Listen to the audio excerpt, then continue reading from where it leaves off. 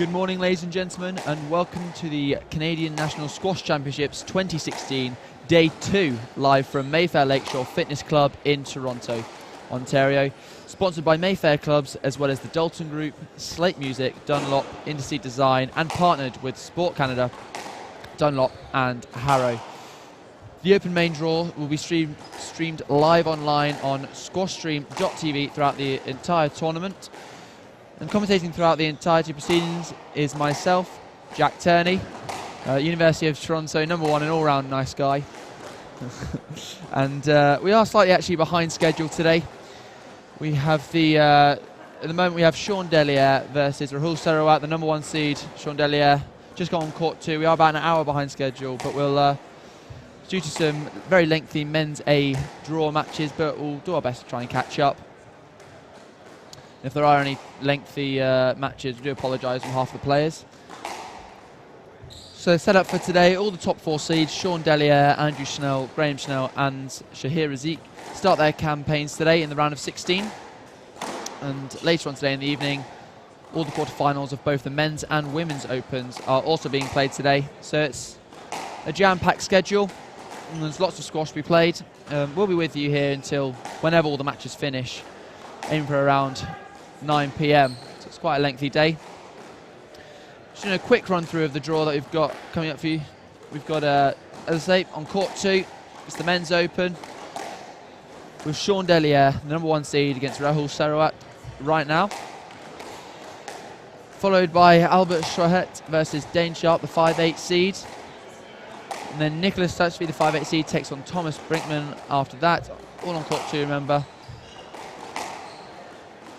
Followed by Jason Delier versus Michael Mchu, the 5'8 seed. Shahir Isik, the 3'4 seed, then takes on Tyler Osborne. And then we go to Raza versus the 3'4 seed, Graham Snell. And then the last 2 matches, we've got David Blagion, 5'8 seed, versus David Glass. And then finally, Cameron Seth plays against Andrew Snell, the 2 seed, who started his campaign at around, aiming for about 4:30.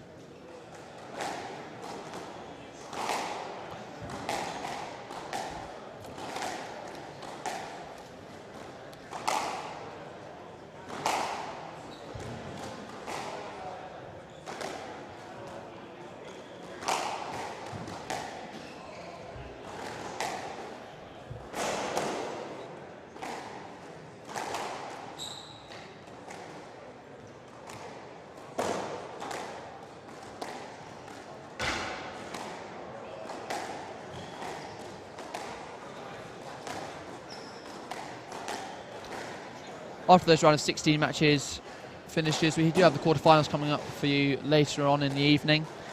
The Women's Open sees Nicola Fernandez, the #1 seed, take on Shona Keating, the 5'8 seed, at around 6:20 p.m. And at 6:55 p.m, Giselle Delgado against Danielle Lono, the 3'4 seed. Delgado obviously getting past Michaela Seth yesterday, the 5'8 seed, which was probably the shock of the tournament so far. And then around 7:30 p.m, Nikki Todd takes on Nicole Bunyan, the 5'8 seed. Nikki Todd being the 3'4 seed. Which is then topped off with Chloe Shemton, the 5'8 seed, against the #2 seed, Holly Norton. And that's around 8 p.m. So as I say, an absolutely jam-packed schedule. But at the moment, we're going to go over to court 2, where Rahul Sowat takes on the #1 seed and reigning champion of this event, Sean Delier.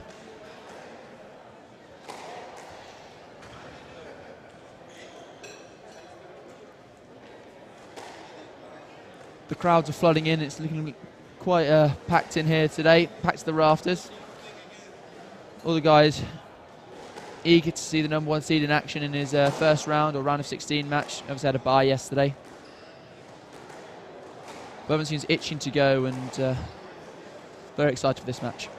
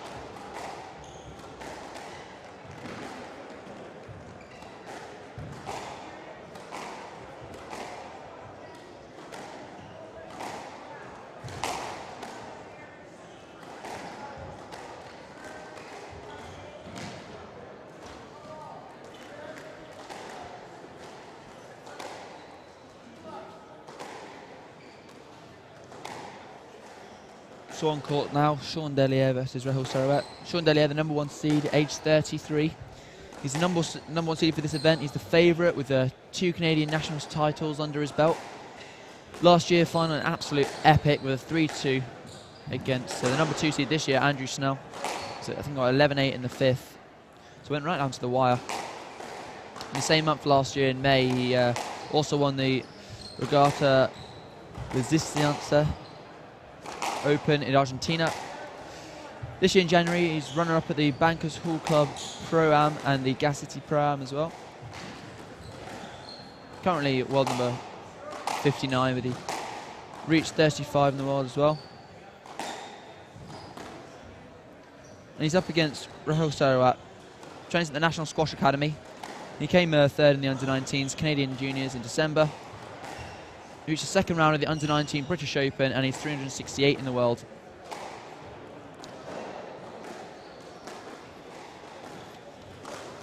So it should be a quite a good clash. So last match against Adam Engel in the 1st round yesterday, he won quite convincingly 3-love with lots of flamboyant shots, but he did hurt his elbow. So he all strapped it up in ice, but had a good chat with him. He said it was all okay. So the crowds are coming in. And, I'm now completely blind to the court. At least we've got a TV monitor in front of me, so.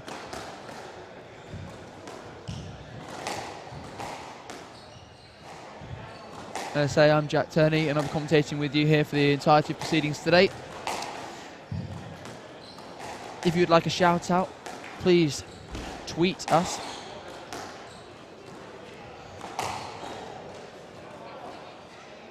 Tweet us at Squash Stream. That's at Squash Stream.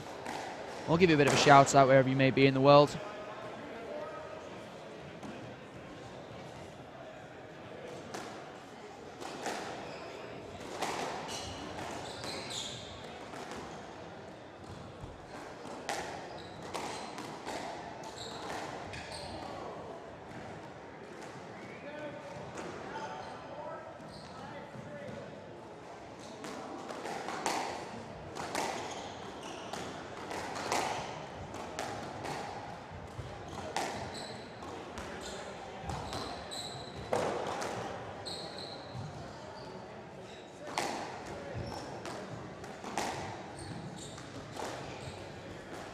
In this match, Delier is the outright favourite, but I think just Sowat needs to just enjoy it, go out there, try and play some good quality squash, and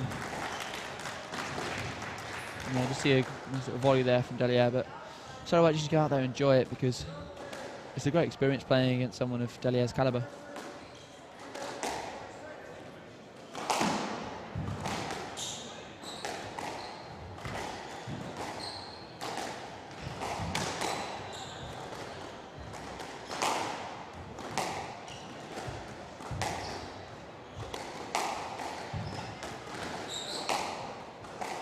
Well, that's a lovely low kill.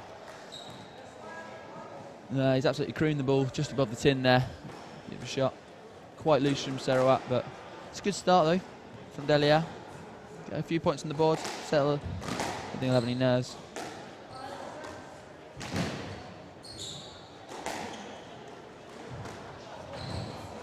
Oh, that was outrageous. Sort of dislocated his wrist there. Absolutely outrageous stuff. He sort of flicked it around and rather flamboyantly caressed it into the neck. Beautiful stuff.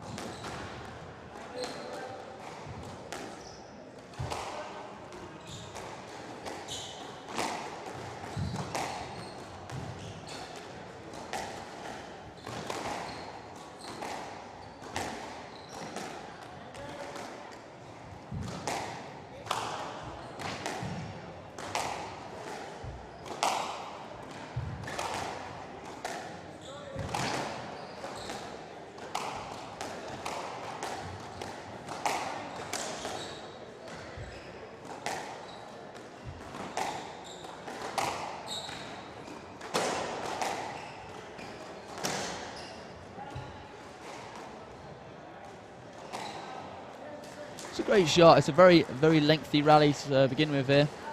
And he's just squeezed him against the side wall. Quite a heavy drop shot, but very effective. I think against quite fast players like that, you know, against Delier, it's you kind of have to cut off them trying to use their pace and use their speed. So just by hitting simple shots up and down the wall and trying to keep it as tight as possible. And that was a perfect example of it right there. Again, if you have just joined us, welcome to day 2 of the Canadian National Squash Championships 2016. On court at the moment, we have Delier, the #1 seed, versus Rahul Sowat. Delier taking an early lead. And we'll be here with you all day until the matches finish at roughly, aim for around 9 PM. All the top 4 seeds of the Men's Open are in action today. With Delier on now, with Andrew Schnell later on, Graham Schnell and Isik. And in the evening we'll have all the quarterfinals for you, streaming live at squashstream.tv.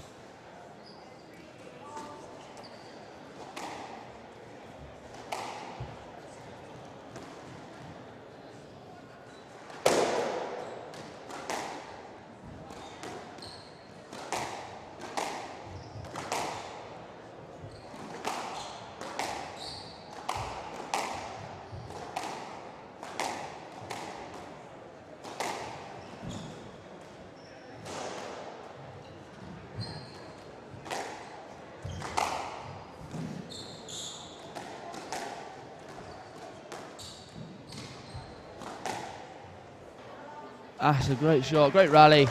The crowd are absolutely loving that. We had some oohs and ahs there. Great retrievals from Sowat, but Delier slightly too strong on that forehand side. And he's hitting a very tight, nice.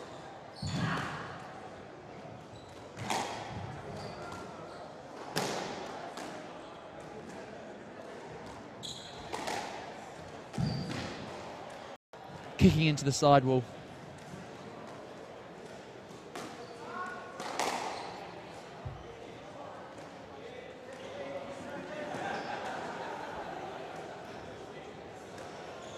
That was the game. I had no idea. That was the game. And Delier wins the first. 1-love.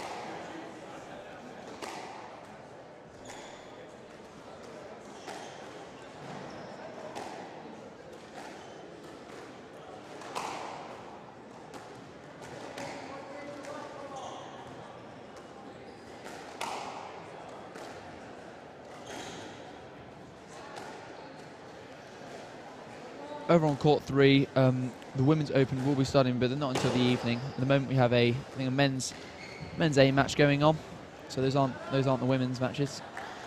They'll be starting later on at the moment, but for the time being, we have the men's A matches on the left-hand side, and the right-hand side, Delier takes on Rahul Sowat.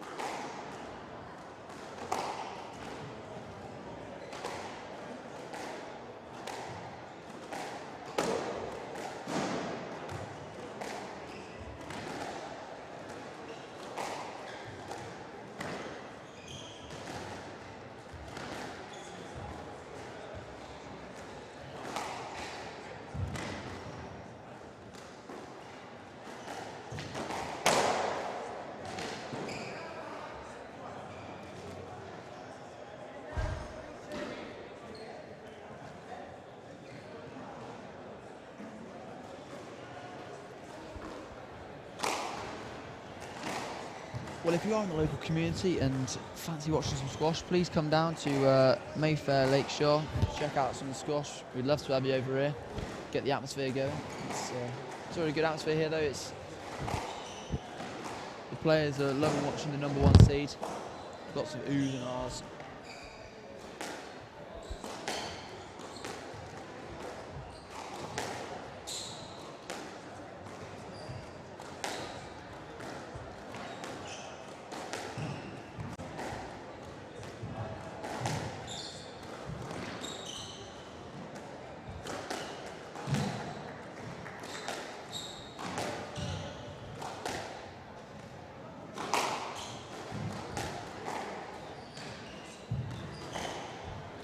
That's a good finish from Delier. Makes that shot look quite easy, but actually off the back wall like that, it's quite hard to control and time. But he didn't panic, he finished it quite beautifully. Oh, he's got the top of the tin. The ball is sticking to the sidewall a lot more than usual. It's because, you can see this on the TV, but there are courts have been sort of painted over recently. You can see sort of the lines on the sidewalls where the paint has, I mean, you can see on the ball that it gets slightly white because the paintwork sort of rubs off on it. But it makes the ball slide down the wall a bit more and stick to the wall.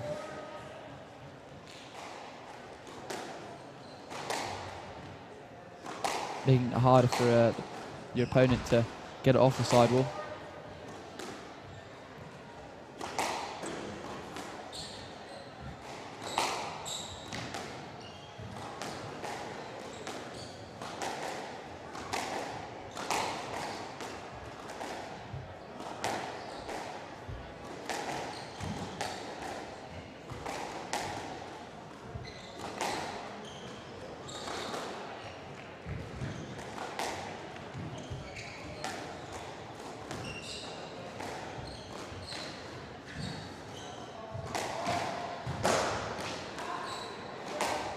Well, Delier's got Sowat on the ropes a bit here.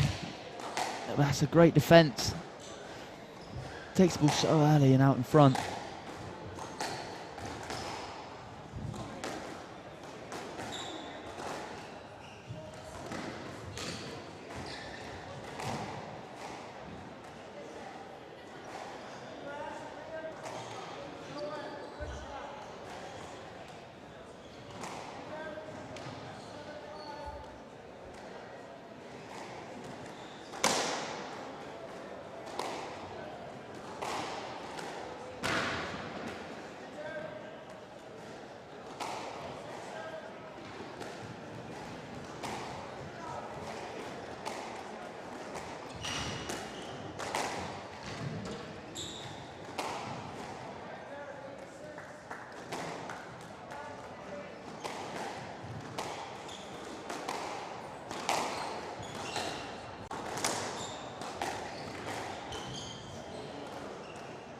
That was an insane hold and flick there from Delier.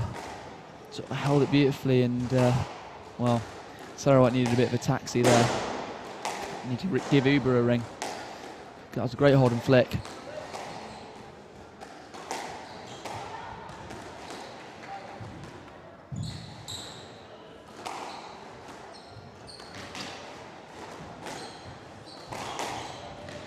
Oh, he's going to get it. He's got it.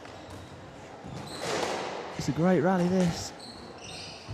And a great length for finish. Thought he was going to ask there, but quite clever, really. Just played it light at the last minute. I think Sowat thought he was going to ask as well.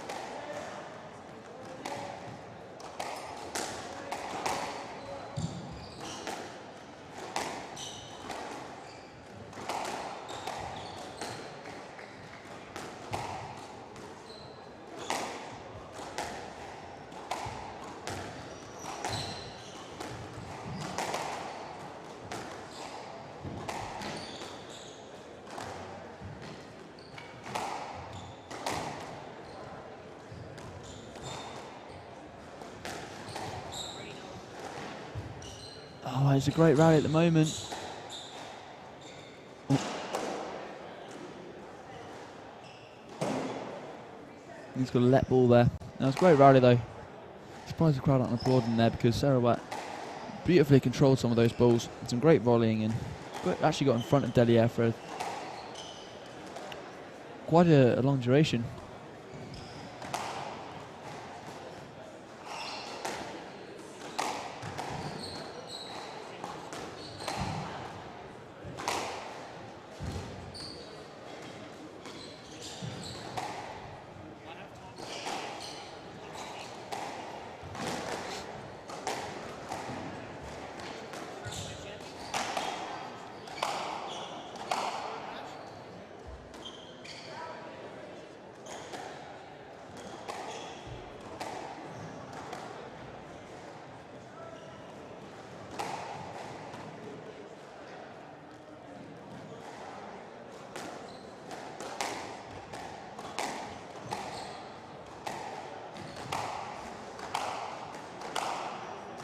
That was rambunctious, that was. Sowat needed taxi. It's Delier's 9-3 up in this one. 10-3 up now after that error.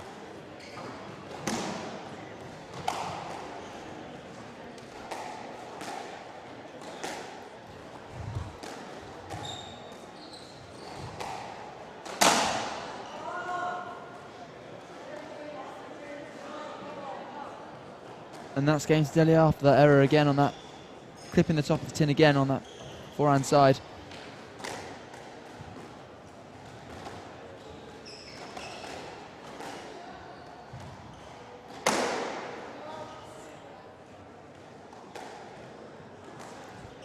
So Delier, the number 1 seed, in control here against Rahul Sowat. He's leading 2 games to love, 11-3, 11-3.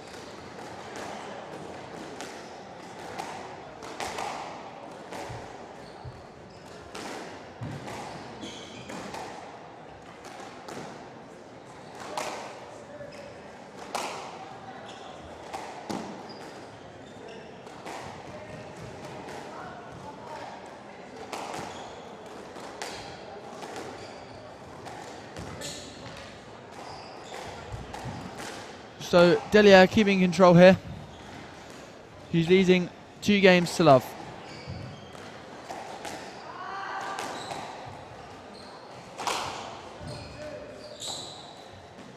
Oh, that's a great shot. He absolutely smacked the ball cross court and then delicately feathered it in to the front left-hand corner. Great shot.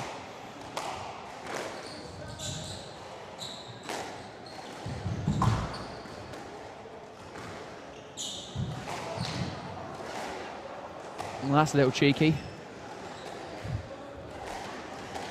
Little unorthodox, but he got it on the front wall. Great shot. Very deceptive.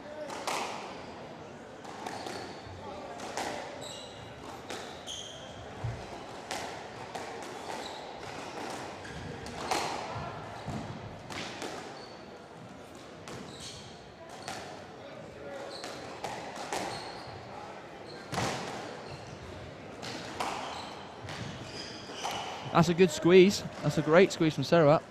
Create the opportunity well there. A lot of length play to get the #1 seed under a lot of pressure, and then but if you push the ball in, not that low, but very, very tight.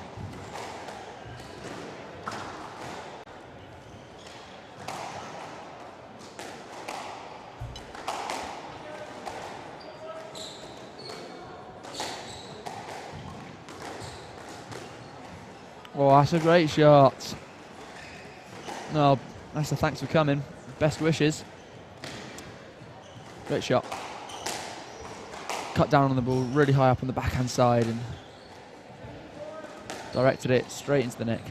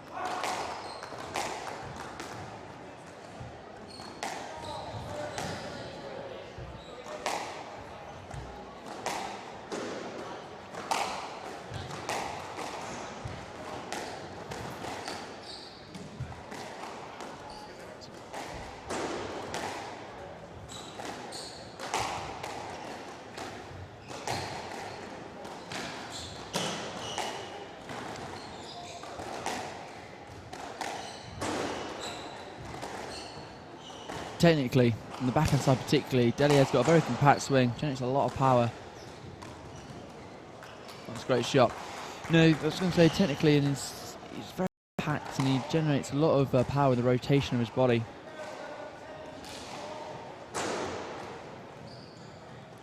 We see all the top guys have a very compact swing. Although they may have slightly different techniques, a lot of the times their swings are quite similar. What I mean by that is the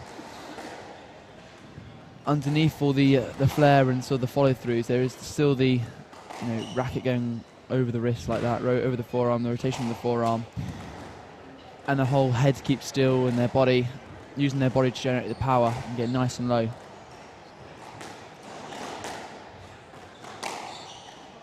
And that's a great kill from the back of the court. It's absolutely savage.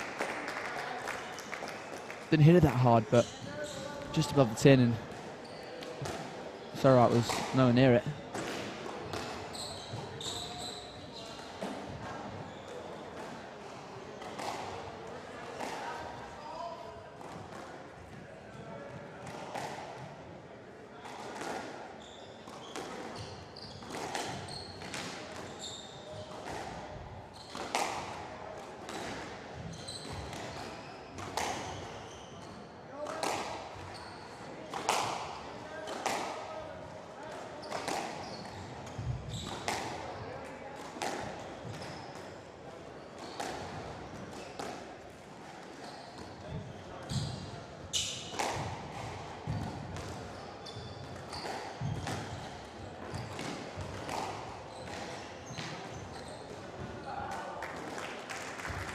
That was a great rally.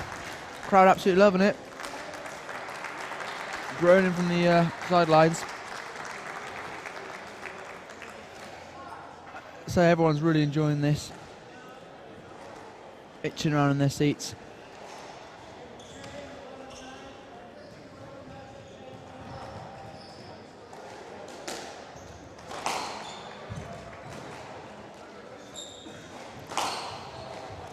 Turned pro in year 2000, Delier.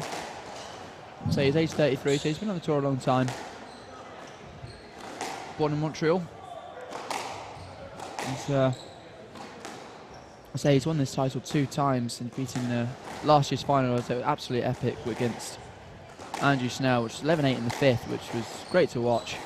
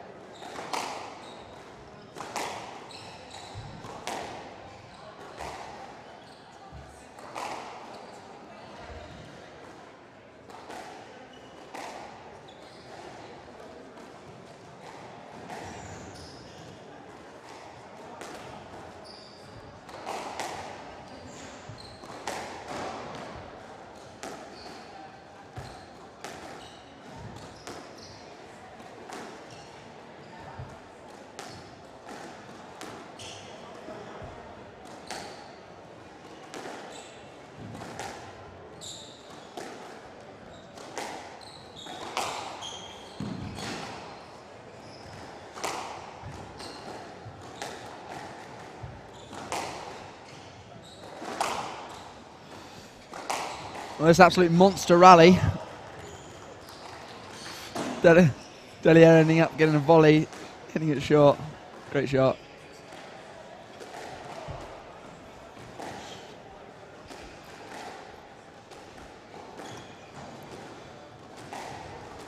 Looks very tight in this third game, 7-0.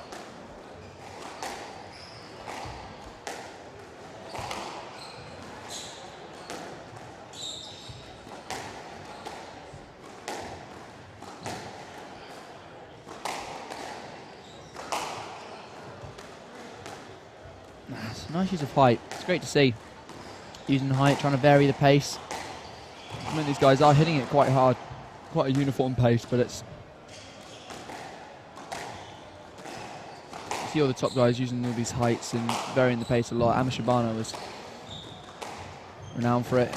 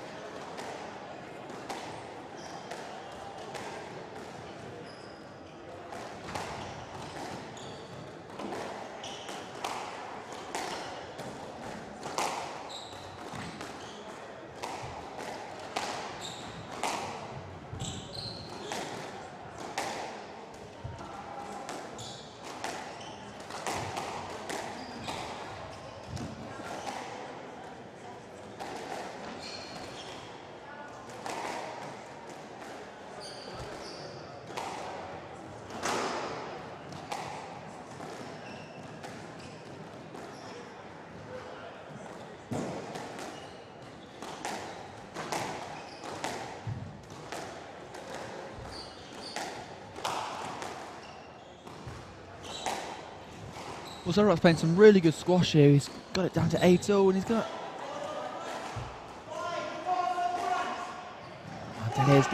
Delier's getting agitated. He needs to calm down a bit here. He's getting very worked up and angry.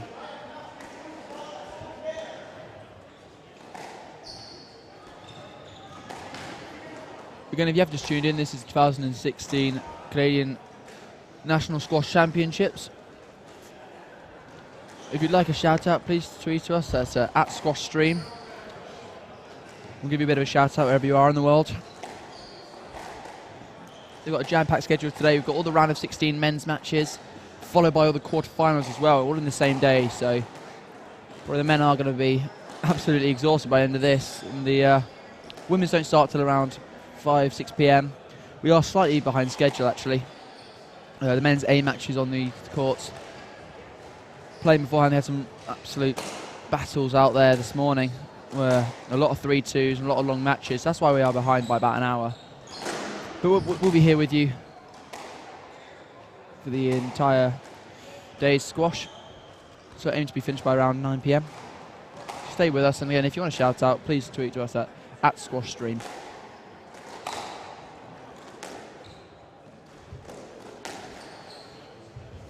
Look, Delier here with 2 match balls. And he's converted it first time. It's a great line at the end, great reception. And very well played from Sowat, very well played. The crowd applauding the players.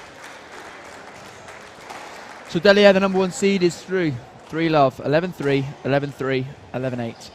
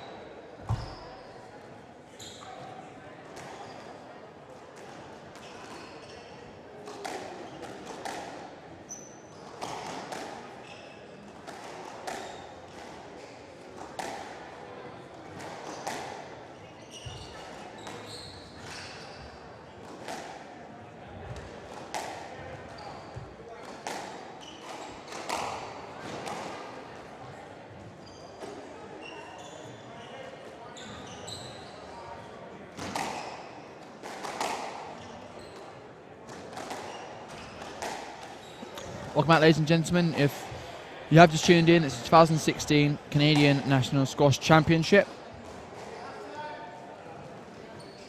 Earlier on today, Delier just finished on court against Rahul Sowat, where he came out victorious, 3-love, against his younger opponent. Sowat, though, no short of trying. He played really well in the last game, just lost 11-8. So on court at the moment, we have Albert Schet versus Dane Sharp. Schet, the style guru. Schet with the style guru. He's got his Superman socks on today.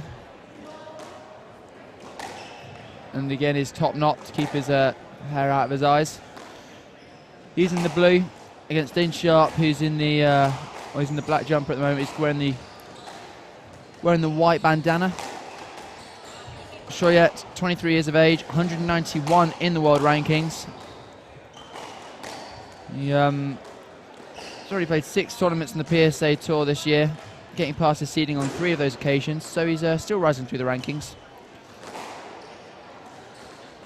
We're going to get past this man, the 5'8" seed, Dane Sharp, 30 years old, highest world ranking of 79, and is currently 170 in the world. Seems to love it down under because he last year he got to the semis of the NT Open, South Australian Open, Western Australian Open, and the Golden Open, all in May. So he seems to really like it in Australia. So he's the 5'8" seed in this tournament, and he, permitting the results go the way of the seedings, he could face Delier in the next round. He's still got to get past Schet. Tree in the last round convincingly won 3-love against Thomas King. And Sharp beating Sebastian Bousely 3-1 in the first round. So both guys seem to be quite fresh physically, which is all good because they could be playing 2 matches today. The winner of this going through to the quarterfinals against Delier.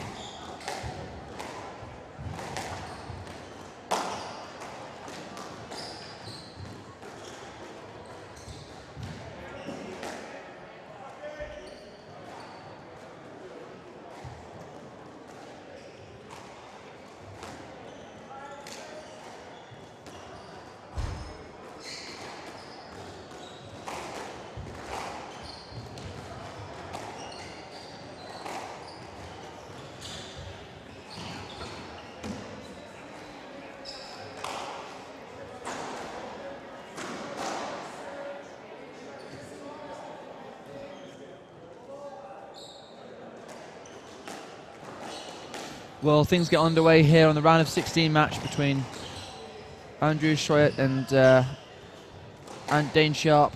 Dane Sharp in the all white, wearing the same clothes he did yesterday. I hope it's not the exact same. Maybe he's washed since then, but I'm sure he has. Had a chat with him earlier and he didn't stink at all. And Schet in the sort of blue top with the top knot.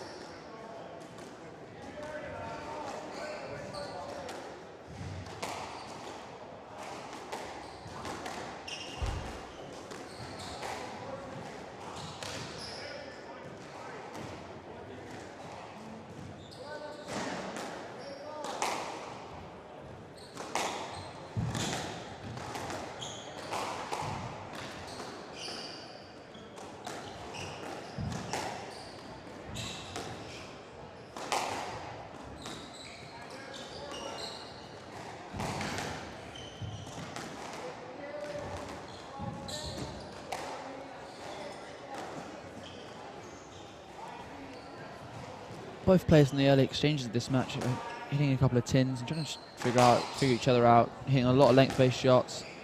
Both got quite similar styles, actually.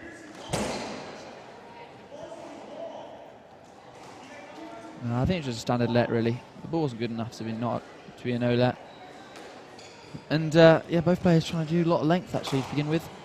Trying to figure each other out, trying to get used to the court again.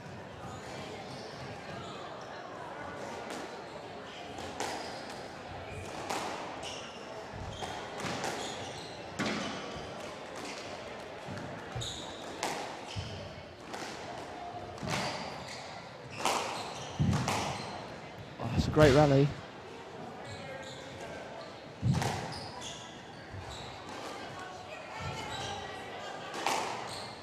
Well, that's a stroke. Great rally, though. We'll have the scoreboard up in just a minute.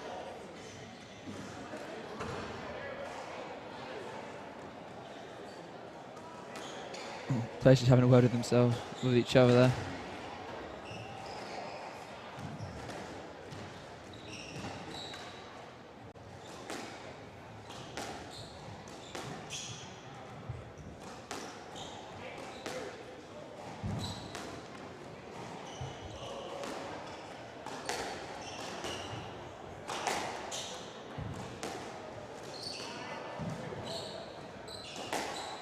Sharp using a lot of height in the early exchanges.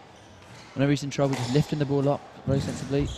That's a great shot though. Great driving length there. From the front of the court, good pace.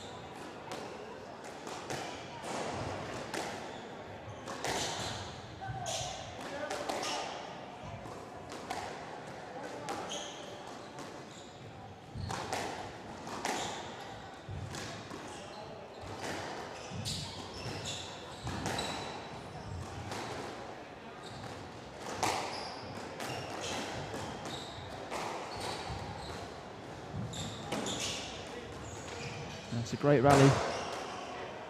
Again, whenever they're under pressure, using height.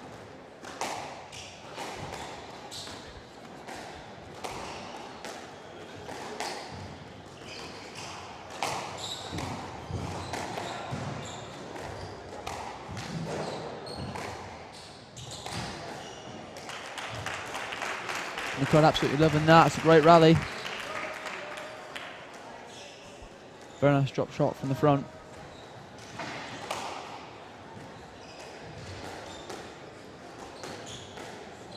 I say the scoreboard will be up shortly. Well, I can tell you it's 5-6. There we are. Right. 6-all, so nothing between at all in this first great game. Dane Sharp got off to a quite good lead. And again, another error. Straight off the serve, that's poor. It wasn't a great serve, didn't hit the sidewall. Gave Sharp an opportunity to hit the cross-court nick, but he couldn't quite find it there. Hitting the top of the tin.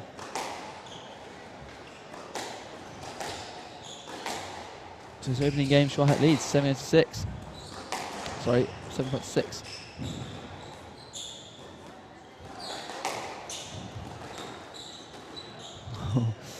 Look, he sort of hit the front wall sidewall nick there, and it sort of came down the line. Could go anywhere in that situation.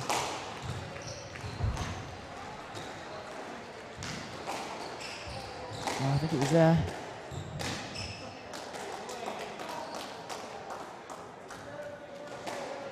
It's a great rally. Well intercepted there by Sharp. Sort of guessed the right way and intercepted it and hit the volley cross court. Straight past Schet.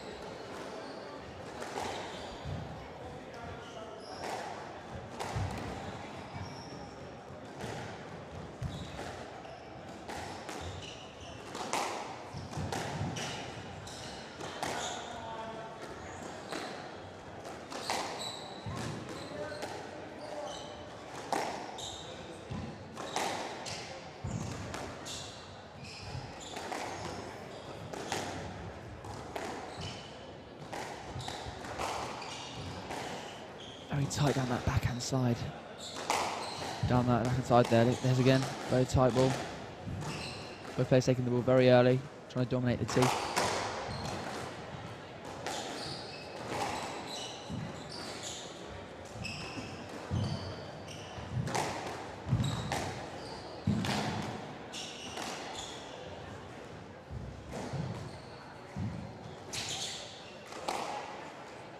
It's a great alley. I don't know why he's complaining there, but it should be just a let there.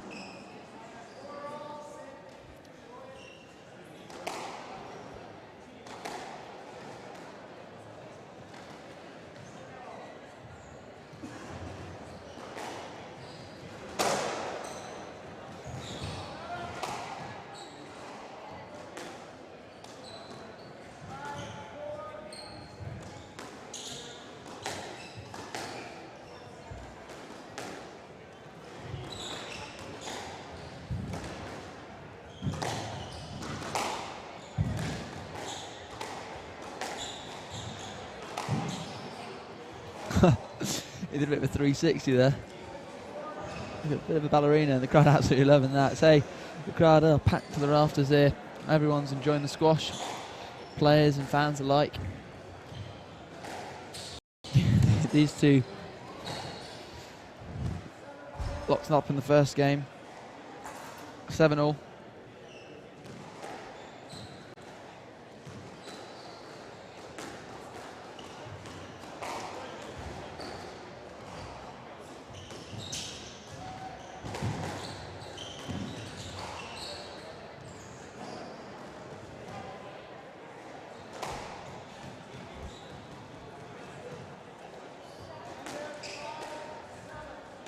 So guys, if you have just tuned in, welcome to the 2016 Canadian National Squash Championships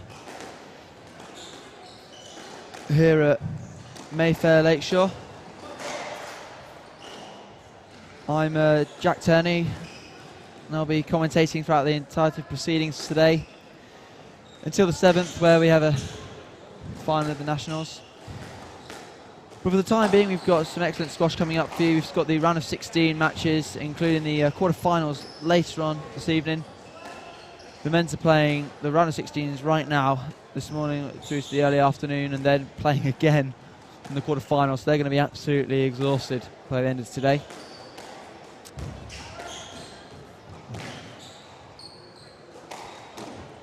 All top seeds are actually starting their campaigns today. Number 1 seed Sean Delier earlier on beating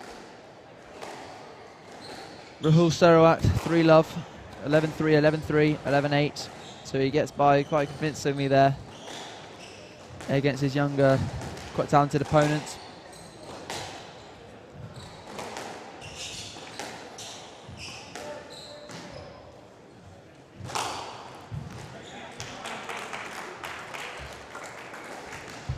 And he plays the winner between this match between Albert Schet or Dane Sharp. These guys are really locked in a battle at the moment. Referees had to get involved quite a lot actually. Lots of stoppages and plays. The ball's got quite cold. The ref's doing a good job. Schet in the blue t-shirt and the Superman socks. Bit of a style guru, this one. Hasn't dived yet, hasn't flown yet like Superman, but maybe later in the match. And Dane Sharp, the 5-8 seed in the all-white with the white bandana. And so the winner goes up to play Sean Delier later on today.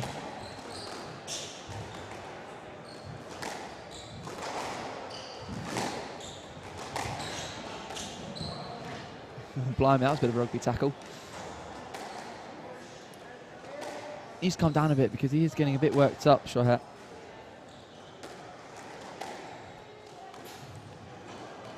And the referees had to be involved quite a lot. A lot of times the doors had to be opened, and the players have had a chat with the referee. But that's what you want to see. You want to see clean, true squash of the highest caliber.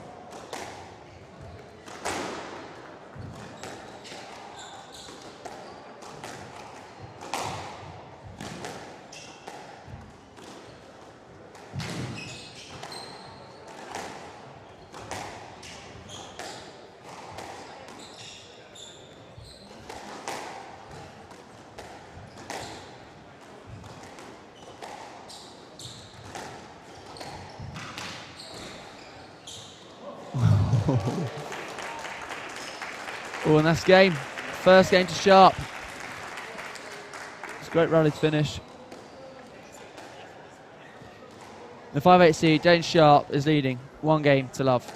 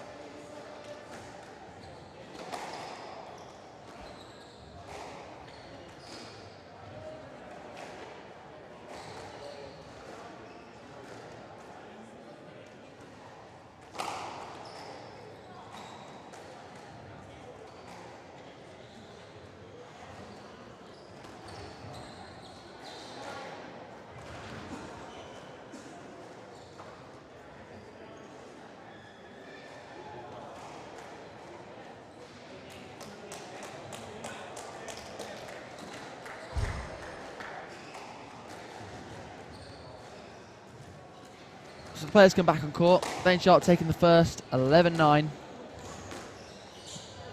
Bit of a change of top to say.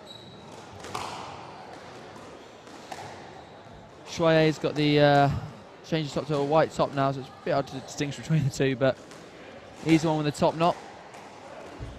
I've never seen the fashion myself, but you know, some people think they're cool. Just keep the hair out of his eyes. So Dane Sharp to serve, leading 1 game to love.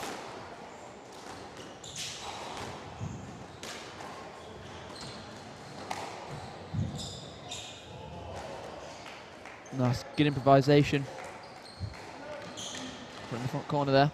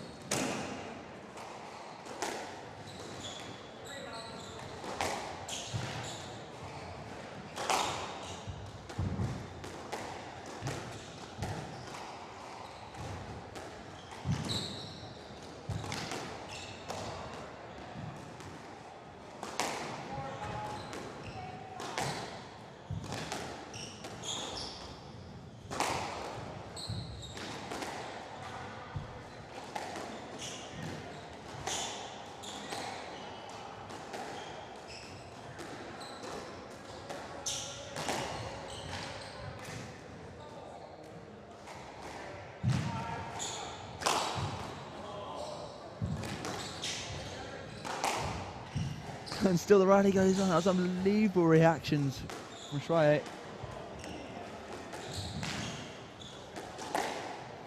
Oh, the crowd must be absolutely loving this up, laughing it up. Because this is absolutely outrageous. And it's in. And the crowd goes ballistic there. It's a great rally. And some great, unbelievable gets from Sharp.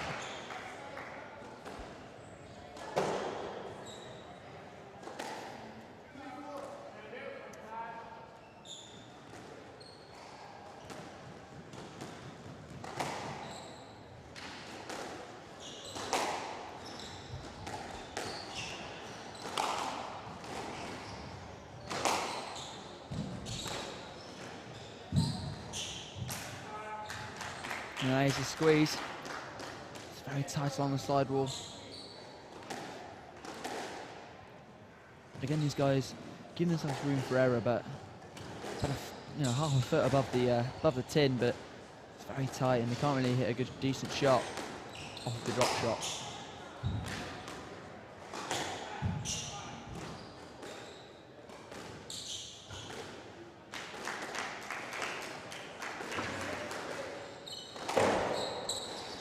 Schet really expressing himself on the court right now, hitting some lovely lines and providing himself with some great opportunities to win the rallies.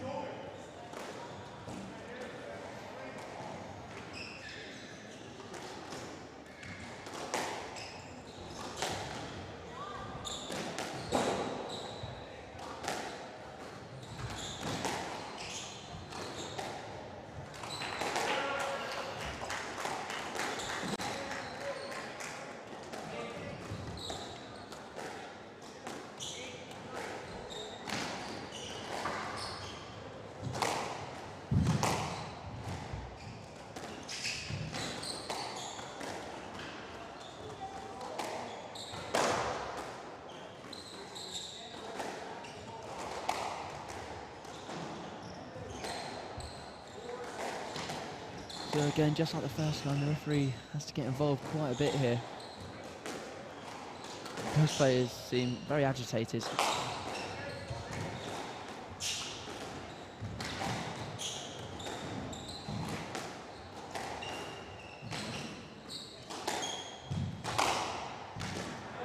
That's absolutely savage. He's killed it into the front corner. Finished point off brilliantly there.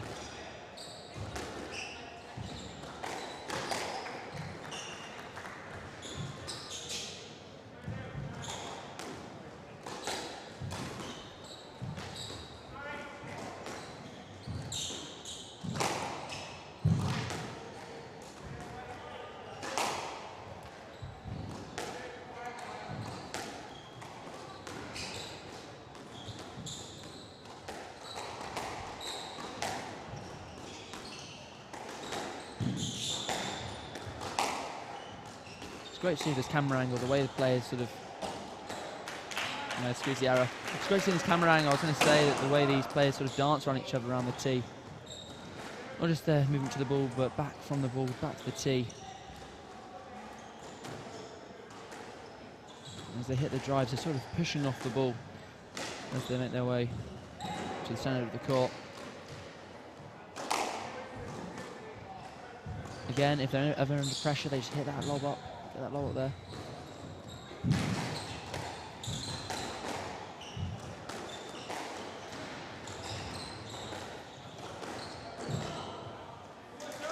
And that's a great squeeze.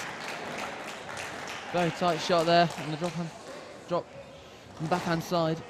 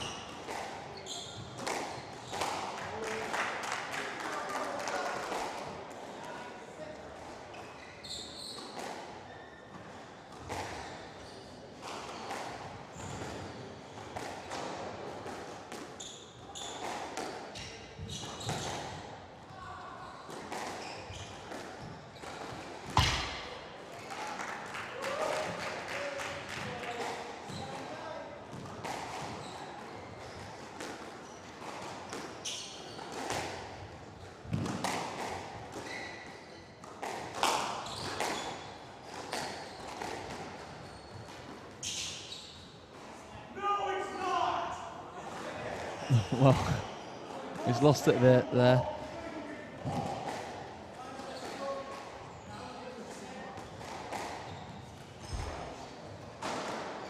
I think that was definitely a let, really. Definitely a let. Wasn't good enough shot.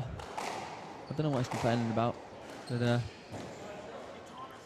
he seems to be a bit wound up here. So he's getting a bit frustrated.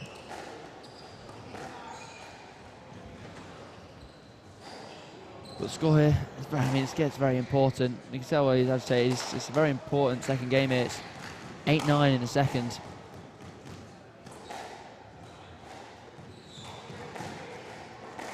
So you can tell why they're getting a bit restless now.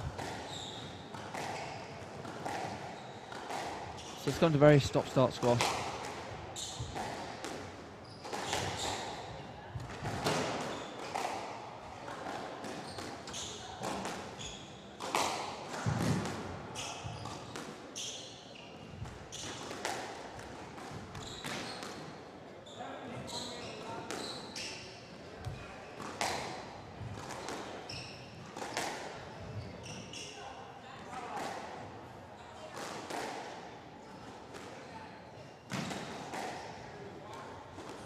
I think both styles are very similar.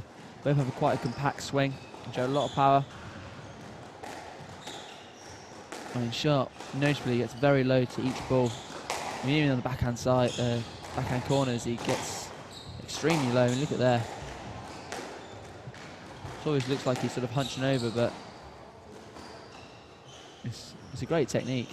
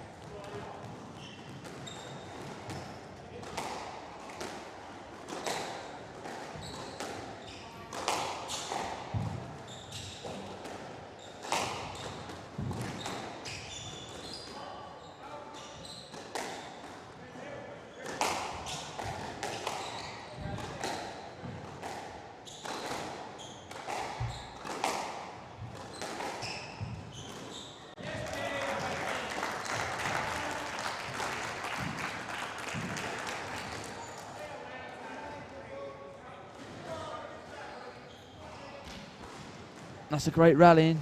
580C's now got game ball.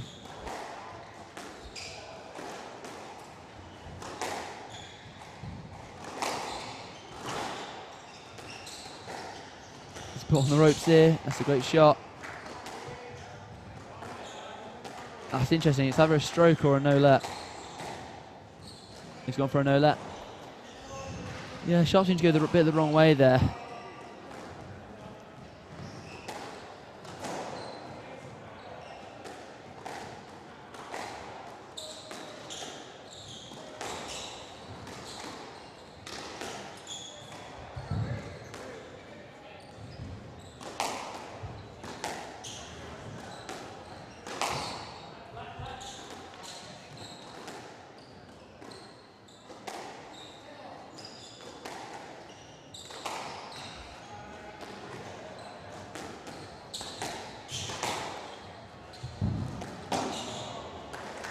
Squeeze the error.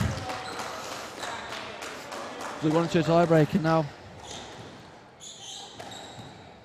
Schet's got the upper hand to take this into level pegging. One game all. It's game point.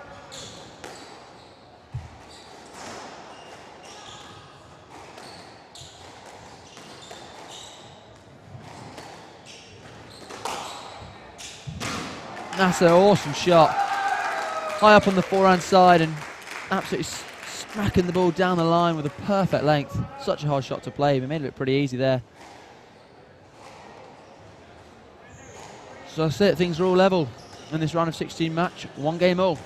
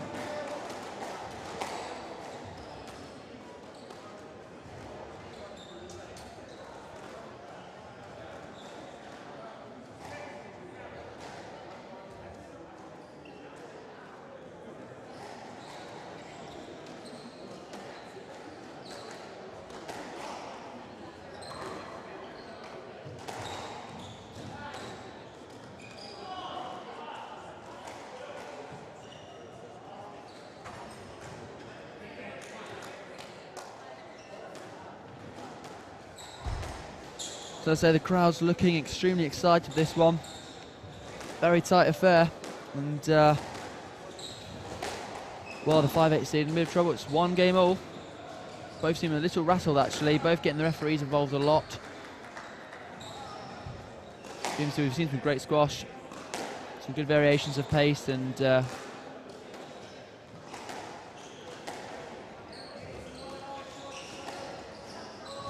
just right here to get us underway in the 3rd game. 1 game all.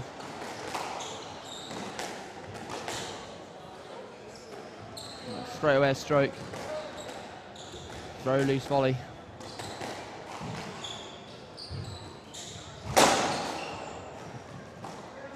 Oh, he's absolutely steamed up there, like an absolute steam train, but he's cracked it into the tin.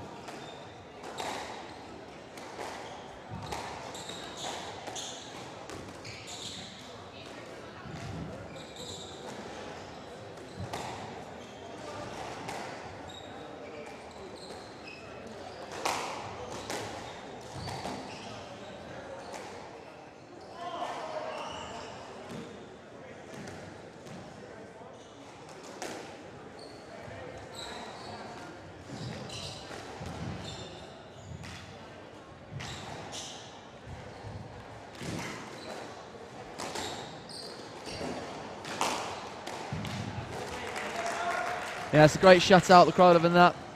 Yeah, loose shot off that forehand side, and then bludgeoned the ball cross court, low and hard, away from his opponent.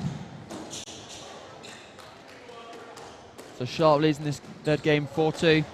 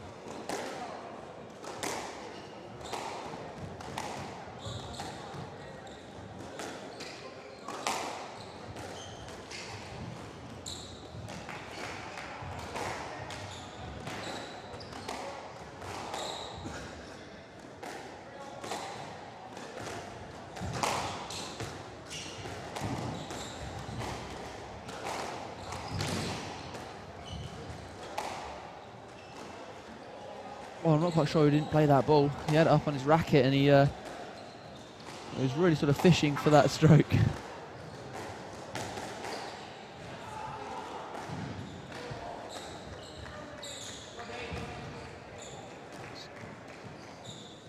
For a let ball.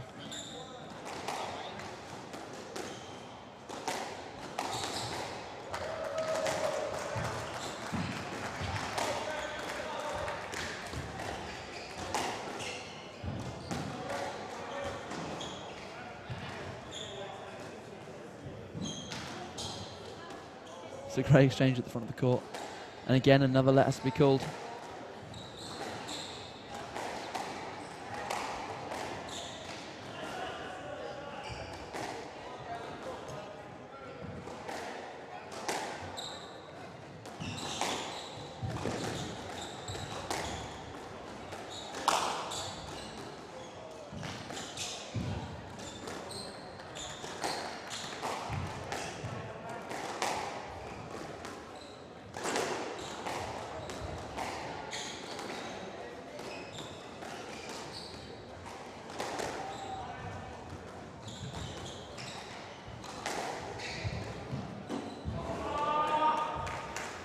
Oh, dearie me. That was a great shot, but a great choice. Both players really tight on that backhand side, and both of them sort of chipping the ball off the wall. And the other opportunity there to hit winner, but just clips the top of the tin.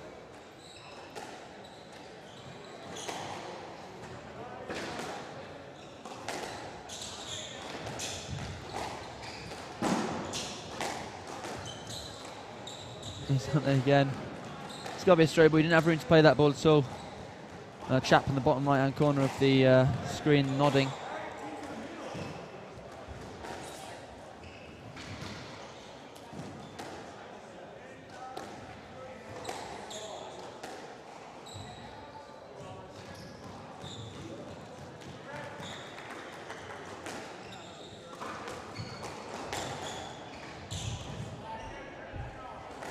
Oh, he needs to calm down a bit because he's just shoved Sharp in the back there and pushed him into the front corner. So things are all square in this third game. It's 5-all. Nothing between at the moment. 1 game all and 5-all.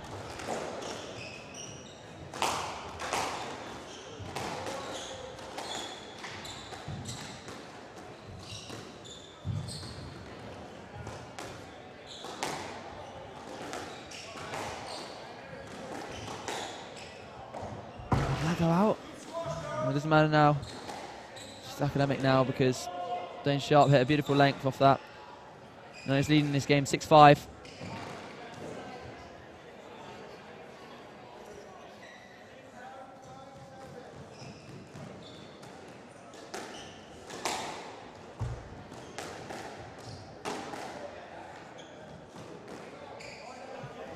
Another poor error.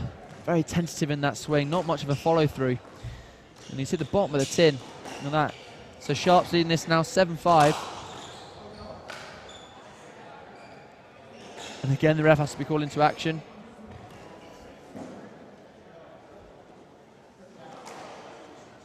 But that's just a bog standard let.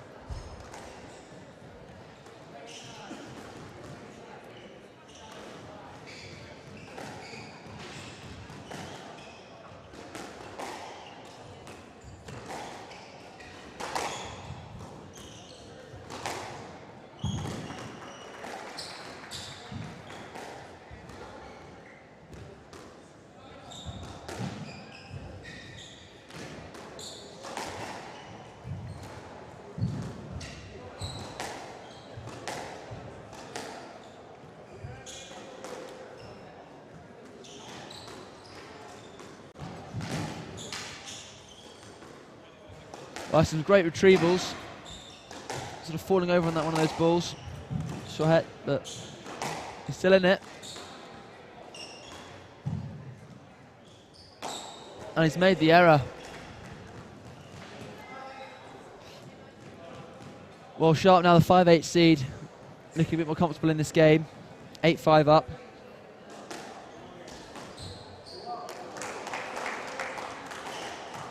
But that is rumbunctious. Plucked it out of the air. Serve wasn't quite good enough, but he smacked it into the cross corner. Rolled out beautifully. Exquisite stuff.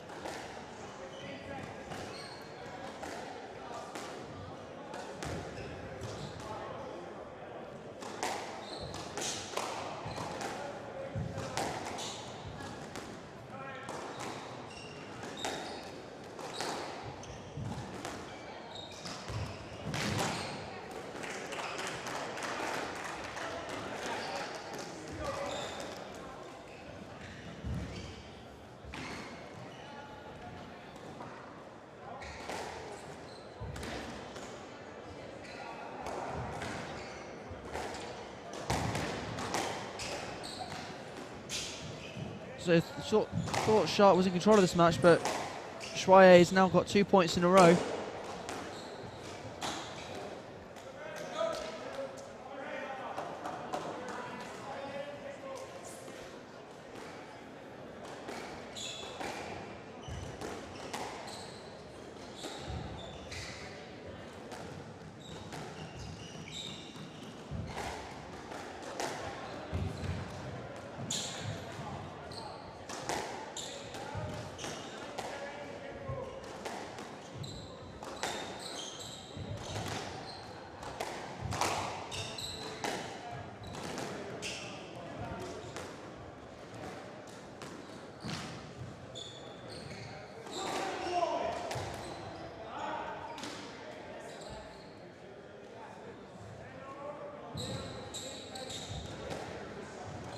I don't understand why he doesn't go and play that ball.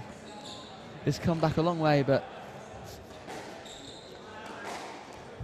he's called for a let, and the referee has to get involved again. Sharp leading 9-7 in this third game.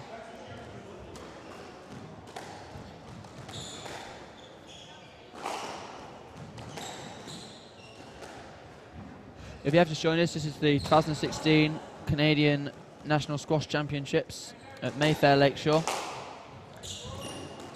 Well, some absolutely cracking matches so far today, but still a lot to come. We're slightly behind schedule, about an hour behind schedule. Maybe even 2 hours behind schedule, but I say we'll be with you until the matches are finished and all completed. Delier, the #1 seed, got past Rahul Sowat earlier on today, beating him 3-love. And right now on court 2 we have Albert Schet versus Dane Sharp, the 5-8 seed, and the winner of this goes on to play Delier in the next round, in the quarterfinals.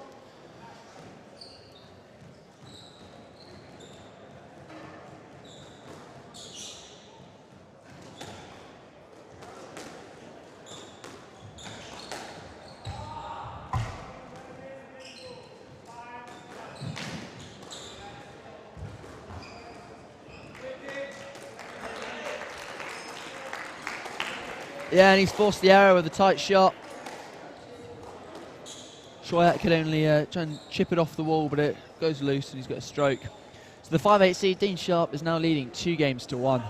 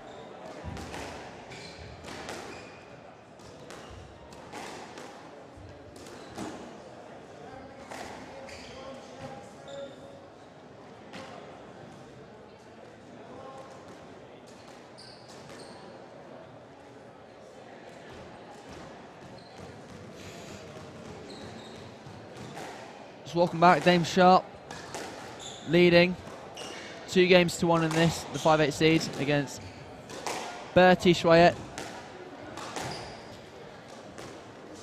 Schet in the purpley bluish top and Sharp in all white.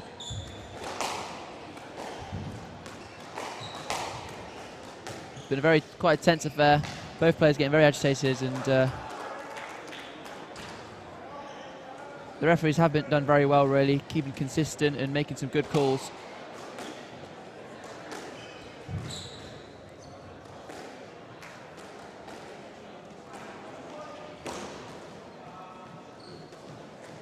Sowat with a delectable little drop shot there.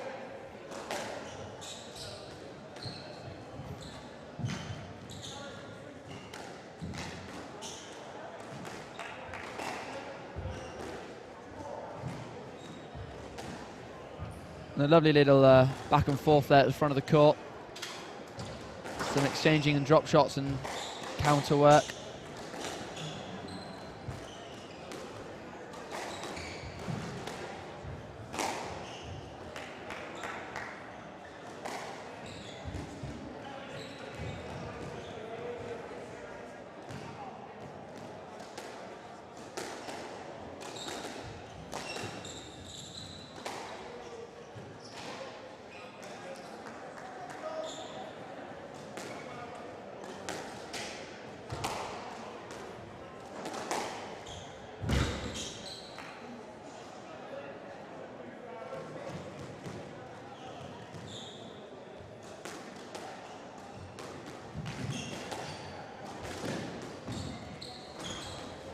Great lob from the front of the court from Sharp.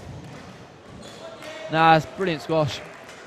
Really clever. He was a bit under pressure, but as soon as the lob went up, he reversed the pressure. And on the point, leading here 4-2 in the fourth game.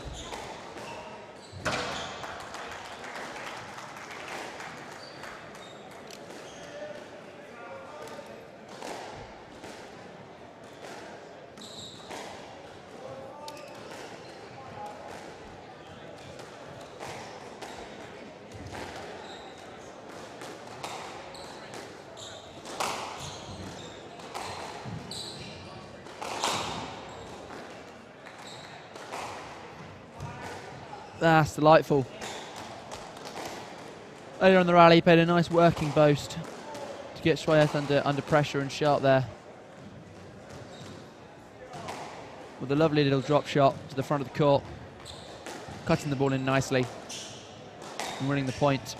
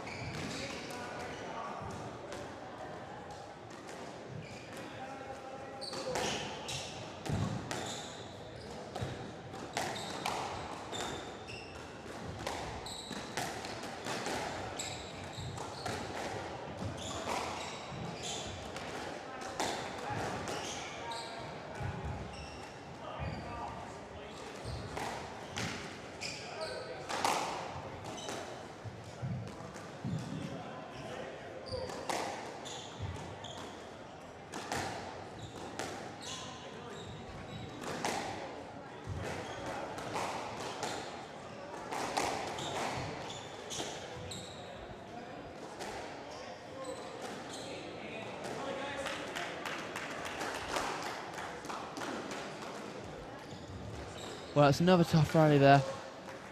Both players moving each other around, but it's ended in another let.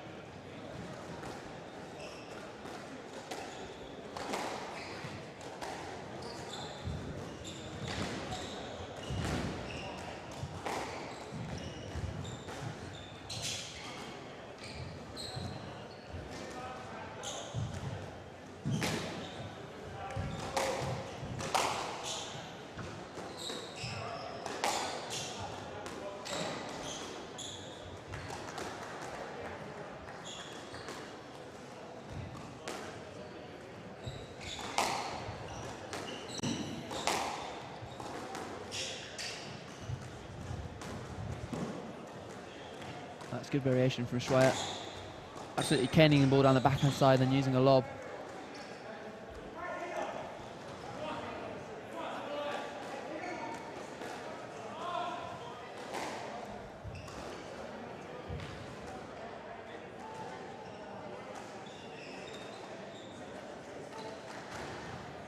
There's another let ball at the end of a long rally.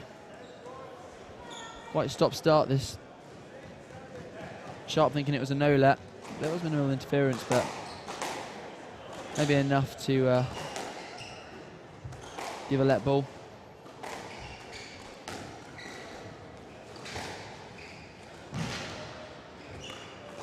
It's a tight drop shot.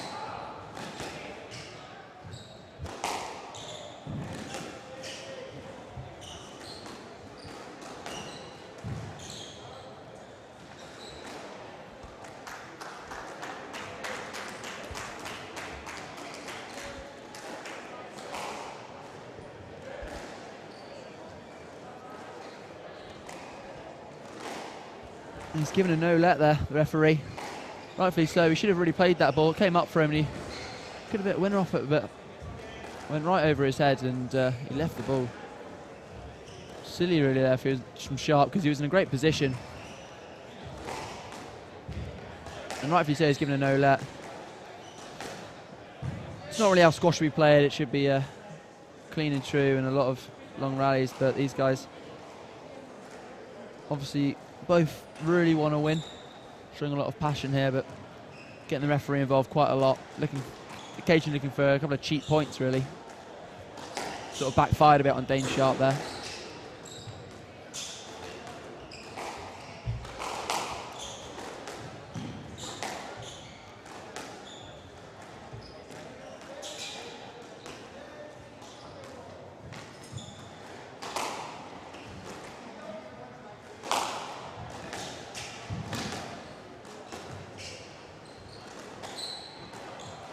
That's a great shot, great work in boast. From the back of the court there, just above the tin. Sharp couldn't get that ball, great shot.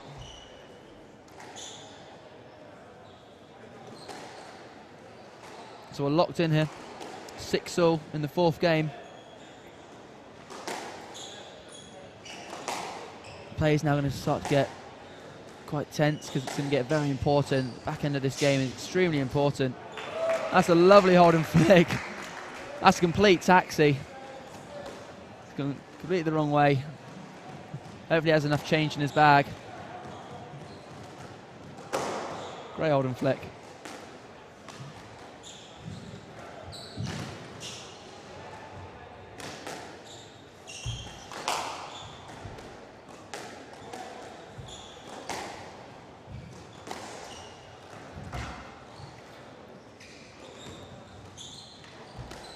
Quite a clever shot from the back of the court there. Very Daryl Selby-esque. He sort of under pressure at the back of the court and floats it up like that. Bit of topspin. And it clings to the sidewall, but he couldn't do anything about that. Great drop shot to the front of the court.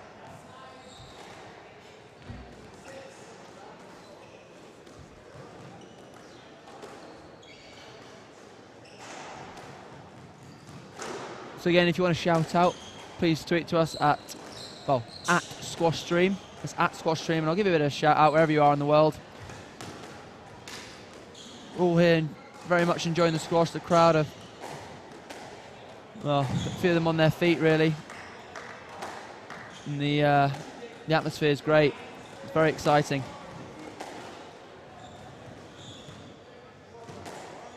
For this match, we're in the fourth game.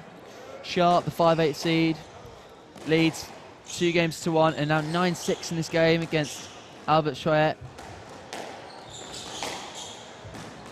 the style guru.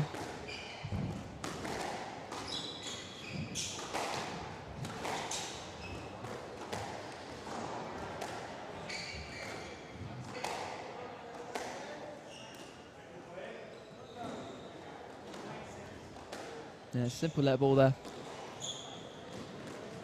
Been a lot of contact between the two players. Sharp sort of being thrown forwards a bit there. But there's no way that the force of Sowat would push him forward that much.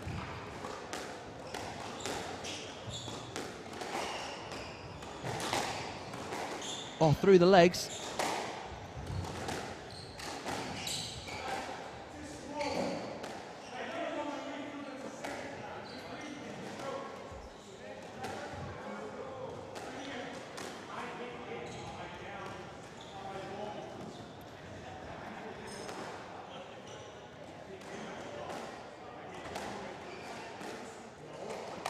Well, the crowd look a bit confused there to what's just happened. I think we are as well in the commentary box.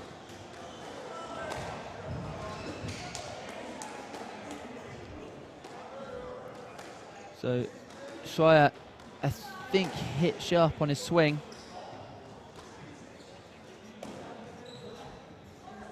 And then, sort of, sharp there with a loose drive from Sowat is now looking for the stroke. So, lots gone in that rally, lots gone on. Crowd looking very confused, and I think the referee is slightly as well. So I think in that case they're just going to play a let ball. Right, let's all go here. No one has any idea what's going on.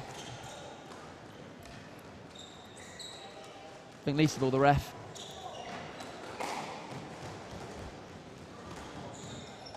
So we're playing just a let ball. Sharp, the 5-8 seed. Leading 2-1 and now 9-6 up in this game.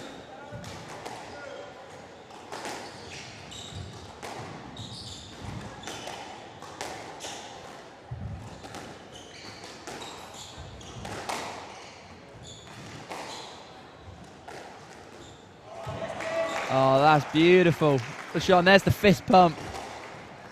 Lovely bit of passion there from Sharp. That's what we love to see. It's a great hold and flick. He's given himself 4 match balls. It's been a very entertaining round of 16 match.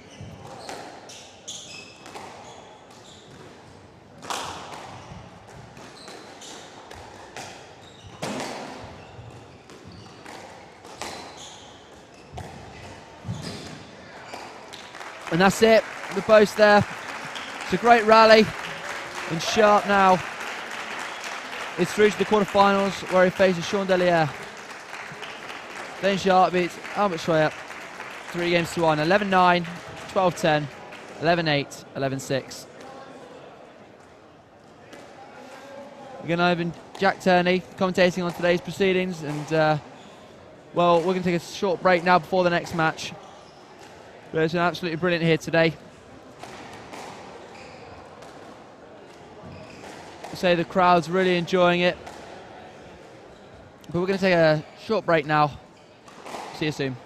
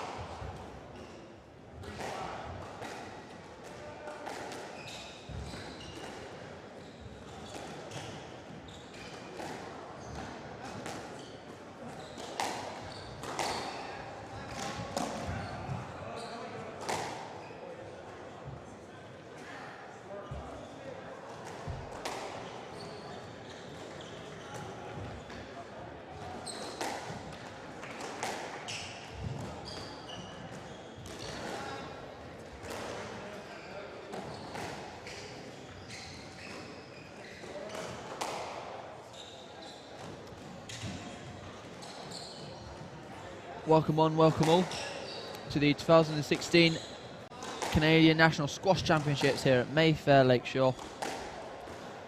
Both an absolute crackers so far today. Sean Delier, the #1 seed, got through, beating Rahul Sowat 3-love.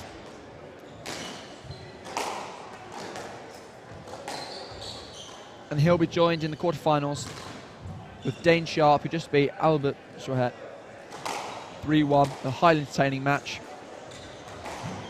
A lot of outrageous shots. But on court right now we have Nicholas Savi versus Thomas Brinkman.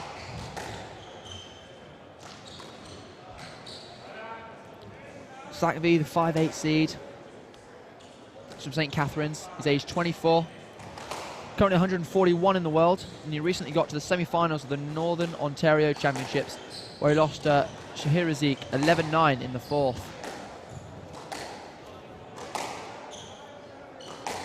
So far in this tournament, in the first round, Savi won quite comfortably 3-love against Sebastian Radelsheimer.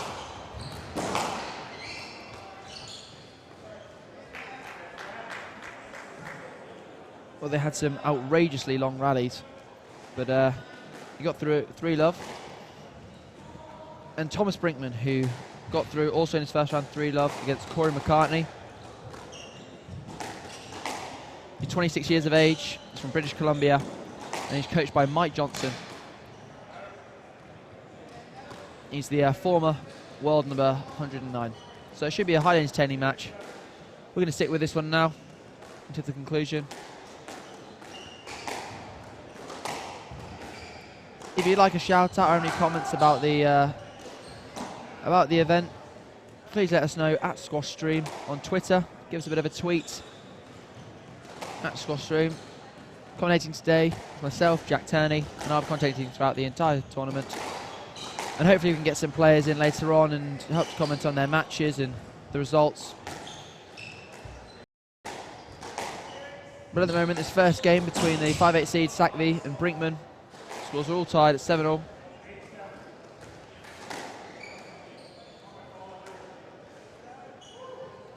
Brinkman in, well, they're both in black and white, but Savi's got the bandana on.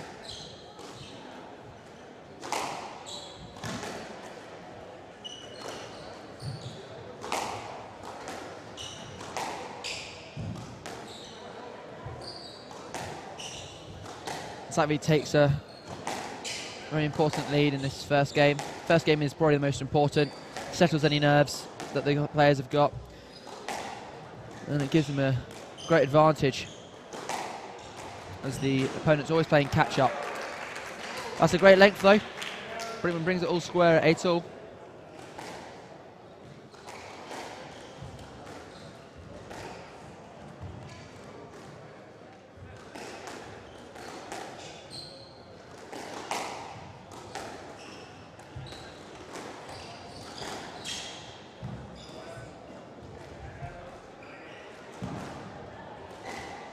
So a bit of a shutout there from Savi, and he's hit a nice volley down the line. It's a no-let.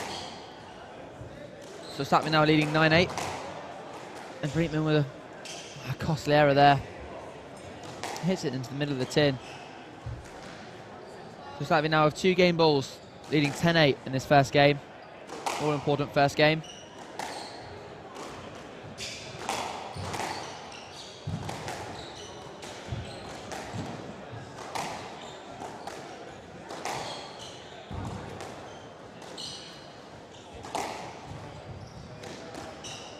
Ball straight in from Brinkman though.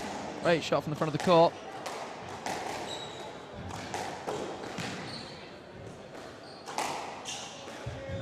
He's got it.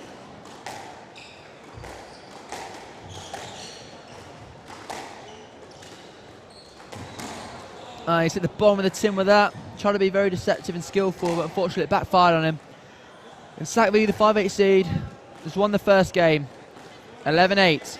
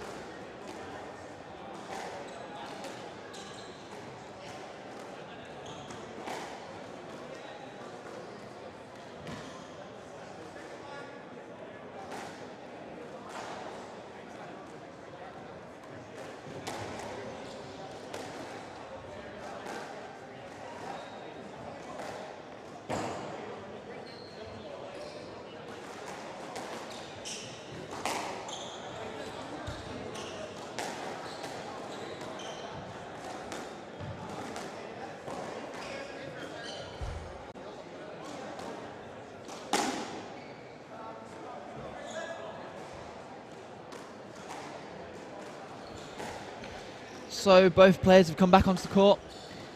5'8" seed Nicholas Savi leading Thomas Brinkman 1 game to love. 11-8 in the first. That's an outrageous shot. Straight off the serve. The serve wasn't good enough. Didn't hit the sidewall. And he's just dinked it into the front right hand nick. The strings were singing off that one.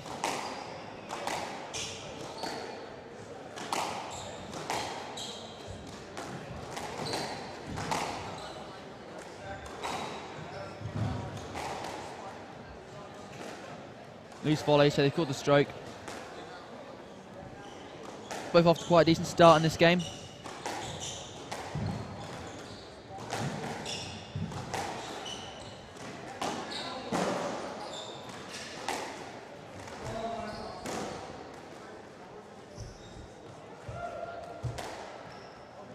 He's hit a tin again.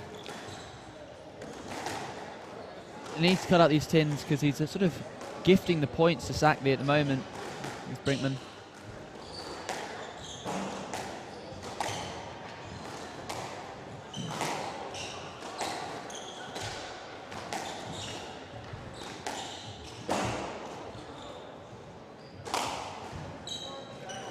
At the moment, Brinkman's not quite getting the length that he needs. He's either over-hitting or he's hitting it way before the back of the service box. He needs to just concentrate on getting those, before he goes through those boasts, he's getting a lot of tins, so he needs to just concentrate on getting those lengths. There's another boast you see there. And it's great to watch, but he's, that's better. He gets a good width and he hits it nice and deep. And he's forced a stroke, that's much better from Brinkman. Hit a lovely width from that front corner and then put Savi under a lot of pressure. I say he needs to concentrate on getting those lengths because at the moment he's either over-hitting them or they're not falling really past the back of the service box.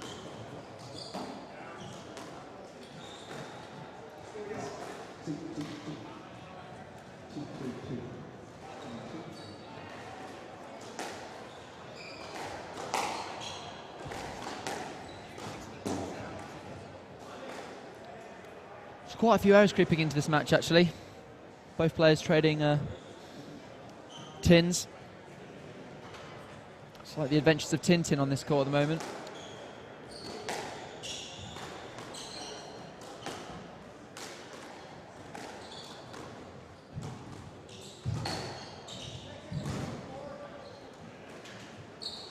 It's really well played. It's a great length there from Savi. Hitting it nice and deep in the court. So Brinkman, all he could do was boast it out and then finish it off beautifully with a superb drop.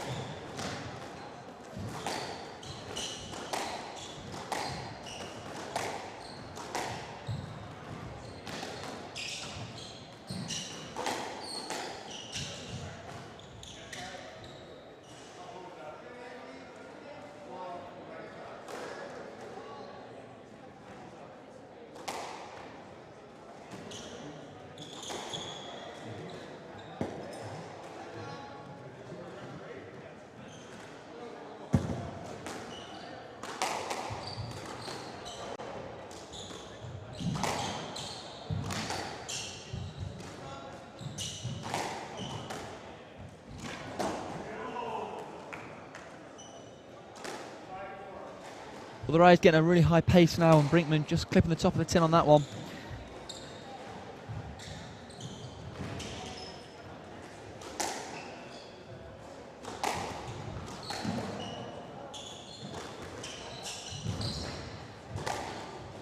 So say at the moment it's the men's round of 16 matches.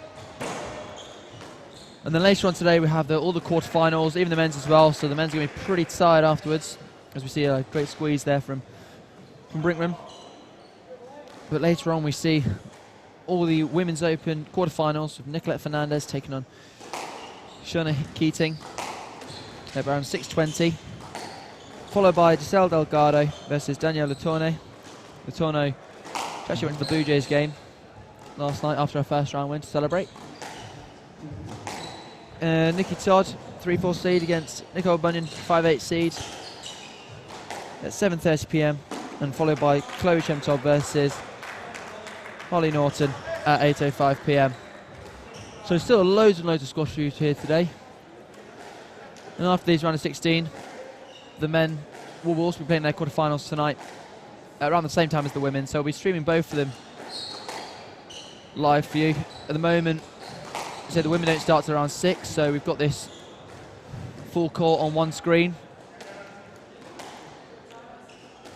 So what happens is when we go to the quarterfinals, we'll be flicking from court to court, just so you guys get the best of what's happening, best coverage of what's happening here. But at the moment, Nicholas Savi, the 5/8 seed, is winning his round of 16 match against Thomas Brinkman. He's 11-8 up in the first game, and now he's 7-6 in the second game.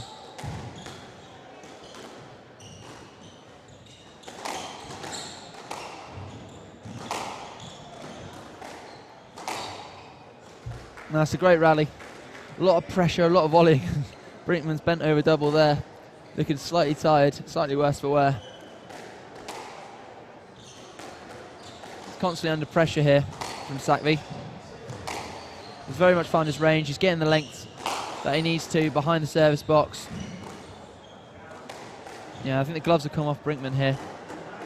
And these, say, bend over double again. Looks in agony.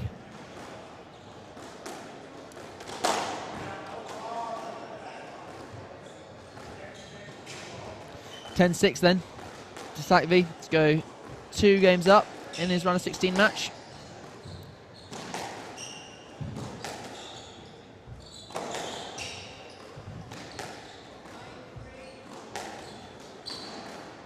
The winner of this match playing the winner of Raza versus Schnell. Schnell, of course, a 3-4 seed, made it to the semi-finals last year. And we'll bring you that match live shortly.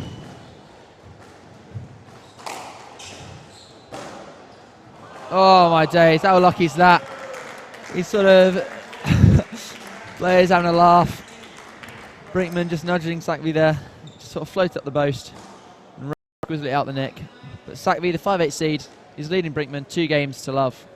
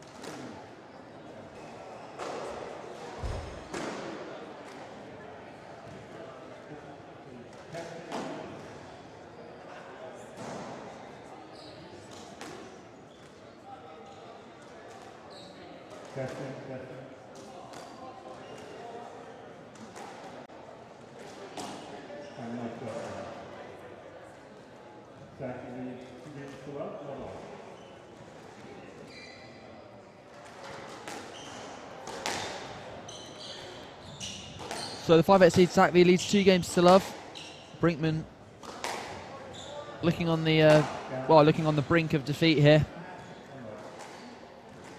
and he's 2-love down, looking pretty exhausted. At the first point, he was already bent over double. The refs have got their microphones out now, so we can now hear the scores and try and get you the quickest updates possible.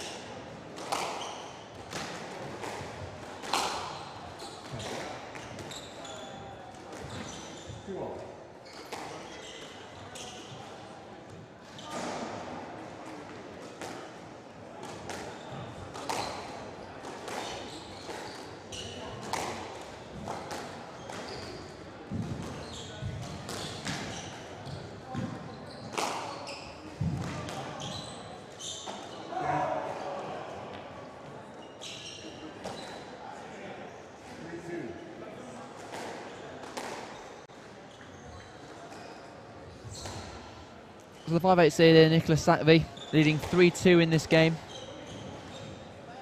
Playing some great squash. He's got a great range here. He's at some great lengths and he's setting up the points, controlling the tee, really getting in front of Brinkman.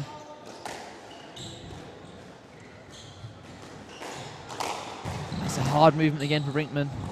The hold and flick from the front of the court from Savi. Another hold and flick. You can tell Savi's thoroughly enjoying this, showing off, and the crowd is loving it as well. Everyone's fidgeting around on the spot. You see their heads moving from side to side.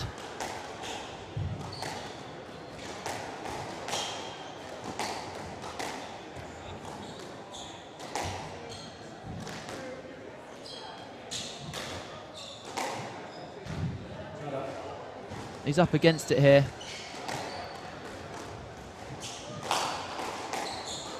Five-3 down in third, and Savi leading 2 games to love. It's a great shot off the volley. Taking the ball very early.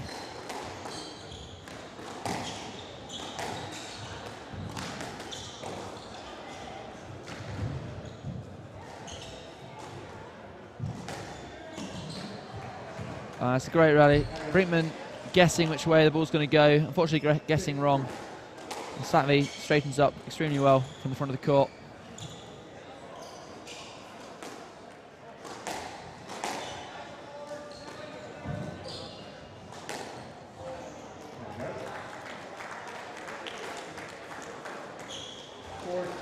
That's quite excellent from Brinkman. Keeping his head very still as he hit that ball. And coming around it and chopping it into the neck.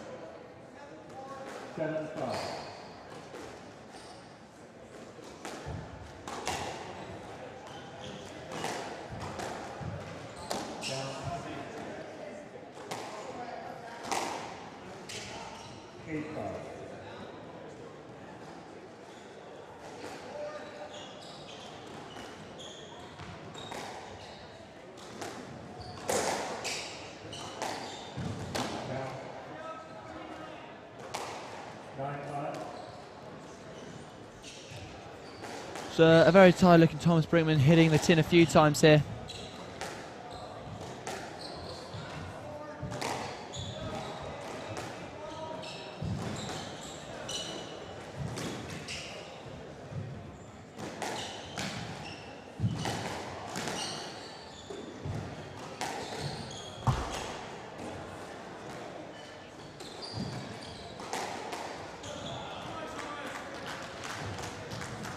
Yeah, it's a good rally, and Savi's pace is just a little too much for Brinkman at the moment.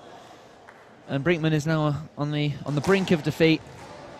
10-5 in this third game. Oh, Savi trying something extravagant, but not quite paying off for him. So, still got 4 game balls here to close out this round of 16 match and progress to the quarterfinals of the Canadian National Championships.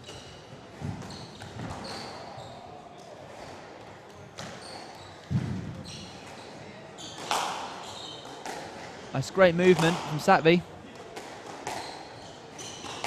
Getting very low to these balls and lunging forwards with the correct foot each time.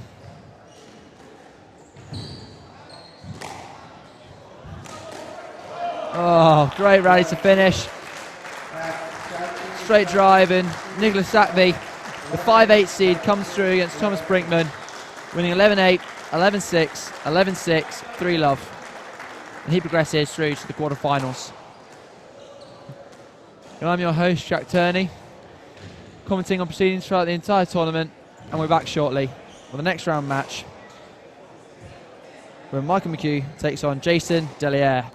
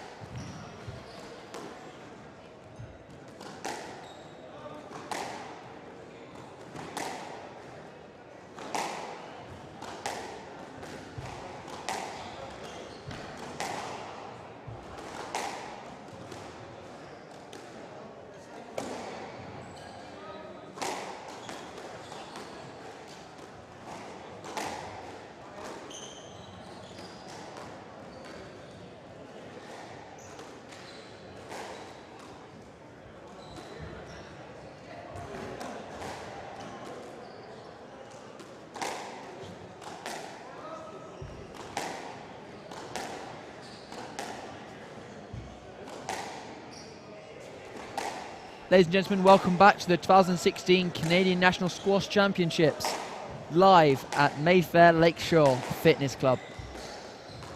We are streaming live on squashstream.tv all day. I'm your commentator, Jack Turney, and I'll be commentating on all the matches today. So far we've had Delier, the #1 seed, reach the quarterfinals, beating Rahul Sowat 3-love. And quite convincingly, Dane Sharp, the 5/8 seed, also through, beating Albert Schwayet in a very highly entertaining 3-1 match. And Nicholas Savi, the 5/8 seed, just getting past a very tired looking Thomas Brinkman, 3-love, 11-8, 11-6, 11-6. But on court right now we've got Jason Delier, brother of Sean Delier, against Michael Mchu, the 5/8 seed. Jason, the young brother of Sean, who reached the quarterfinals last year, losing to Shahir Isik in 4. He reached the highest world ranking of 208 in 2009. And he's on court now wearing the Black Knight blue t-shirt. And he's up against Michael Mchu, who's 23 years of age. He reached the semis of the Northern Ontario Championships. He's a runner-up at the MAA Invitational back in December. He's currently 110 in the world. Mchu played a match yesterday full of shooting. He beat Ravi Seth in 3 games, 3-love. So he should be very fresh today. And Jason Delier beat Speedy Gonzalez, Mohamed Hamor, 3-1. Mohamed Hamor taking that first game. So both guys should be quite fresh today. Should be a very entertaining encounter. And Michael Mchu, the cue master. Don't know if he watches snooker or not, but he's trained, coached by the magician Jonathan Power. He came 5th at Nationals last year, which was held at the National Squash Academy. So it should be a highly entertaining match today. The crowds are flooding in. And the atmosphere is great, very exciting stuff.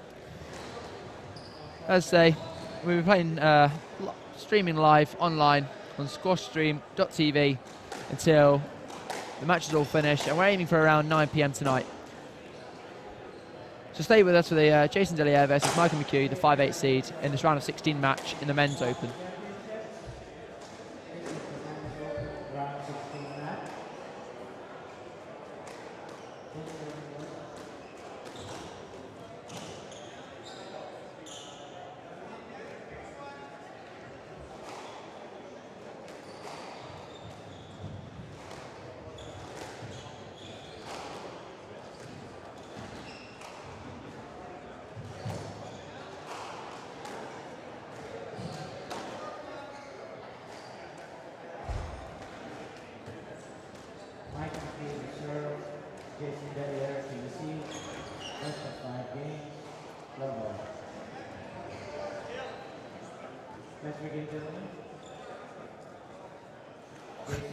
Michael Mchu getting slightly frustrated here because Jason's sort of been on and off the court.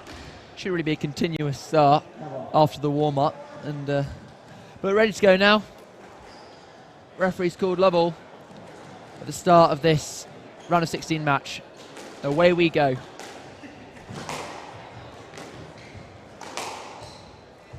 I think Jason Delier not seeded in this tournament, so he's got really nothing to lose. Against Mchu straight away. Mchu showing a great depth and length on his drive.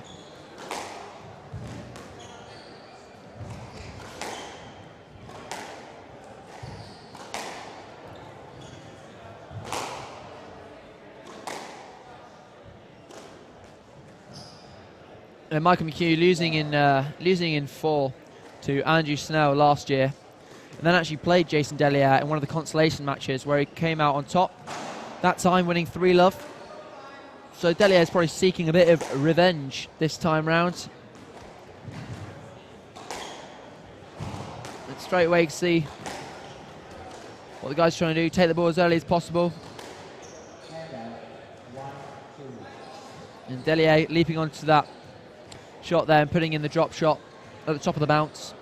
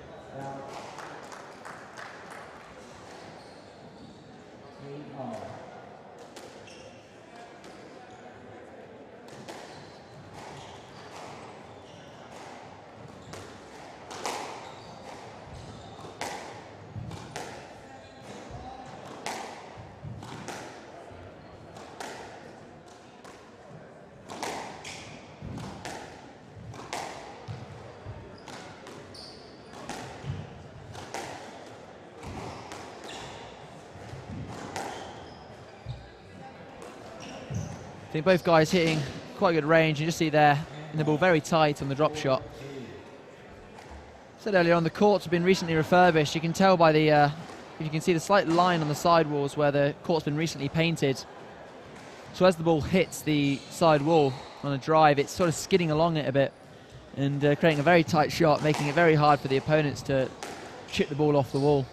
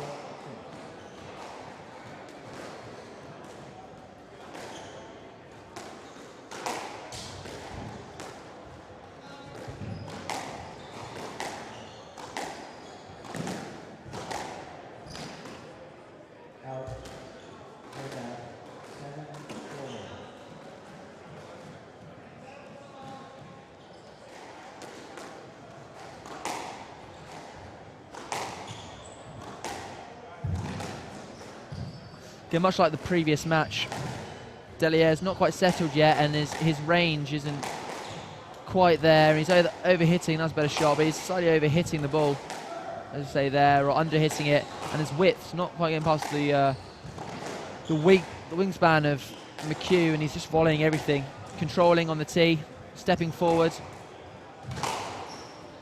and hitting a decent length, and he's in control of this match at the moment in the first game, leading 7-3.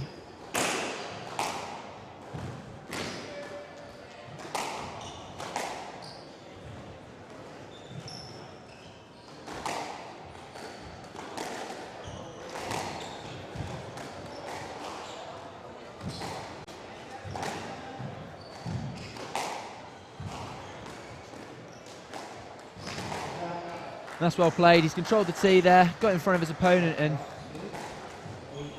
cut the ball just above the tin. Wasn't the tightest of shots, but it certainly fell extremely short. And Delier couldn't quite reach it.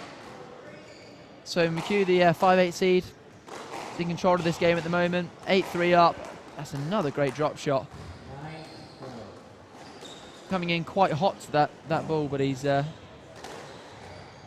very low to the ball and dropped it just above the tin.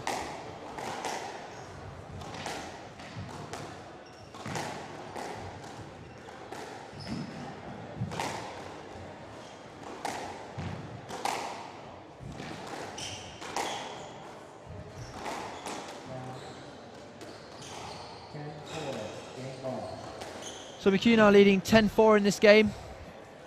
He's in control at the moment, really pushing up on the tee, volleying a lot.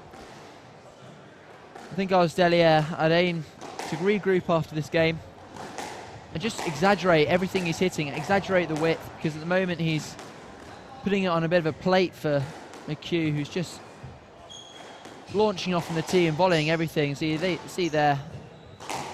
So they need to exaggerate his width and really concentrate on hitting those lengths. That's a better shot there. It's very tight. As I mentioned, the ball sticking like glue to the sidewall. But Mchu couldn't chip it off. Bit of a glitch with the scoreboard there. Assure you it's 10-5, not 56-10. And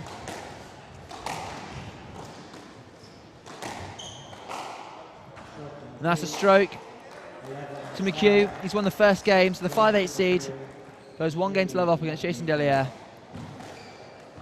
1 game to love.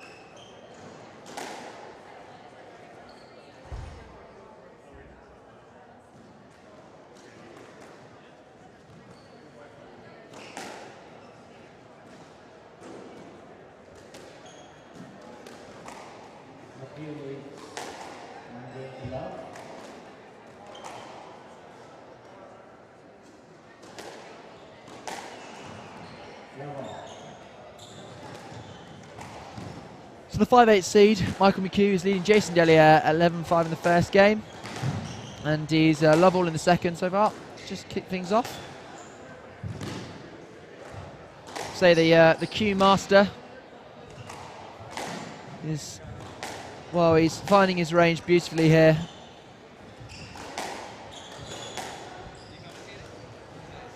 If he was playing safety shots and snooker, he'd be finding the cushion a lot.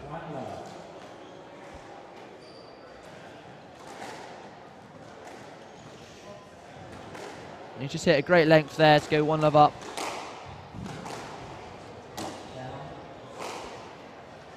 I say Jason Delier needs to exaggerate his width, because at the moment Mchu is volleying all the time and on the tee and controlling it, controlling the game.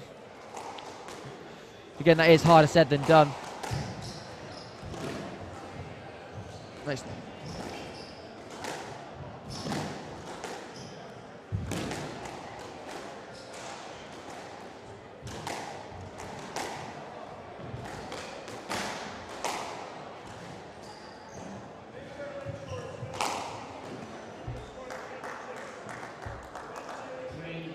It's actually very easy to say. It's harder done than said. But Mchu here in control. 3-love in the second game.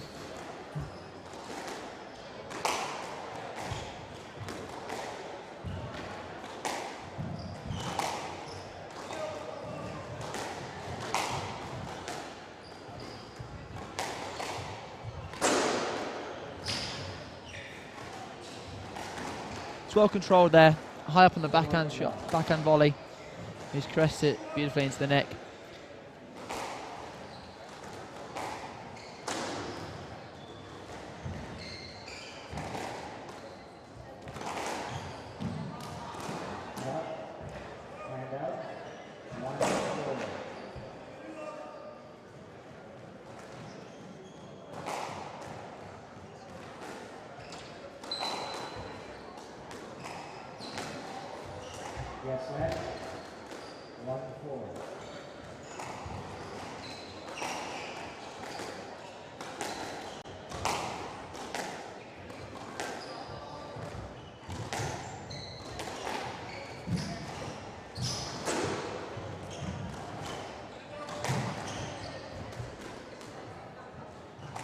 It's a great recovery there, and it's a great shot, great recovery from Delier. A nice lob down the wall, and then completely control of the rally. Well finished. So he's got a couple of points on the board here. Mchu's still in control at 4-2 in the second game.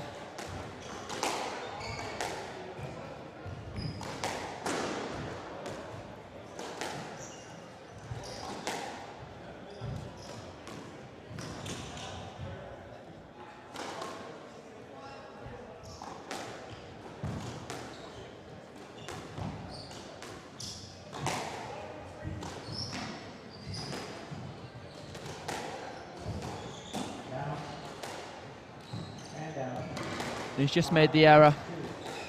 So Mchu extends his lead to 5-2 in this game.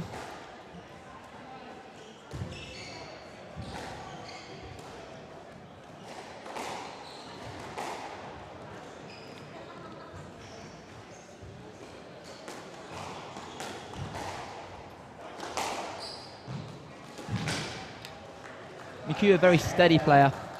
He likes playing his lengths, and he's very methodical in the way that he hits his lengths. Sort of 70% to the back of the court. It's quite an English style. And in contrast, Jason Delier. Example there, likes to go short, likes to do a bit of shooting. But at the moment he's hit a few tins and he's not hitting them at the right time. He's hitting them, that's a great shot, but he's hitting them when he's behind Mchu. He can't really get in front of him to play those shots. And see there again, he hits the tin. So Mchu now storming away with this leader, 8-3 up in the second game.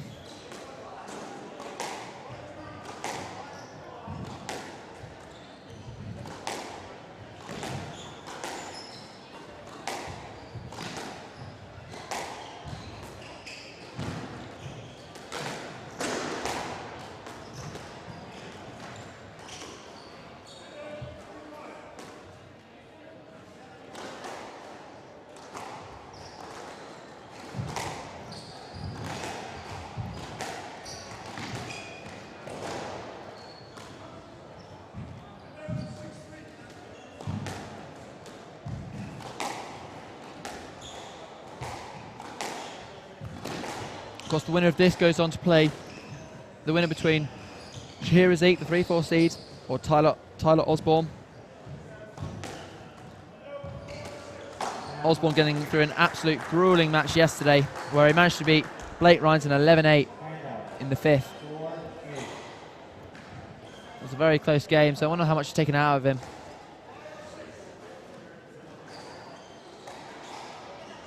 We'll say we are completely packed up here. The crowds are flooding in, but if you are in the local community, feel free to swing by and have a look at some of the squash you've got going on here. And if you're watching online, tweet us at @SquashStream, and you can retweet and tell your friends to tune in. We've still got some great matches here to play.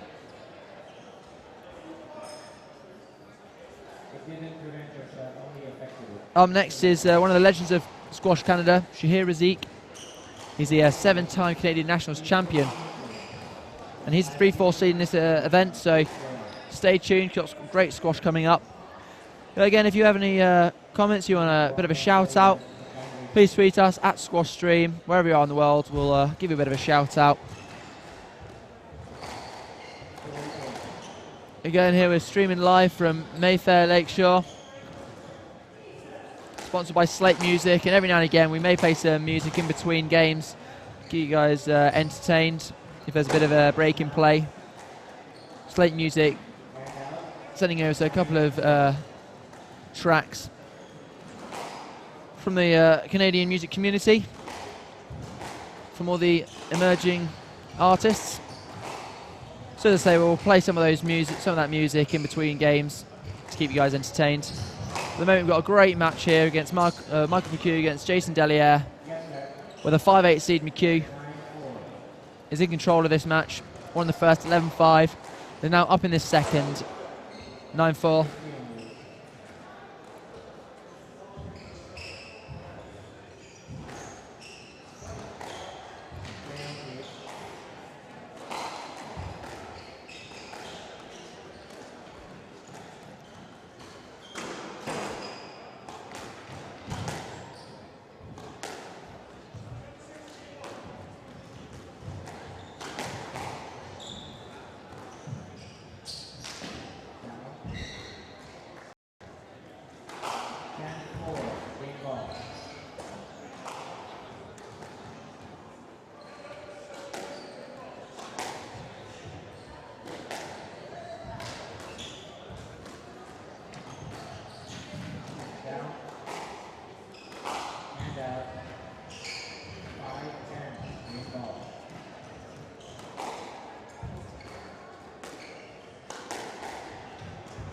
So Mchu with 5 game balls to be a very advantageous 2-love lead. The Q Master really finding his range. That's a great play though from Delier. Very good counter drop. Feathering the ball in. Just above the tin, very tight, perfect drop.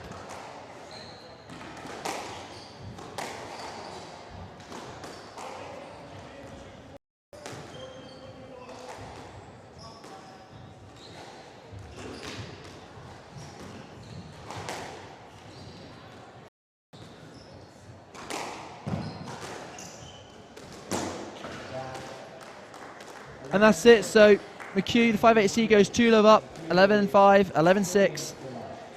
The Q Master finding his range, popping in a few nicks, and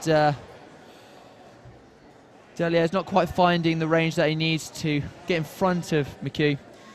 But the 5-8 seed leads 2 games to love.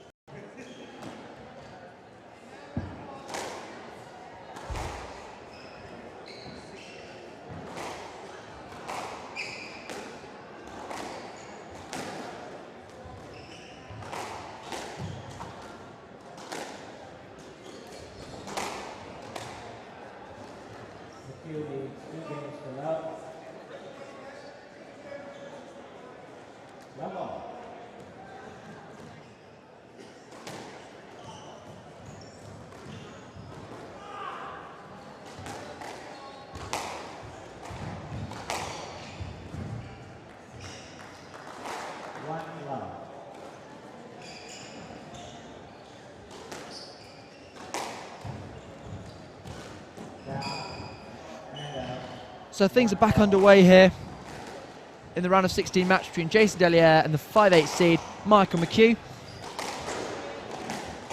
Mchu in the quite bold bright blue top, and Jason Delier wearing the white top.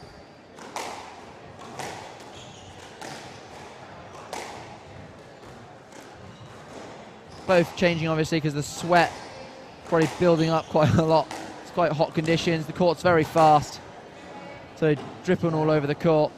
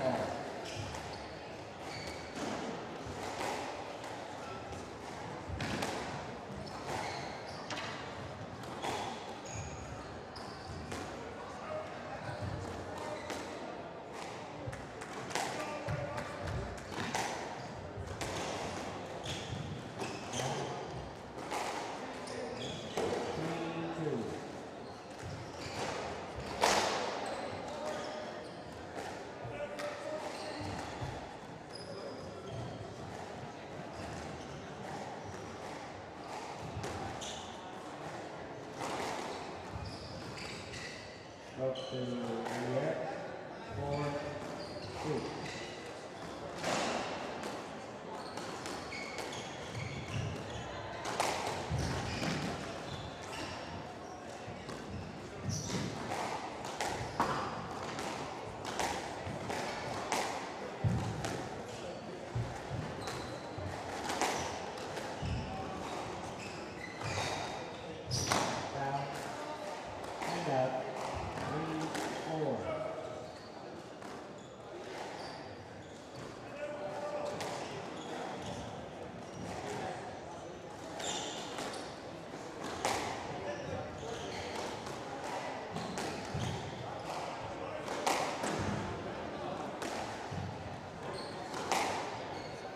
Interesting to see both guys having Technifiber strings. Technifiber is one of the most familiar stringing companies. Recently, probably most popular string is the black Technifiber, the recent black Technifiber. It's very thin. The players get through it quite a lot, really, because the speed and the power which they hit the ball, it gets through it quite often. I once knew a guy who used to put tennis strings into his racket just to make it last a bit longer. Oh no. Obviously each different string has different quality. Technifiber, obviously touch and feel. Oh, it's been instrumented there, look at that. It was an awesome drop shot from Delier. Awesome drop shot from Delier, sort of really getting low on that ball and getting his racket underneath it, but Mchu got that ball back and sort of came back on him. So it's a stroke. Mchu's not having it, he's smiling around, but I think it was a stroke.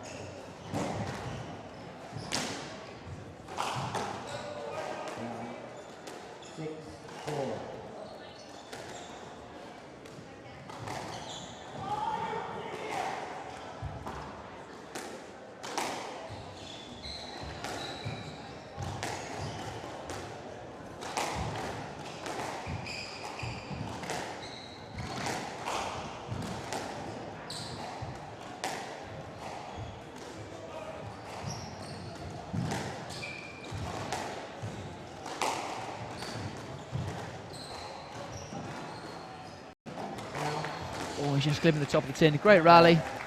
The crowd applauding that. It was a very long rally and very, but Delier just clipping the top of the tin. Slightly stretched out there with the technique. The technique's not as good, obviously, when the player's working and are working both like that. You have to really stretch and get the ball, and you can't get your body behind it. Your balance is slightly off. Oh, Mchu hit that shot. He needed to get on, and Marwin ended up slapping his hand away. It's not a great role model for the juniors coming through.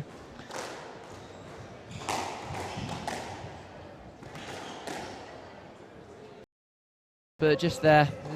It's great to see the sport being played in this way. Not really getting the referees involved and having some great rallies here between these two.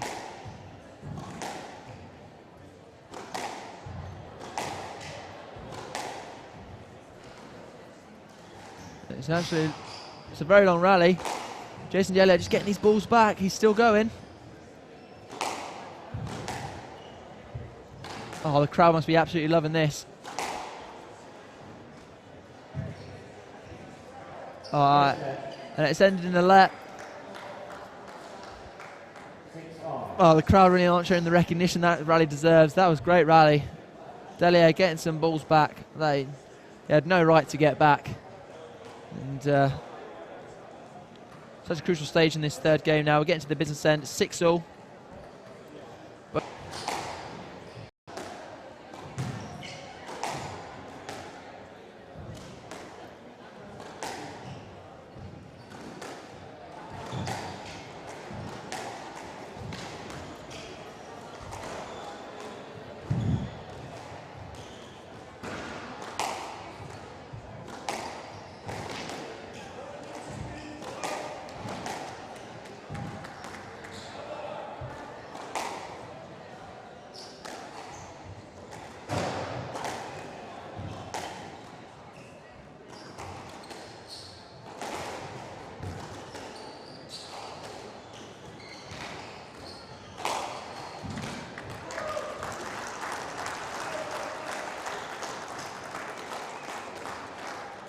It's a great rally between those two.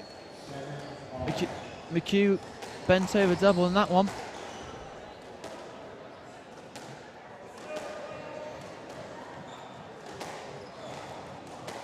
So could the tides be turning here between Michael Mchu and Jason Delier? Delier now 7-6 in front in this third game.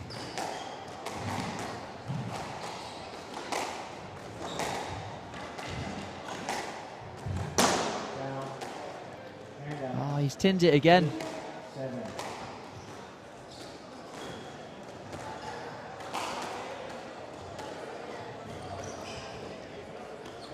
Apologies there, the scoreboard's not quite up to date. Michael Mchu now 8-7 in front.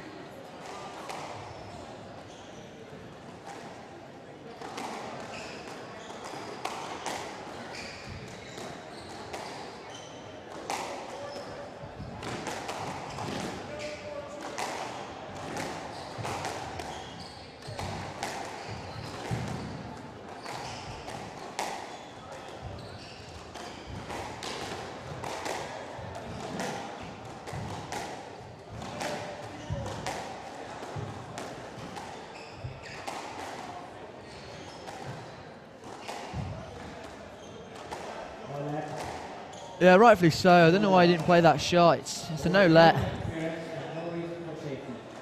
Michael Mchu was well to get out of the way of the ball. He was completely out of the way of the shot there. He recovered well from the front of the court to the tee. And it was a good lift.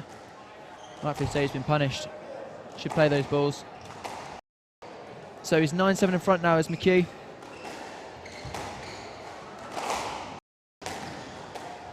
Looking to reach another quarter-final in this Nationals. Last year coming 5th, and beating Jason Delier 3-love.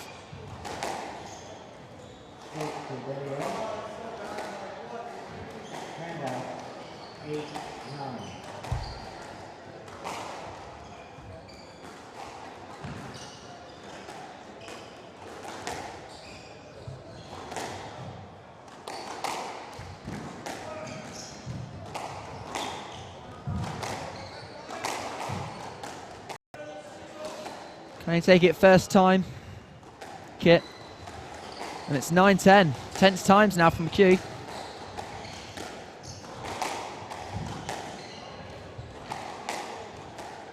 Yes, 9-10. Match ball. The crowd are itching around on this very tense occasion.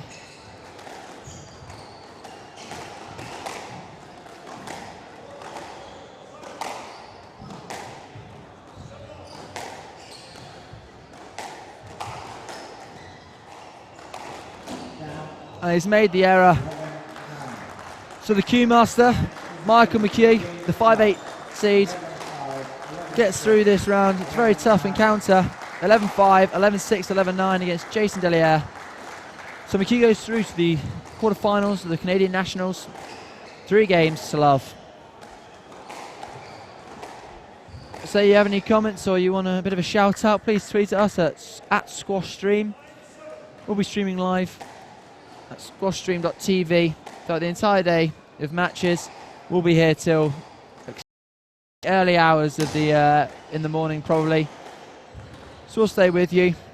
Again, tweet us and get in touch. And if you're in the local community, come down and have a watch because it's got some great squash to come.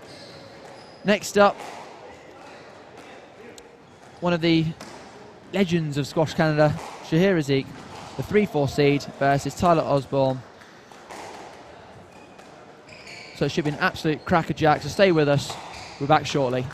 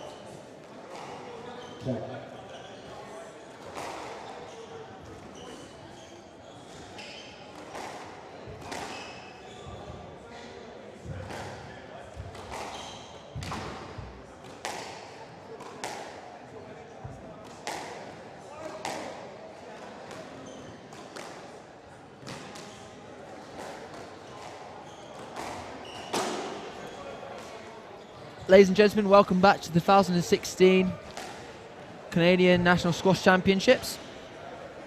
Hosted here by Mayfair Lakeshore Fitness Club. Sponsored by Slate Music. As I say, they will be. They have sent us over some tracks, so we'll be playing those every now and again. So far today, we had Sean Delier, the #1 seed, get through 3-love in approximately like 30 minutes. And just then we saw Michael Mchu, the 5/8 seed, get past Jason Delier in a highly entertaining match, 3-love. 2016 Canadian Squash Championships. So at the moment we have on court the legend, Canadian squash legend, Shahir Isik, who's in the white. He's a 3/4 seed versus Tyler Osborne. Osborne just won 3-2 against Blake Ryanson yesterday. So he's probably feeling a little sore from yesterday's match. It was 11-8 in the 5th, very tough match indeed. A lot of brutal rallies. But this match just got underway. I'm joined here today by the assistant coach at University of Toronto and one of the entries in the men's A draw, Adrian Pond. Say hi to the folks, Adrian. Hi. Thanks for having me, Jack. No worries, mate. Well, he's going to join me here for a bit of commentating between these two for the round of 16 match. So at the moment, things just getting underway. Again, if you want to tweet us, please feel free to do so. We'll give a bit of a shout out at Squash, and we'll be streaming live on squashstream.tv.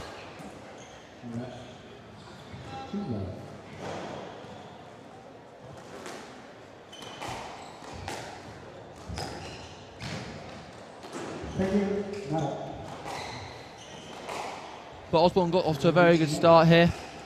He's won the first 3 points.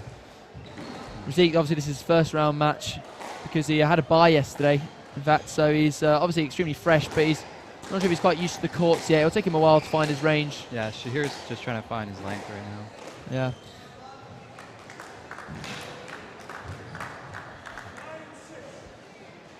So, at the moment, Tyler Osborne used to play for Princeton Tigers and now assistant coach there for both the men's and women's teams. Osborne was one of the deciding matches against Trinity in the final of the 2012 CSA National Team Final, and is now obviously part of their coaching setup. So they're all very fond of him over there in Princeton. And of course, Shahir Isik, a legend of Squash Canada. He's a 7-time national champion. It's so impressive. He's 2006, 2007, 2009, 10, 11, 12 and 14. He's won this tournament many a times. So it's obviously one of the favourites today. Favourites in this tournament, 3/4 seed.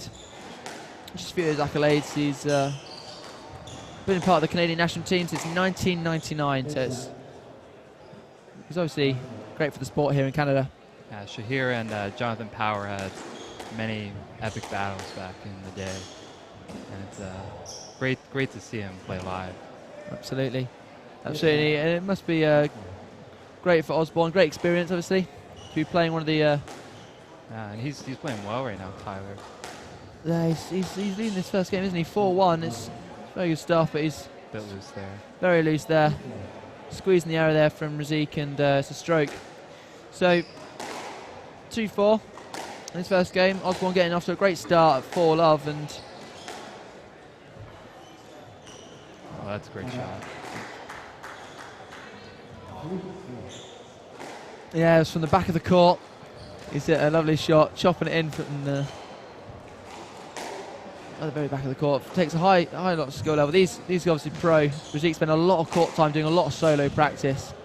His movement is extraordinary on court as well. Yeah, very efficient, isn't it? To and from the tee.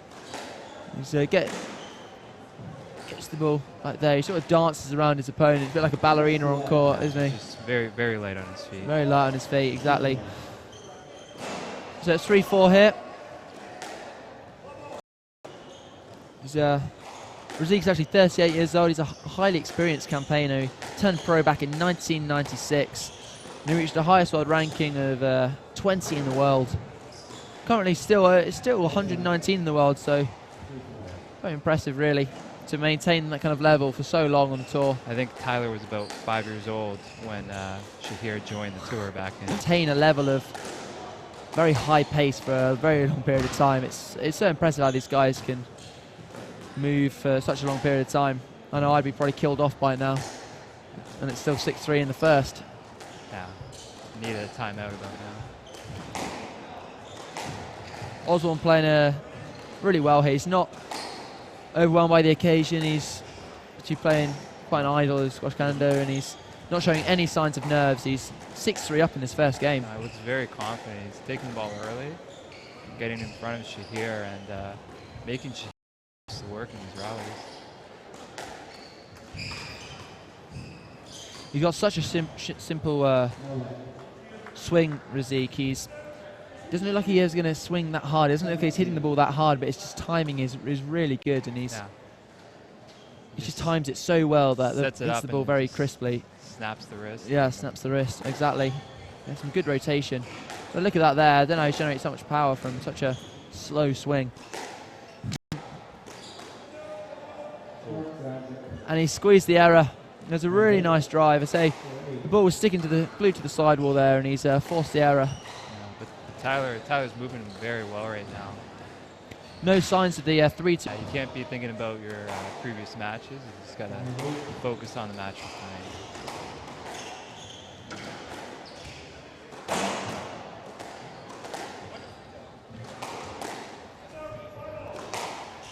So obviously the winner of this match plays Mchu, that we just saw earlier, beat Jason Delier in 3 games. A really high entertaining match.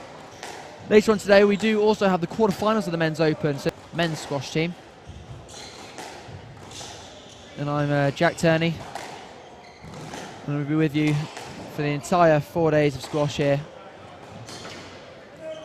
Tyler's just taking the ball very early right now. He's not letting the ball get behind him. That's a no-let as well. It's a great volley. Wasn't very low, and but it was very, very tight, and using his body really well there to He got the sort of shutout. be very aggressive. Got the shutout, exactly. Nice shot. Beautifully straight, and that's a great shot. And there's some great passion there. He's roared out to the crowd. Bit of a lion there, but bit of surprise. So Osborne has taken the first game against Shahir Isik, 3-4 seed. Won that first game 11-6.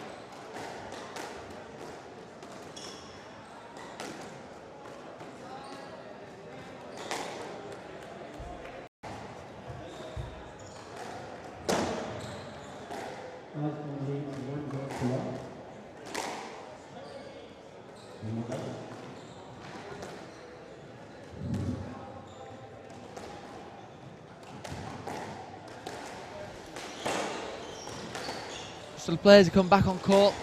Shahir Isik, the 3-4 seed, dressed in white and black today, is up against it in this round of 16 match against Tyler Osborne. Lost the first game, 11-6. Osborne playing extremely positive. Yeah, I think Shahir's just got to find his length at the start of this game. Yeah, it just takes a while to get settled, because at the moment he's maybe getting slightly frustrated. Yeah, he's not getting the let call on the volley drop on the backhand from Tyler. But it's nice to see the referees being consistent about it.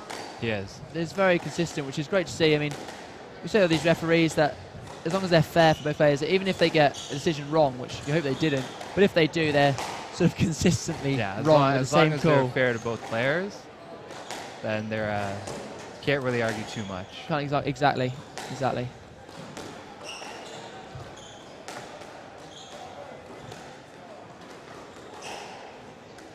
Some tight work on the backhand.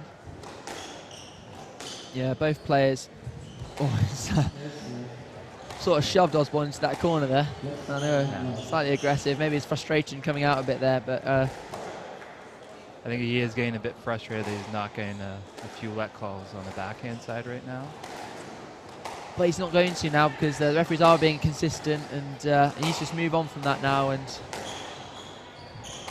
just concentrate on getting those legs. As you say, he's not quite finding the range that we often see him hit.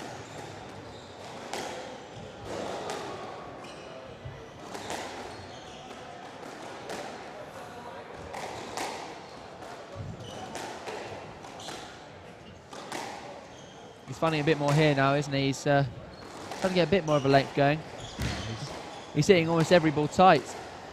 He's definitely finding his line now. Yeah, he probably hit about in the rally, 90% straight in that rally. Yeah. And I think Shahir right now is going to... Shahir's going to just try to slow things down right now and find the back of the court. Try to just...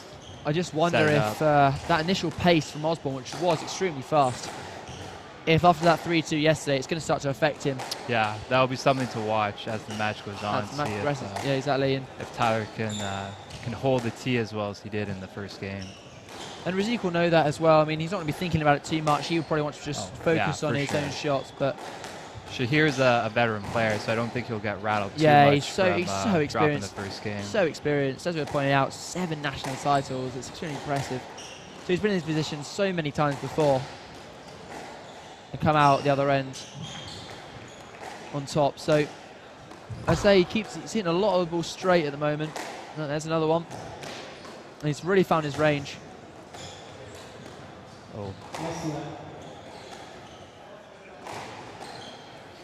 Shahir not very happy with that call. No, getting a bit friendly, hugging each other. So, Razik's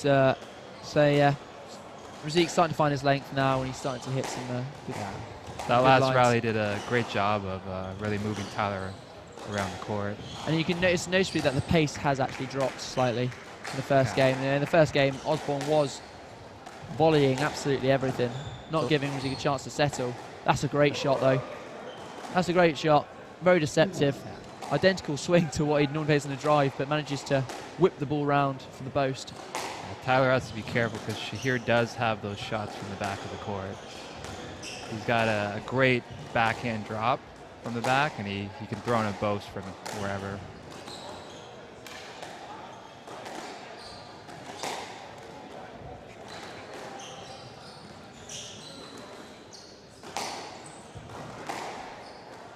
Some very tight shots here on the backhand.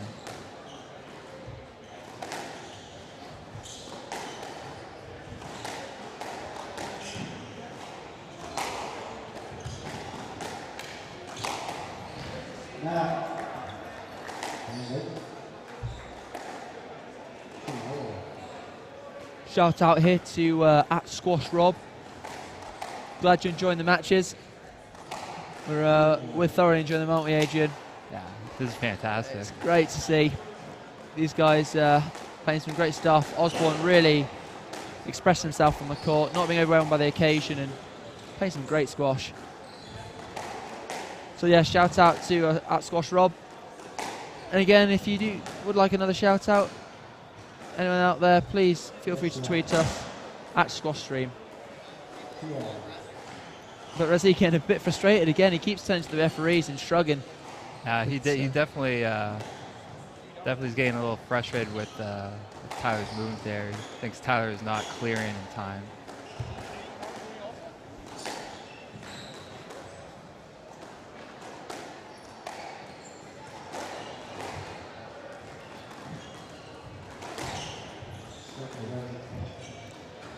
It was the right idea, just to not get the depth. Not the best execution. Yeah, it was the right idea. He tried his best to volley the ball, but came straight back on himself.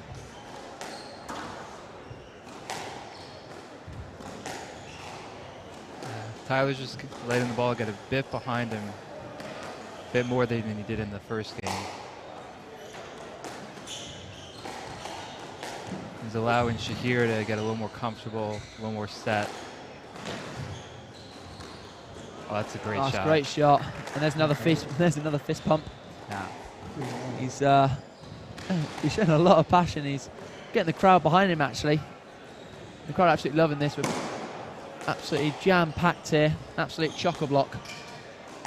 And I think Tyler's definitely the underdog in this one. God, so. completely underdog. Yeah, absolutely. And he's thriving under the little pressure that he has. Actually, it's great to see. So we keep mentioning it how Isik is 7-time national champion, but Osborne as well has played in a few massive matches in the finals of the CSA national team finals, where he won one of the deciding matches in 2012 for the Princeton Tigers against Trinity. I believe that was the first Trinity loss in about 13 years. Absolutely. It was, yeah, you're damn right, yeah. And yeah, Tyler was definitely a vital part of that team. As he won one of the deciding matches. So he can also play in the big pressure situations. And he's proving it here. He's won the first game and very tight in this game as well. 3-all.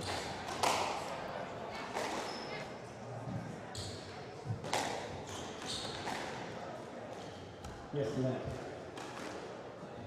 3-all.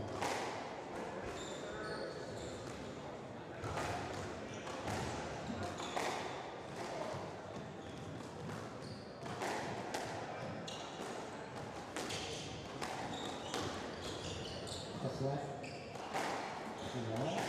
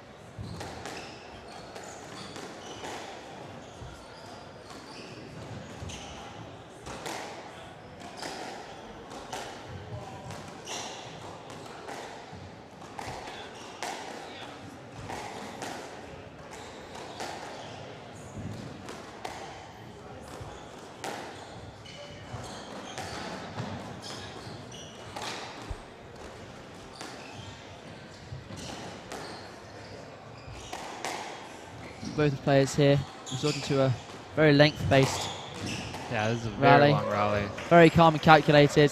That one got a cheer from the crowd. Singular cheer from a very excited little fan. It's Isik came out on top in quite a crucial rally actually. It's 5-3 now, extends his lead in his second game. He's settled now, hasn't he? He's back into the swing of things. I think he's looking to extend the rallies a bit here. Yeah, he definitely knows that Tyler played a 5-game match yesterday. And Absolutely, and he knows he'll that use that to his advantage. the pace Osborne played at the beginning of the match, he won't be able to maintain that, and he hasn't. He's sort of slowed down a bit here. Yeah, you can tell he's just letting the ball get a bit more behind him. There's the drop shot right there. That's Shahir's famous backhand drop shot from the back of the court. Very deceptive. It's an identical swing. These top guys have an absolute identical swing, but can play 6 or 7 shots off of one swing. He just takes a little pace off of it, and he hits it so tight to the wall that even if you do get it, you're playing a defensive shot.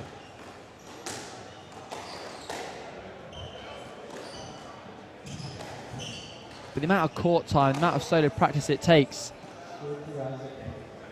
to hit those kind of shots, to be so deceptive, to to have an identical swing for every single different shot. It's the amount of court time is astonishing. The amount of balls these guys hit, the amount of solo practice.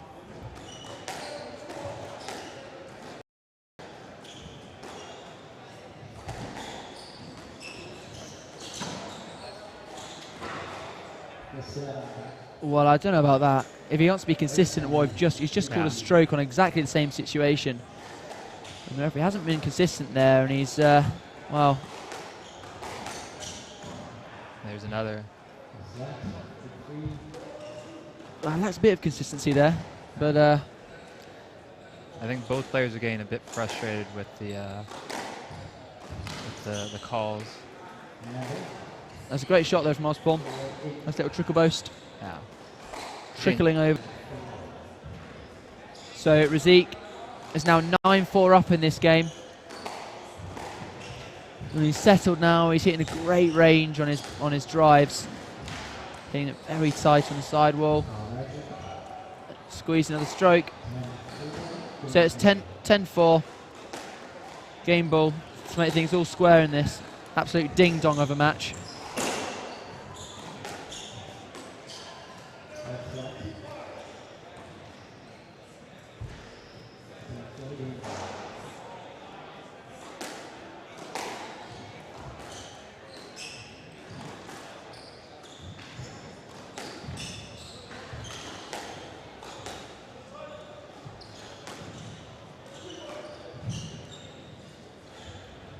And that's it.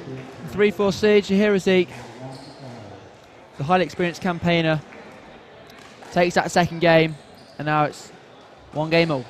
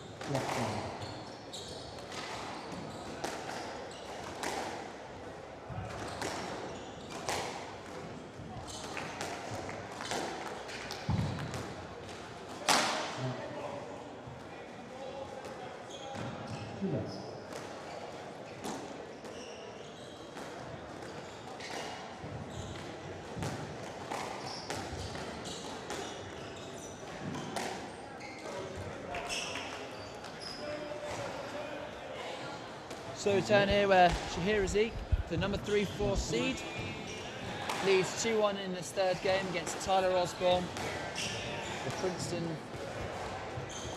Tigers player, or former player.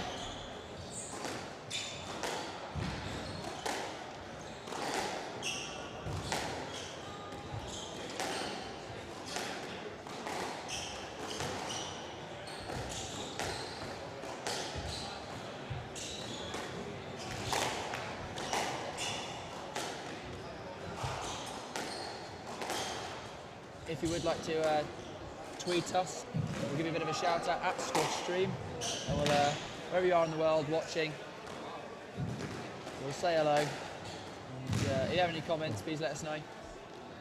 Tyler did a great job there moving Shahir around the court. Shahir did a bit of a dive there at the end. I hope his knees are okay. He's sort of always very painful, aren't they, when you dive like that on the ground. Just getting a towel to wipe the floor, wiping off the sweat. As we all know, we need a clean floor, otherwise it can get dangerous.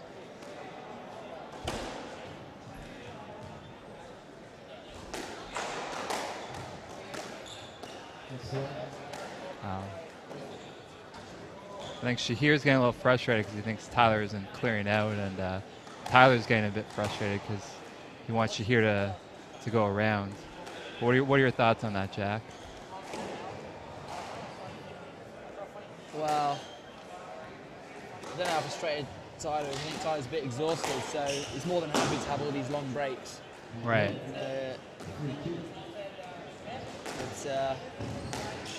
Isik is getting frustrated. You can see him turning back to the referee, he's shrugging a lot of times. He was a bit better in that last game. And he's a lot more controlled actually now from the first game. The first game he wasn't quite there with his range, and he wasn't quite hitting the lengths and widths that we know he has over the years. So good shot, it's a let.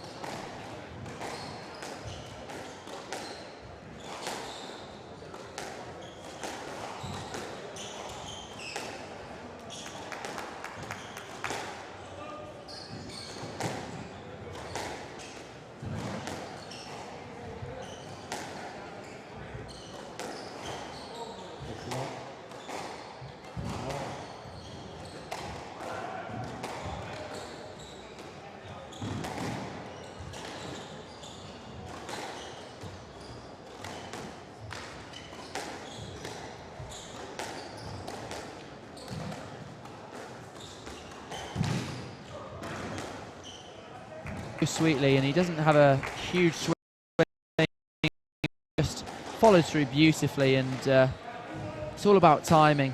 He doesn't have a... And he does not look like he's doing that much work on court. No, it's, I mean, look at that shot there. It's completely, well, beautifully disguised. Looked like he was going for a straight drive, but he manages to hit all these different shots off one swing, and that was absolutely gorgeous. Yeah, he's got so much control with his racket. He can play any shot from any part of the court. I mean, I didn't see that. I was launched off on the other side of the table here, mate. I thought we were going completely the other way. It's Isik now 4-3 up in this third game. Scores one game all. I think Tyler just has to go back to trying to take the ball early and get the ball deep. Get Shahir behind him. Getting a bit frustrated here and trying to end the rallies a bit early. I mean, how frustrating it can be with a move with just like Isik. It's very hard to finish the point because he's so efficient. You really do have to play about 6, 7, 8 shots in a row to move them around until they finally give you that opportunity. Yeah, it's I mean, that's a great shot, and he's really pumped up. Another fist pump there. Another little cheeky fist pump. That was it was great to see, and he's sort of nodding his head and really getting himself in the groove. You can tell Tyler has been waiting for an opportunity like this. I'd say about maintaining the pressure. I mean, right there, he maintained the pressure a long time, and he managed to get a winner off of a length, which is really quite impressive against someone of Isik's quality.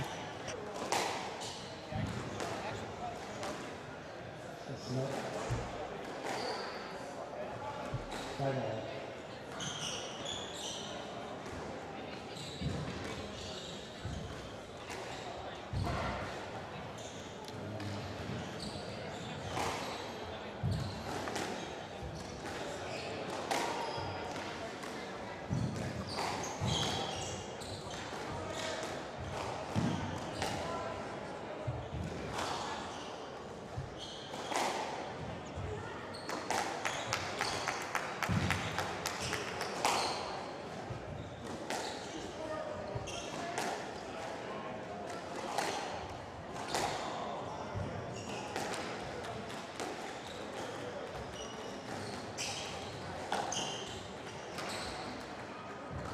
Okay.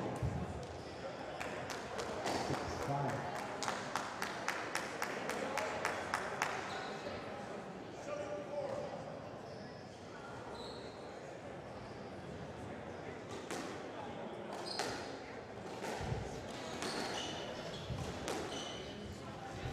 So it's a very tight encounter here.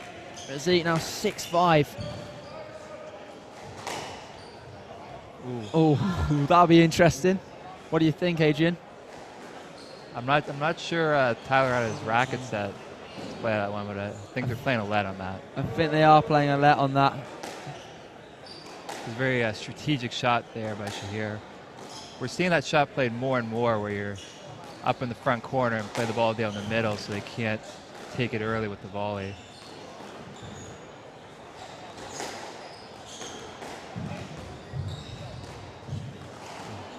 There we go again. He's moved into the back of Osborne. But he's using a lot of his experience. Actually, is Isik. He's so highly experienced that maybe if he needs a bit of a break, he just moves into the back of Siler. I don't know. But his movement's so good. It's so efficient. He's like a ninja on court. Really sneaking around court, getting these balls back.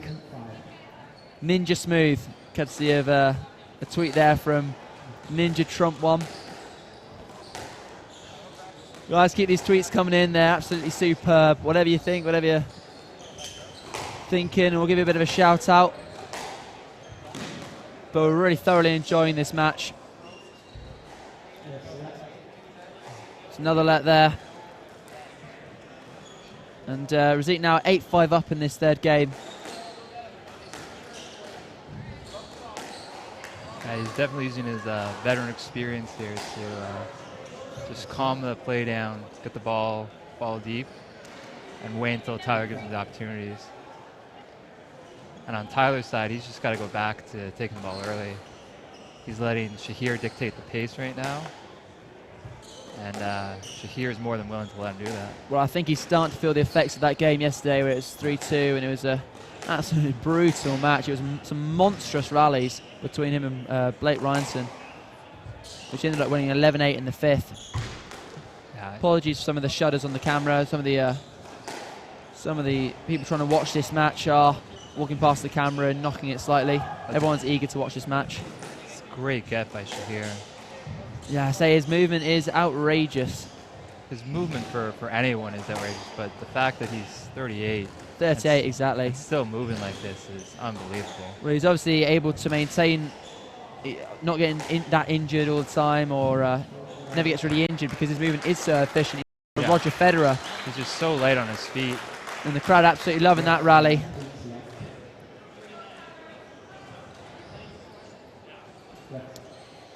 It's nice to see him go get those balls. He's been able to play since the age of 38 and play at such a high level because he has the movement where he doesn't really get injured. He doesn't really look like he's straining at all.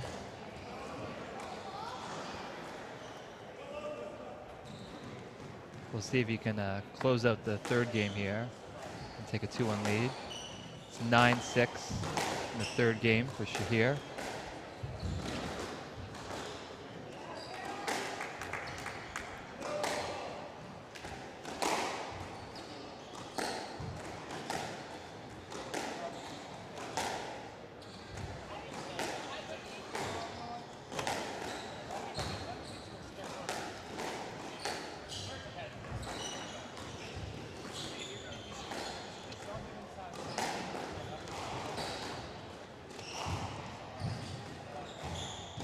It's another lengthy rally.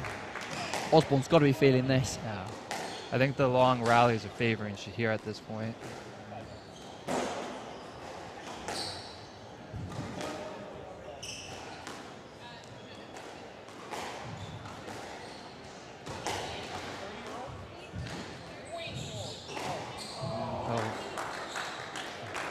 Osborne just clips the top of the tin on that one. But it's another great rally, and the crowd applaud. So they're absolutely packed behind this court at the moment.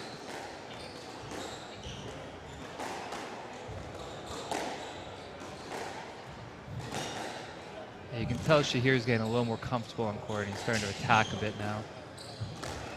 That's a great Once shot. again, as he gets from Osborne.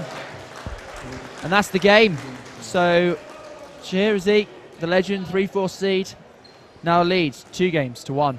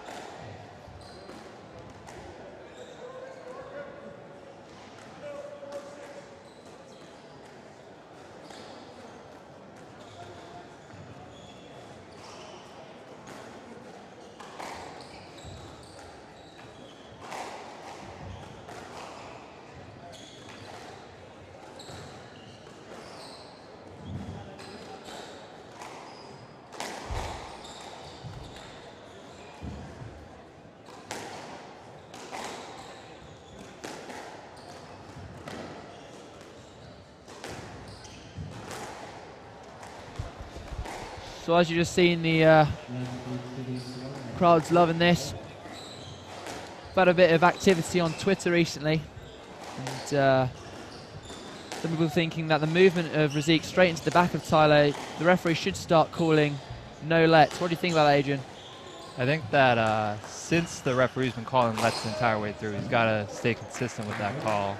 He is getting a bit. He is going for the man. I mean, the guys on Twitter are right. At Squash Rob, he's very passionate about this. He is right. He is going to the back of Tyler, not really going for the ball. Yeah, and you can tell that Tyler's getting a bit frustrated because he's playing a decent shot and putting Shahir under a bit of pressure, and then Shahir gets a let call out of it. Absolutely. Starts the rally over again. No, I agree. But the referee's got to mention it because that's a great shot. The referee has been consistent throughout that he's calling let balls, but he can mention it to Razik and as a sort of warning. But yeah, you may have to give him a warning to tell him to start trying to play the balls a bit more. It's yeah, that would have been outrageous. But yeah, I think the referee, he's going to have to be consistent now. He's set the tone now for the match, and he has. He's given about 4 or 5.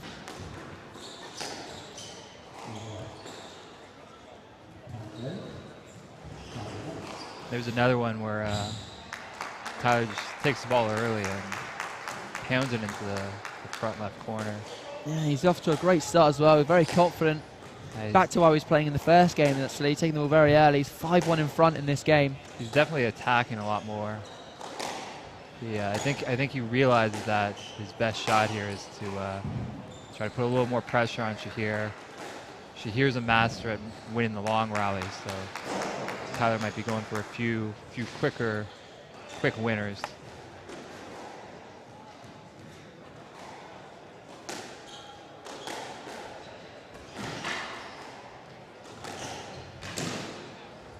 Oh, it's unbelievable. Oh. And he's still going. Oh, he's knocked over his head. Oh, we got it. He's got it again. This is outrageous. Still going. It's amazing. from that Some rally. amazing gets. Going side to side very quickly. So he's 6-1 up, is Osborne, against the 3-4 seed, Isik.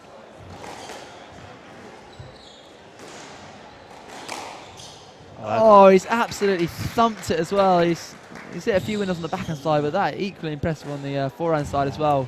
Tyler's definitely going for it a bit more now. He's shooting, isn't he? He's got all his ammunition out and he's firing them in. Oh, that's well straightened as well. And he looked over at Isik and gave a bit of a fist bump. That's quite cheeky. But I think he definitely slipped a bit there. He did, and he went in with the wrong foot as well on the backhand side. That Normally go in movement threw Shahir off. Yeah, he went on the right. We normally go in the right foot on the backhand side, but that time he sort of slid in with his left foot. Not sure if it was completely on purpose, but no, I'm sure it was. Completely unorthodox. There he is again. It's outrageous, and that's no let there. Another fist bump. Wow, he's certainly pumped up, and he's getting quite excited out there. I know we are in the commentary booth. This is amazing squash to watch. And there's another mistake by Shahir. And Razik's just going to ease up now, and we'll see how much Shahir gives in the last few points here. But it looks like it's going to a 5th game. And that's a complete blitz. I mean, who would have expected that at the beginning of this match? But Osborne playing some of the best squash I've seen him play. It's a let ball. But he's got complete eye of the tiger here today. He's giving everything he's got. Yeah.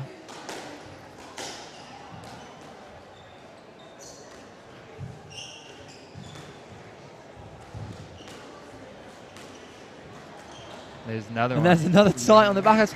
And that's brilliant. Another tight shot on the backhand side. And Osborne on that game, 11-1. So Shahir Isik versus Tyler Osborne. It's going to a 5th. Exciting times here in this round of 16 match. 2-all.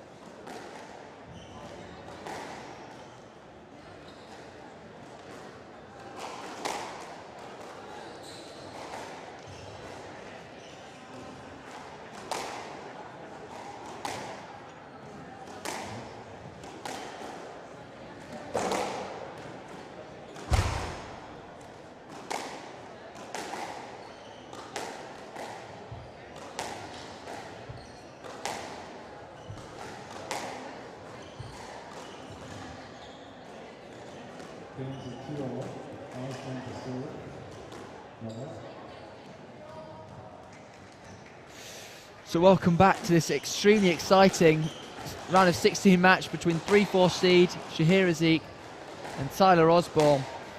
We're going into a 5th, a decider. And Osborne, don't forget, it had a 3-2 yesterday against Blake Ryanson, which absolutely some brutal rallies. I think Tyler surprised quite a few people by making it this far. And players, don't forget. And players. A lot of players will be there. looking at this match and be very impressed with Osborne. It's as I say, we'll see if he can close out the 5th game here. If he can do what he did in the 4th game, should have no problem. My guess is Shahir's going to tighten up the length a bit and not give him as many opportunities. But he's got one right there. I'll say, perfect timing, wasn't it, Sonny Jim?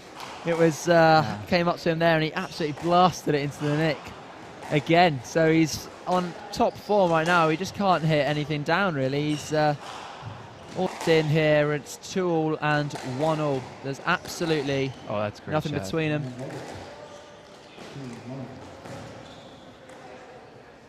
And he keeps hitting them, doesn't he, mate? He keeps hitting them on the. He's got the angle down right now. Yeah, he's found his range. And I say, something yesterday, I had a nice little hit on the court, and they are quite generous. The nicks are quite wide, and if you do go for them. Oh my days! That was absolutely outrageous. He's taking it to another level. That right was now. rambunctious. Perfect timing. That's and he absolutely roars out, and the crowd are loving this. All oohs and ahs. This is somewhat Rami Ashur-esque. Hitting some nicks from everywhere. Well, he's full of confidence and full of adrenaline. Yeah, and why wouldn't he be? He's got nothing to lose right now. Nothing to lose, and Isik is a bit on the ropes here, actually. He is. But he's such an experienced campaigner. I think he'd be wouldn't be too worried right now. I don't think. I think he'd be. Shahir's definitely been in this position before. So many times before. I say he's won 7 national titles, which is so impressive. But again, Osborne showing his mettle. He's 3-2. Oh my goodness me! What reactions that was from Isik. And he's made the error. It's another great rally. And the crowd here absolutely love an underdog, and they're all cheering for Osborne. And he's feeding off of them. He's using that energy on court, and he's finding this. I don't know how he's finding this new lease of life where he's going to another 5th. This is absolutely amazing squash to watch. It seems as though both players have raised their level of play here in the 5th game.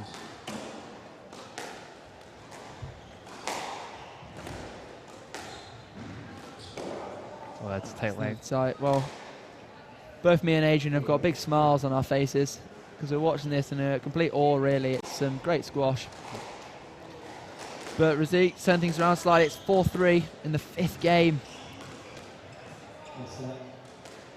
Yeah, you see, Osborne is getting frustrated, and Isik keeps going into his back. But the referee quite content on just keep calling that let ball.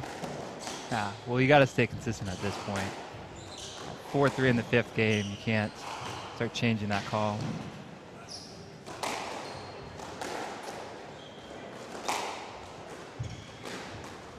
And Isik knows that, so he's going to continue doing that. And say that's why he's so experienced. He knows exactly. That's an error.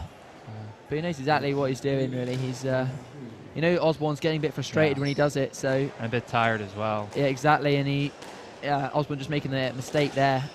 So he needs to keep his head, keep his cool, and we discussed this earlier, but Tyler Osborne had a 5-game match yesterday, and we'll have to keep an eye on that to see if he's able to keep up this pace throughout the entire match.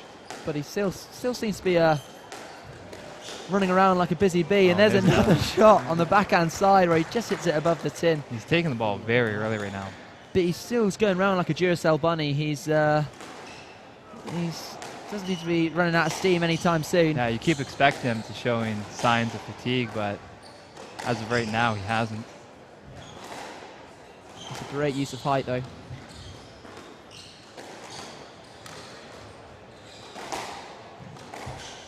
Well, any one of these players who ever wins this match will have to play again this evening in their quarter-finals, which will be, well, brutal for the person who wins this, because I mean, this is so physically hard and demanding. So forget the court is actually quite warm and very bouncy. So the pace these guys are playing at is just phenomenal.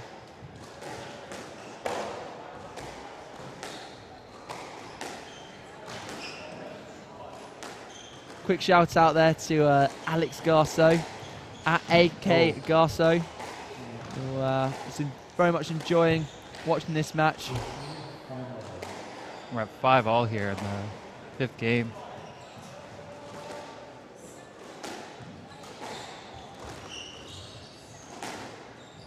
a nice hold.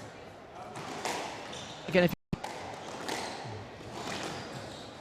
Both players just keeping it very tight right now. Just waiting for the other one to make a mistake.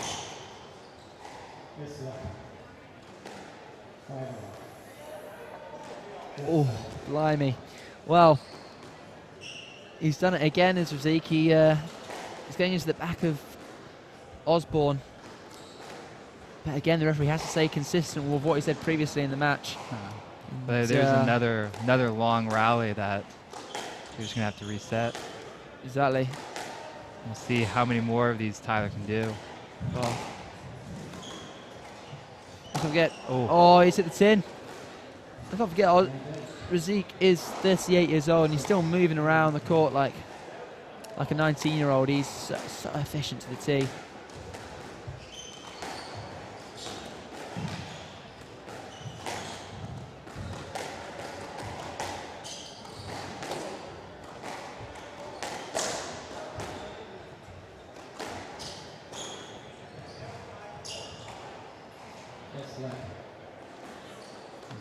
No, he shrugged his shoulders again.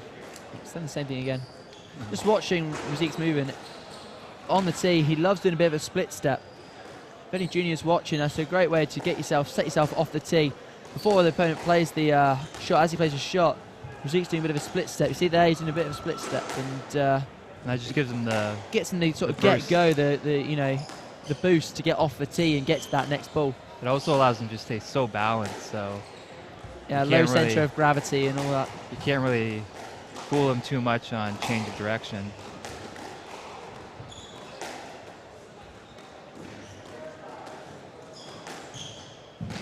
It's a tough movement. That's a great get though. Even right there, it's a lovely hold. Still in it.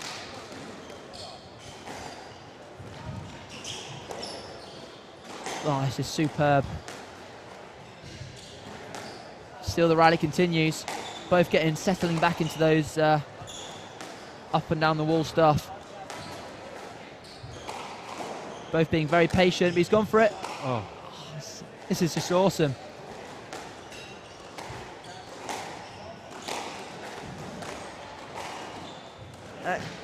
Oh my goodness me, he's got it. And he's still got it. It's still going. Oh, the crowd must be absolutely loving this. Oh. Oh, he's got incredible. it. And he's still going. This is outrageous stuff. Oh, what a rally. What a rally, Adrian. Oh, and Tyler looks up to the crowd. Absolutely amazing stuff. Isik's still saying calm, but we're completely in awe here. The crowd are going berserk. I think that's 7-5 in the fifth. Definitely what a rally. The rally of the tournament so far. Absolutely. That was incredible. Oh my days. Well, we are so excited here right now. 7-5 in the fifth. Another let. Well, I think both players need a bit of a break, actually. Yeah. I think they're just completely exhausted. I think both players are satisfied with the let call there. Taking a bit of a breather here. Isik taking his time. That was an outrageous rally. It's amazing that he's still going. Well, he just hustled and kept making Osborne play the extra ball. Yeah. And at the end, it was just complete exhaustion that made Osborne. Many. Oh, yeah, that's fortunate. That's a neck. great whip, though. Great whip. Very exaggerated. So cut off the volley from Isik, and, well, quite lucky he rolled out and he apologized to Isik. But it seems Isik's movement is just so good right now that Tyler's going to have to hit a few nicks to win some points.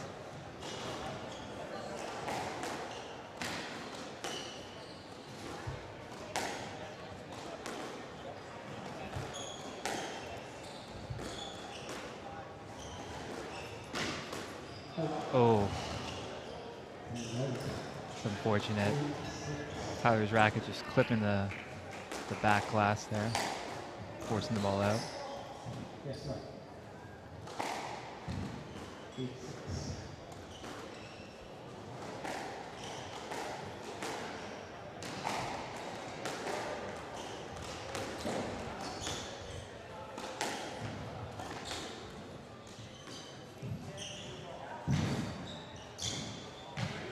Oh, that's great control. Great control.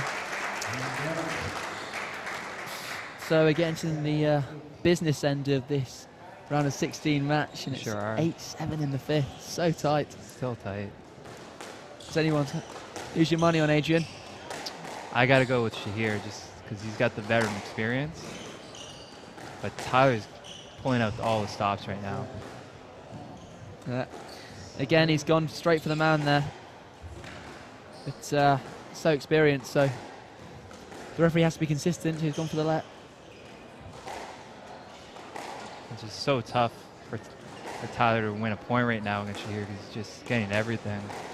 Well, he's on fire, isn't he? He's having one of those days where everything's going in for him, and he's shooting from anywhere and playing some absolutely unbelievable shots. I think Tyler just has to avoid the tin here. He'll be okay.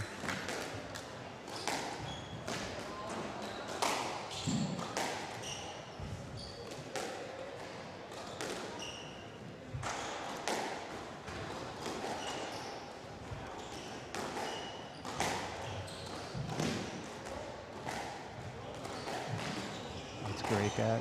Oh, That's out of court. He squeezed him. It's a great get from Osborne, but slightly overcooked the lob. let's see if Tyler Osborne has one last push here at the end of the match. Down 9-7 in the fifth.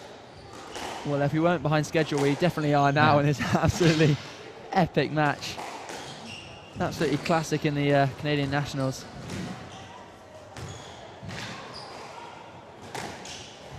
That's great. Oh, it's a great hold. It's a great hold and a great length there. Another fist pump from Tyler Osborne.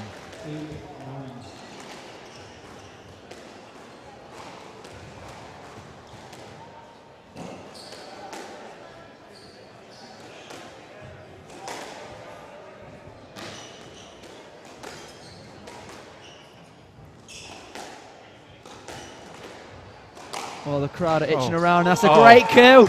And he screamed out again. This is outrageous. And it's 9-all in the fifth. This is incredible stuff.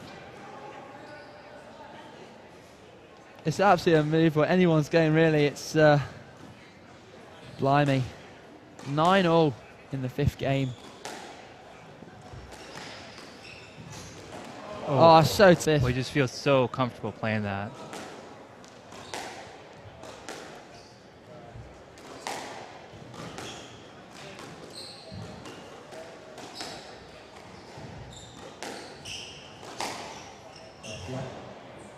Scored a let ball. Wasn't quite good enough to get the no let. It's a lovely just line. not deep enough. Just quite not deep enough. Yeah, exactly. 9-all.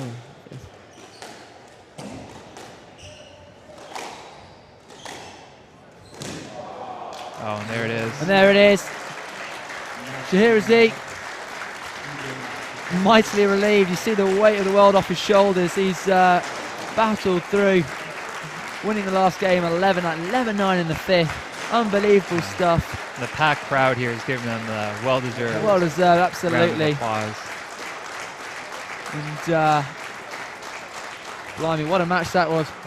Definitely in consideration for match of the tournament so far. Absolutely. So that's it. The 3-4 siege. Here is he narrowly avoids the shock of the tournament. Scrapes through 11-9 in the fifth. We're back with you shortly.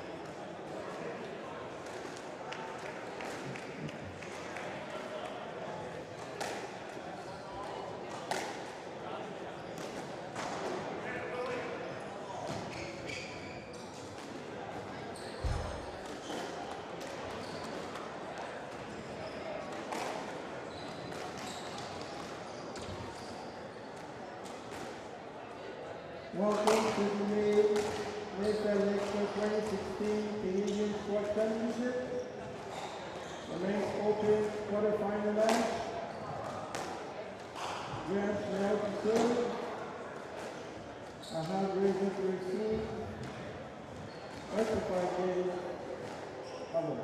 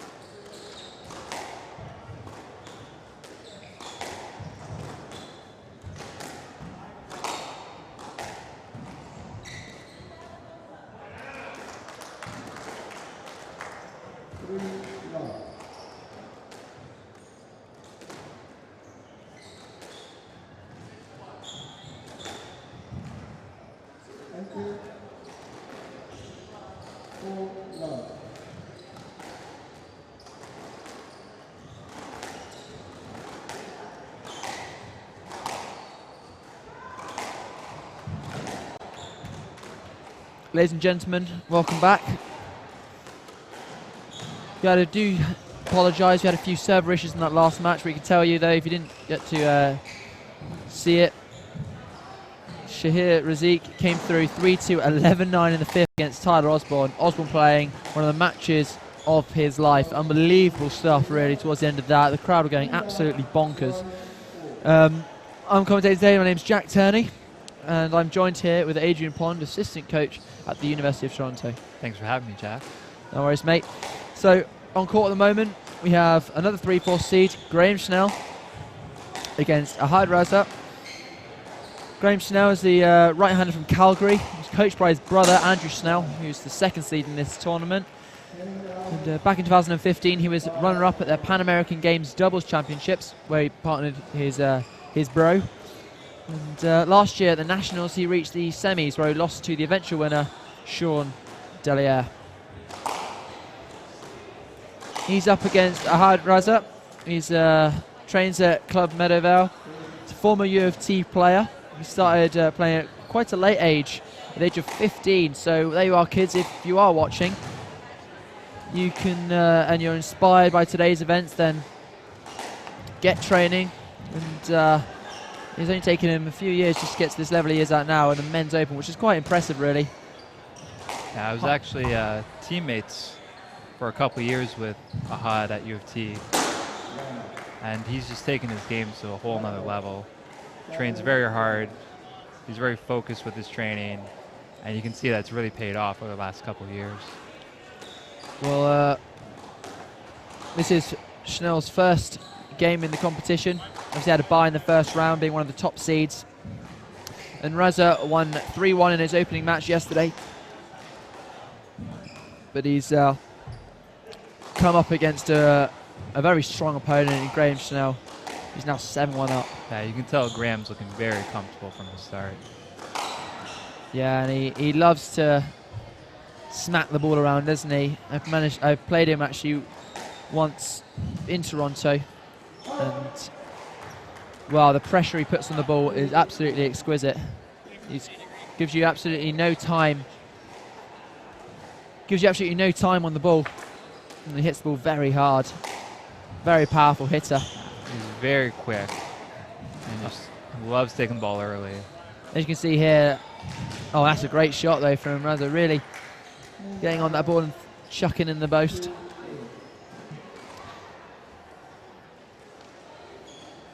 Again, we do apologise for the delay to our server. Our server was down briefly, but if you did miss it, again, Isik got past Tyler Osborne, 11-9 in the 5th, but you can watch it on YouTube. That's squash stream on the YouTube. And let us know if there are any more problems or if you have any comments. Because on Twitter, @squashstream.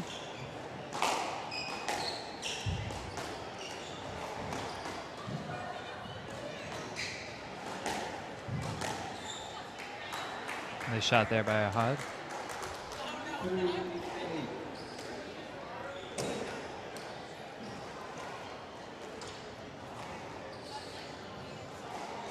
And Schnell are 8-2 up in this game.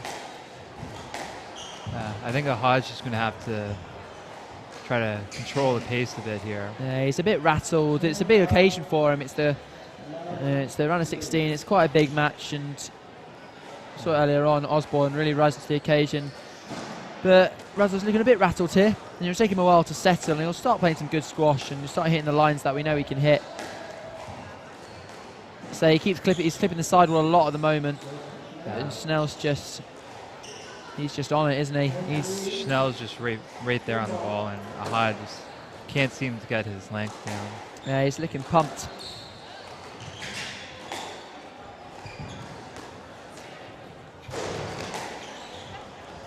Well, Snell's got game ball. He's 10-3 up. That's a nice boast. That's a great boast. Everyone's got a good working boast, really. He got in front of Schnell there for one of the first times in the game. But it's still 4-10. Oh, 5-10 now after that. Quick error. Yeah, absolutely. Bit of an error there, really. Wasn't the greatest of serves, but didn't really matter.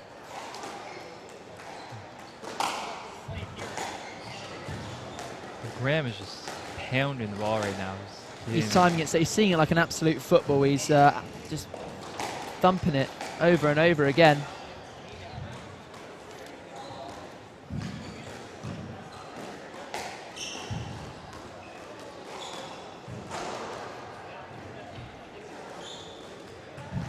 Oh, that's a great shot. It's a great shot to win the first game. A very, very quick first game, actually.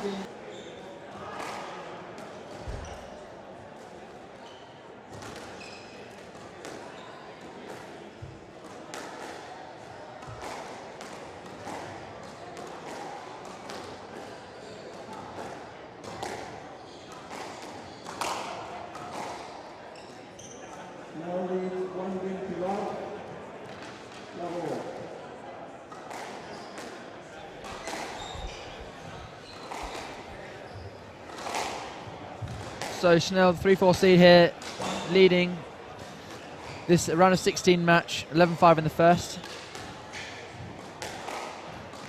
So Adrian, you're the assistant coach of the men's U of T team. That is correct. You obviously had a great season, winning the Jesters, and sorry to cut you off there, mate. I was just saying that it's definitely the best result for U of T in many years, led by our very own here, Jack Turney, number one seed for U of T. Thanks very much. I believe you had an almost undefeated season. Yeah, I unfortunately lost to one of the guys in the draw here.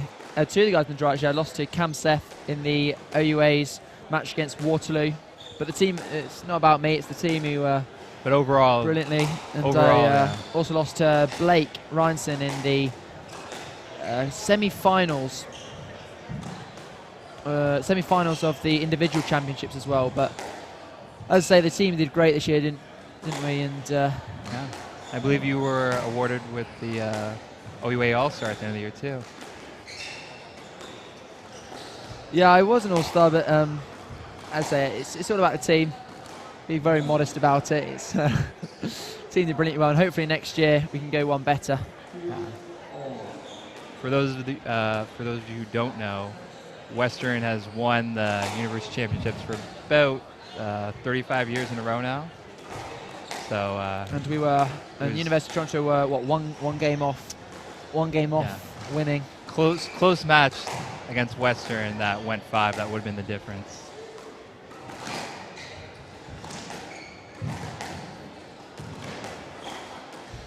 The venue at the moment is looking absolutely fantastic. Got lots of banners and Canadian flags all around the area. Oh, Graham Schnell is leading this second game. But lots of different companies are here with all their stuff, like Salming and ATR Sports. And all these guys have their own sponsors, don't they? And all get their rackets free and strings and all that shenanigans and gobbledygook.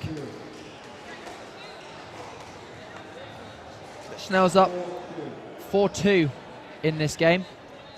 Apologies for the scoreboard.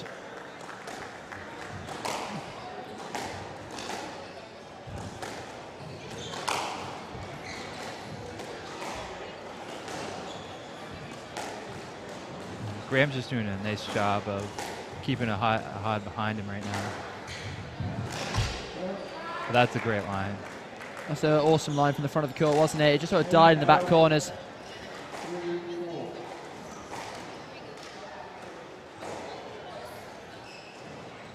I do like how these players have different styles. You've got the guys who always wear the sort of their tight tops and everything dry, but Schnell always sort of likes the basketball look with the baggy shorts. Yeah, he's got and the long shorts. The long top as well.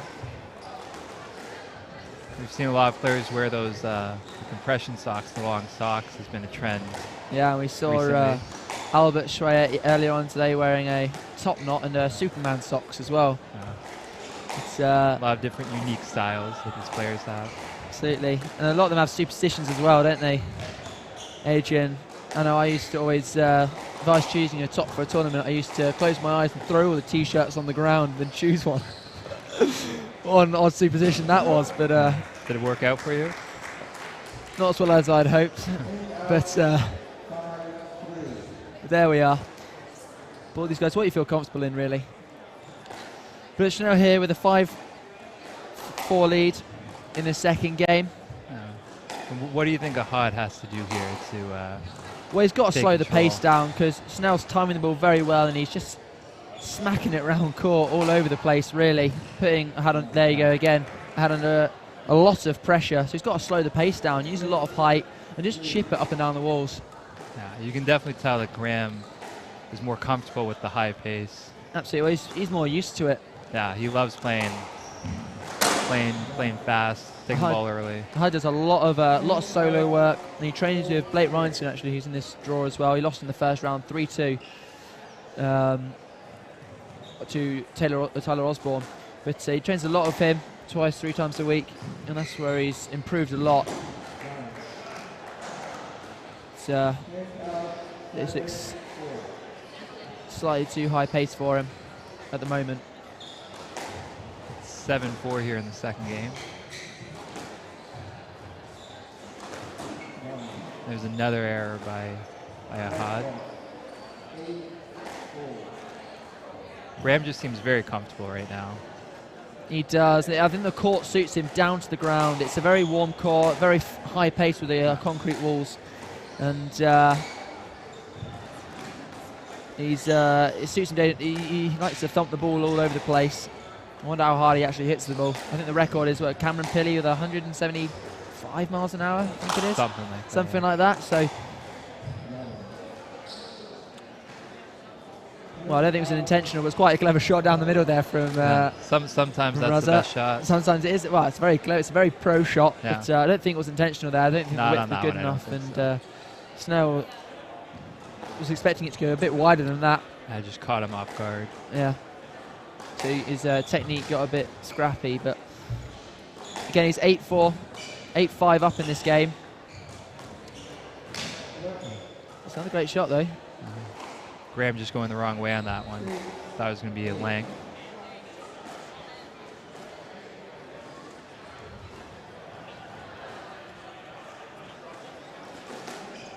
Oh, he is just pounding the ball right now. Yeah, it makes a completely different sound off the front wall, doesn't it? It's sort of like a a bit like lightning, really. It's like it definitely does not sound like that when I hit the ball. and it sounds a bit depressing when I hit it. It doesn't quite get that sound.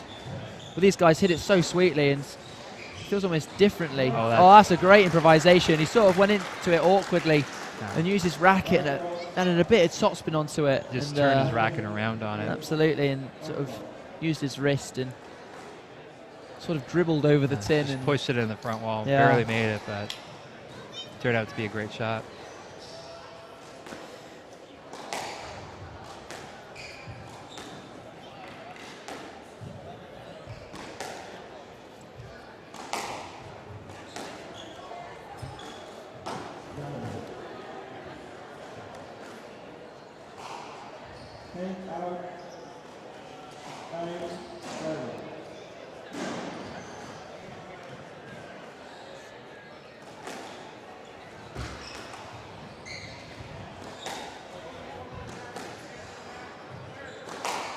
I actually recently played Ahad Raza in an alumni match at U of T because obviously Raza is past alumni and we had a decent match. Wasn't feeling too well. No. I don't know, maybe I had some bad chicken or something, but and how'd the match go? You know, not that well. Not that well. He takes the ball very early when playing someone a slow pace like me. But as I say, got very tired very quickly. Well, he's definitely someone who likes to control the pace. But right now, I think Graham's controlling it, so he's got to do something. He's got to change, that's exactly what he's got to do. What he just did there, lifting it from the back of the court, it gives himself time to get to the back, get to the front of the court, and that's beautiful. That's really well played. That's exactly what he's got to do. He's got to be using height and floating the ball to the back of the court to get it past Graham Snell. And he's finished it off there with a beautiful forehand kill. Straight into the neck. Ahad's got the finishes. He's just got to set up the point. He's got to set up the point. Yeah, exactly. Exactly.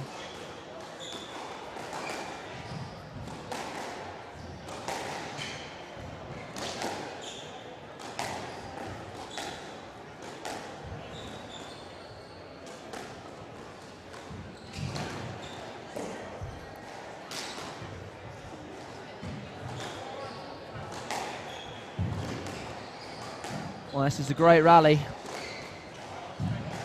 Oh my days, that's great. Ah, that's a great shot. And he's feeling a bit pumped, yeah. He's puffing his chest out now. There's Raza, and he's getting a little more confident. He is getting very confident. Look at that scoreboard, 9-0. So he's really settled into this match now, and he's 11-5, 9-0. It's anyone's game at the moment. Well, he'll definitely want to take this game. Going down 2-love to a player. Oh, it's like vital. Schnell, yeah, it's imperative he takes this game. Come back. Absolutely.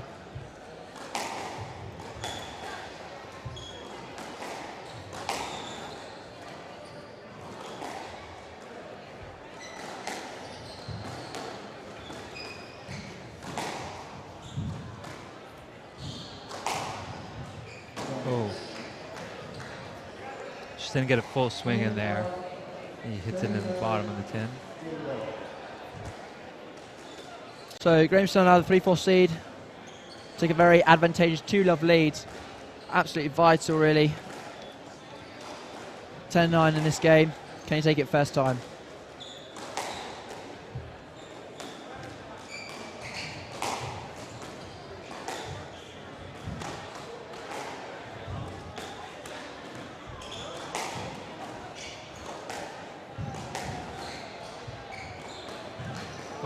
Oh, that's a very interesting leisure centre boast. It's a very cheeky shot. Very cheeky reverse boast from the back of the court.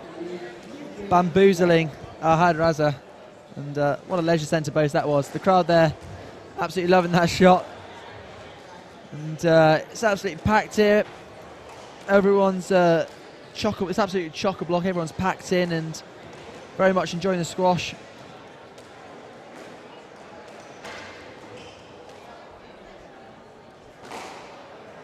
I hope you are too, watching at home. If you are, remember to tweet to us at Squash Stream.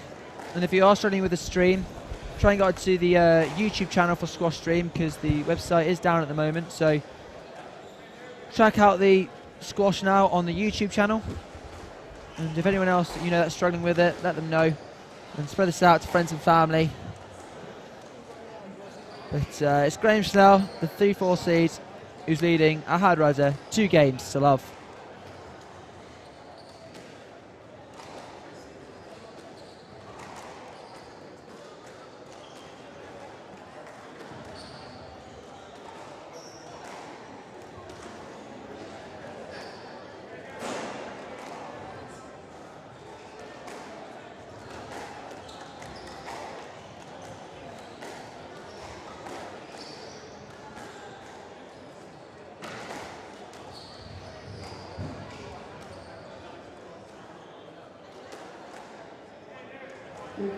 Seconds for 2.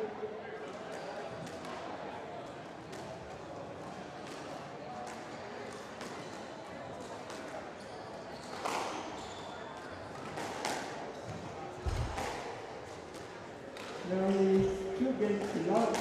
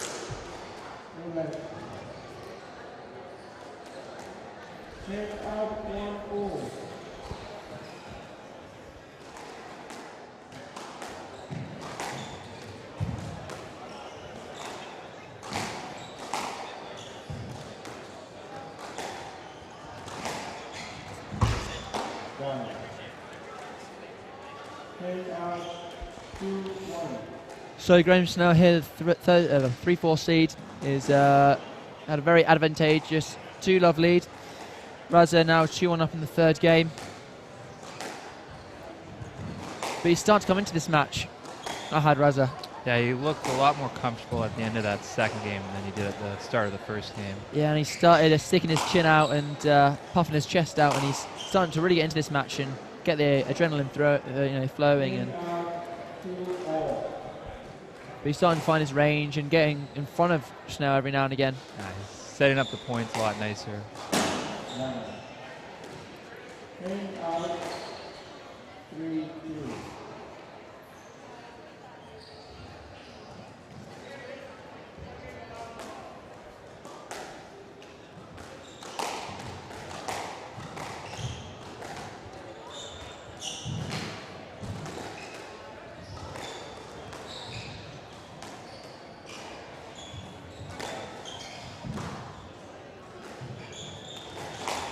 Oh, so cheeky. That's very quick hands. Very quick hands there from Snell. Sort of did the fake. He definitely had me going the wrong way. Oh, yeah, you were off the other side of the screen, weren't you, mate? It's a bit of a taxi there for Raza. Somebody call Uber. Just a quick mention of the facilities here at Mayfair Clubs, a sponsor. The absolutely unbelievable facilities. Adrian, you've been playing in this tournament. What do you think of the venue? Well, it's fantastic to have a place like this. There's, I think, about 12 glass-back squash courts. 13 lined up all in a row. The courts play really nice. Very true bounce. And it's just great to have a squash tournament under one roof like this. Yeah, absolutely. And it's got a few other things. It's got a cafe bar, which is right behind us, which is very exciting for some of the team here. Yeah. Keep well hydrated. But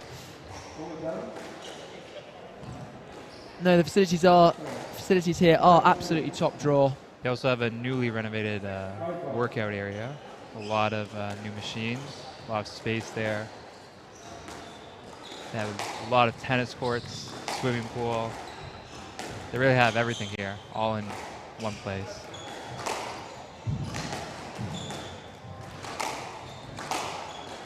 Don't forget to tweet to us at Squash Stream if you have any comments or on the stream. And if you'd just like a shout out, please tweet to us. But right now we're watching an absolutely fantastic match between the 3-4 seed, Graham Snell. This is Ahad Raza, where Graham Snell is leading 2 games to love. And stroke there for Raza. That's an interesting call. Interesting call, wasn't it? Not sure he was ready for that ball. He got his racket up. I'm not sure if Graham was in the way, though, when he got his racket up.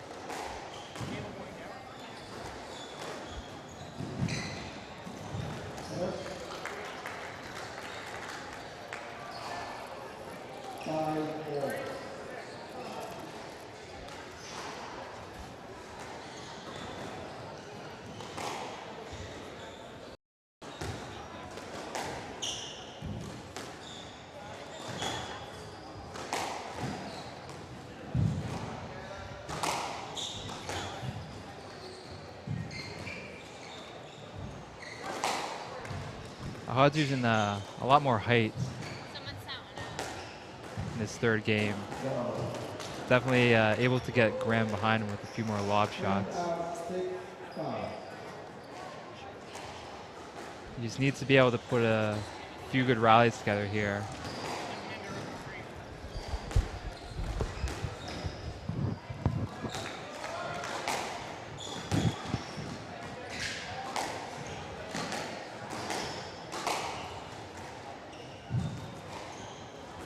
He's just lifted out of court there. No, that's the right idea. He's got to start using more height. He has, and he's being put under so much immense pressure at the moment from Graham Snell. He's just thumping the ball all over the place. Yeah, Graham gives you very little time. And he's so high up on the tee. Look where he is in the tee line. Oh, he's jumping up like a salmon now. If salmons jump. I think you'll find they don't have any legs, but... And just right there, he's on the ball so quickly. Gets to the counter drop. And Snell now at 8-5 up in this third game. That's a great shot off serve. So again, serve wasn't hitting the sidewall. Set him up for it, and he exquisitely placed it into the cross-court neck. That was audacious. I think Graham will know to put in a better serve next time. I think after that, I think you might be right. I think Graham's going to relax up now. Well, I wasn't very relaxed at all. No. That was absolutely outrageous. That was like a cannon. That was so hard, but... winds up on that one. I think Graham's going to relax off now. He's 9-6 up on this third game. That's good. Yeah, that's very relaxed, very easy. Just too loose from Ahad. In 10-6, match ball to go through to the quarterfinals of the Canadian Nationals.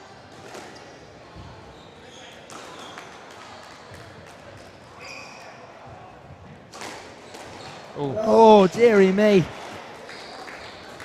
That was outrageous. So aggressive. That was all or nothing, that shot. Ahad's been waiting to pull that one out.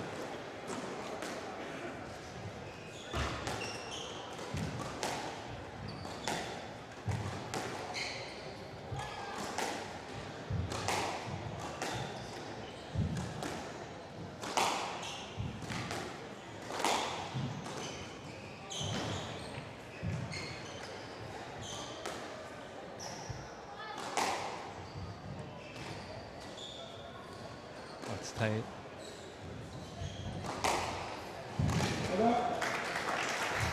And that's it. Graham Snell, the 3-4 seed, beats Ahad Raza 3 games to love to go through to the quarterfinals of the Canadian Nationals 2016. It's a very impressive match there from Graham Snell. He's looking in fine form and ready for the quarterfinals tonight.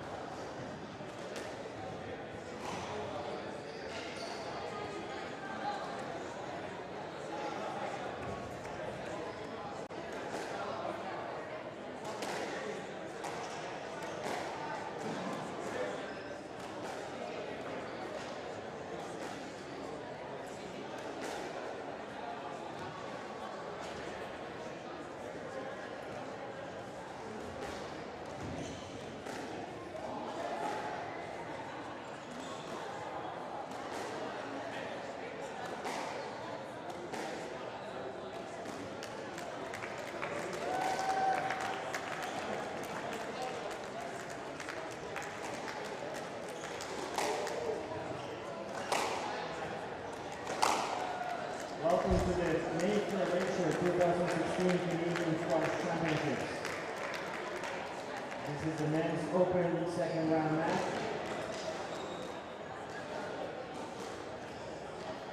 David Byron to serve. David Class to receive. That's the 5 games.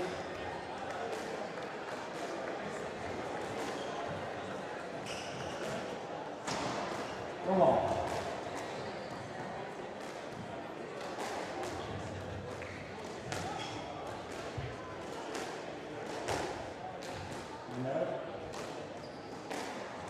Run up. Ball. Hand out. 1 off.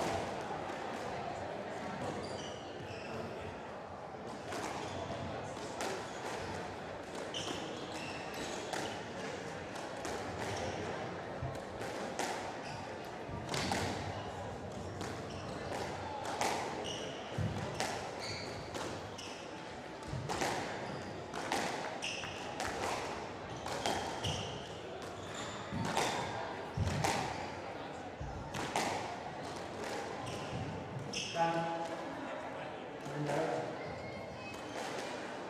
2-1.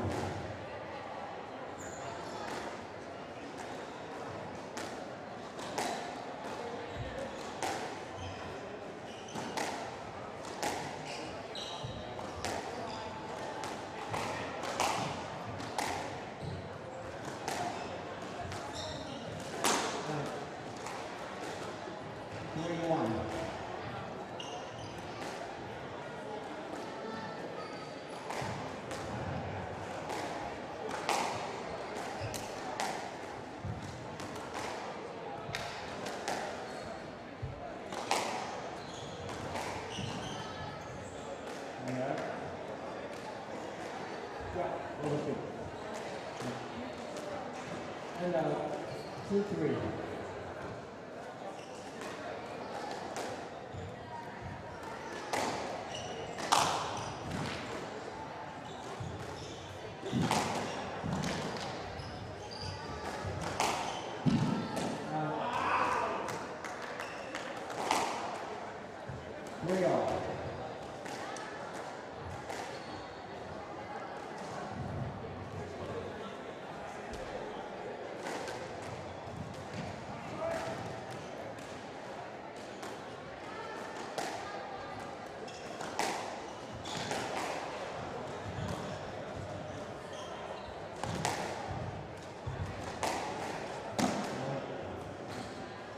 And out,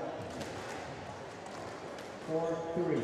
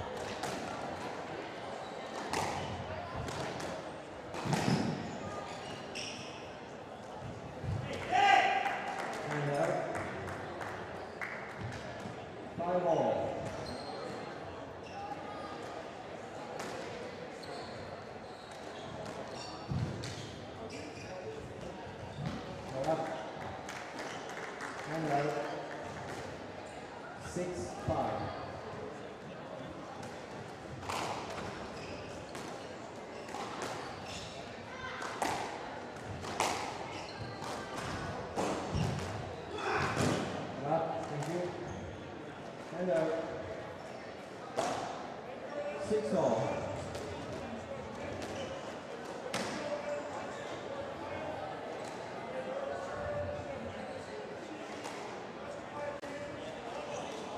Six all, yeah.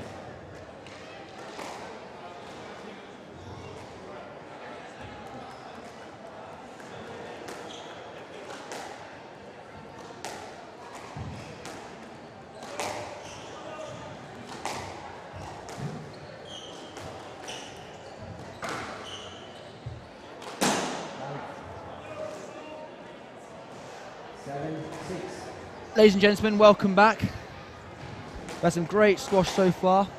Delier, the #1 seed, got through 3-love against Rahul Sowat in the first round.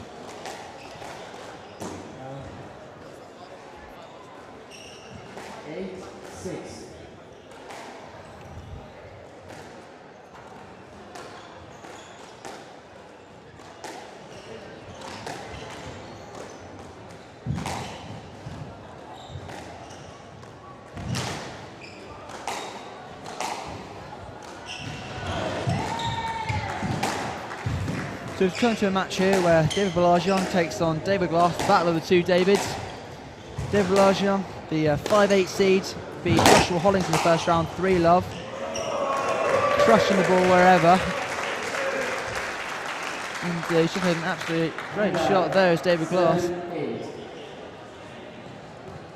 Sorry, David Balan. David Balan in the blue and David Glass in the black.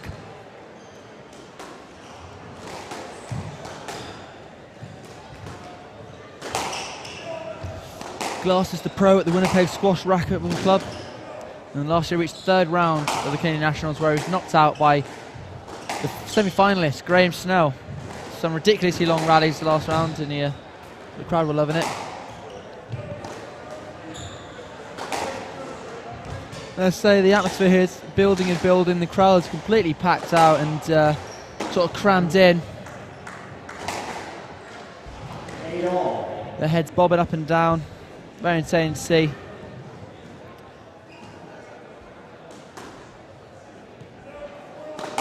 Let's say.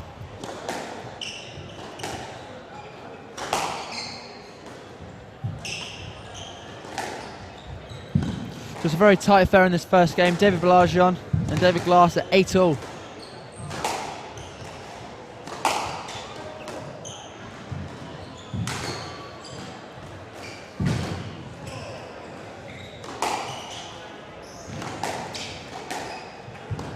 Well, some absolutely unbelievable movement in this rally.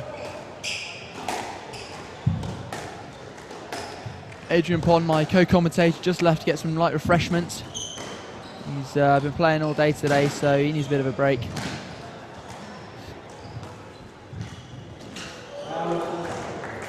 Just hit that down.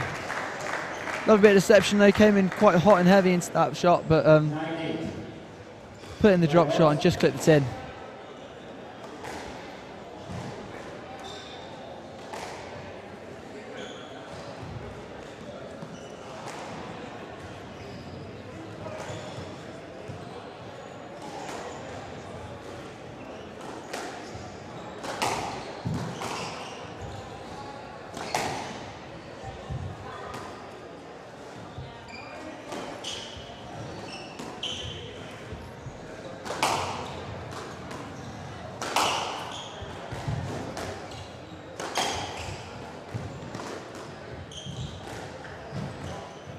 Oh my days, that's unbelievable improvisation.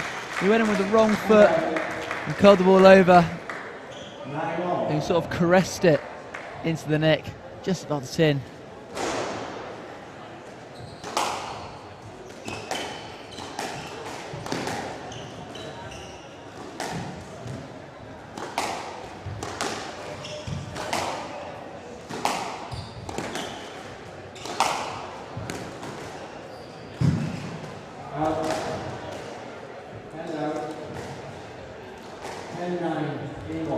So it's very tense in this first game, but the 5'8" seed, Balan, is 10-9 up in this first game, and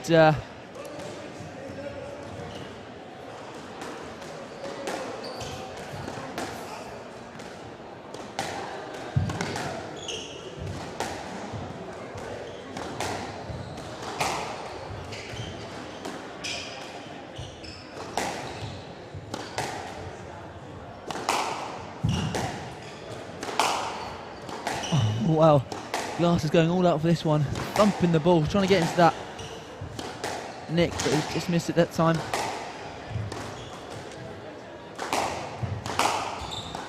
Both guys absolutely creaming it.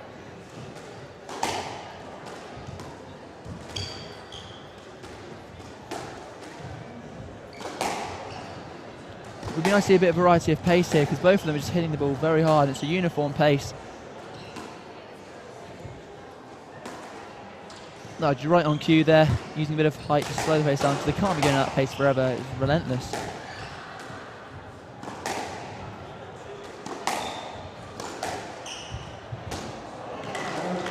He's made the error, and the 5'8" seed, David Balan, leads 1 game to love.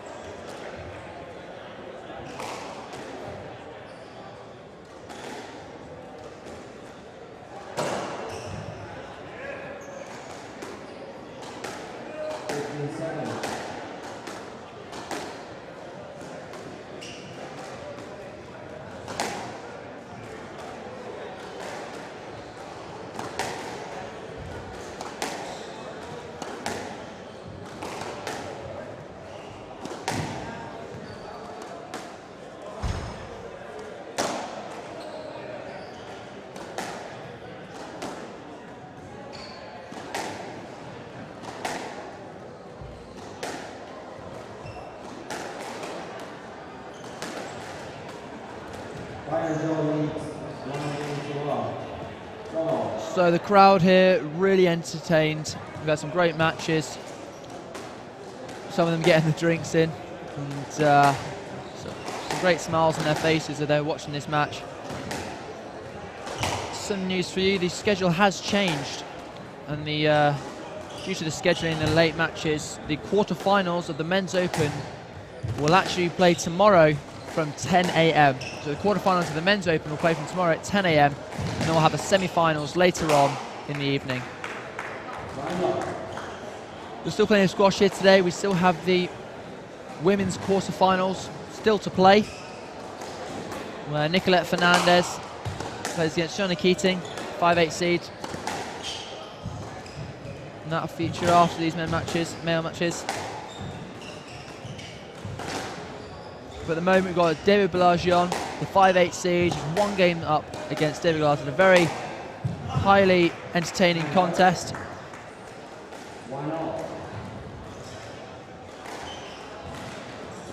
Balan beat Joshua Hollings 3-love yesterday in the first round, where he was, well, the ball was on fire. It was so hot, and he was absolutely crushing the ball.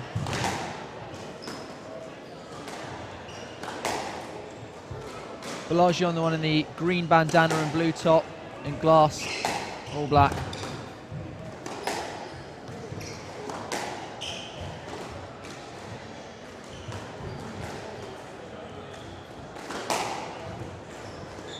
if you are in the local area and fancy watching some squash, please come by. You're more than welcome at Mayfair Lakeshore Squash Club. And if you fancy tweeting us, I'll give you a shout out at Squash Stream.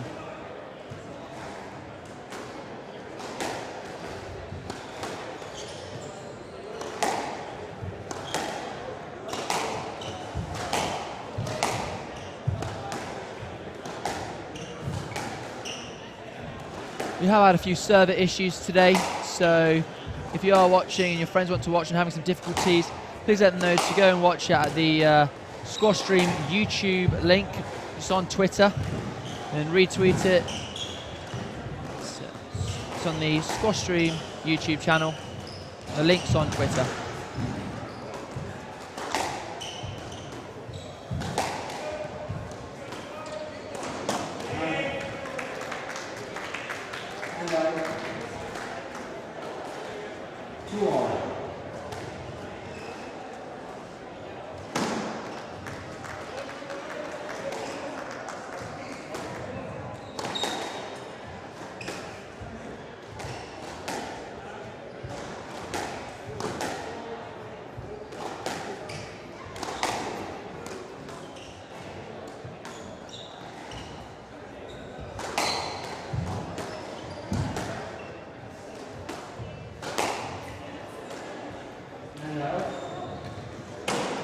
It's interesting seeing a complete contrast to the movement of players like Isik. Balan a lot more powerful. It's not as a bit of like a Rafael Nadal figure with the bandana and long hair, but a lot more powerful in his movement. Not as efficient, but very explosive off the tee. Gets to a lot of balls.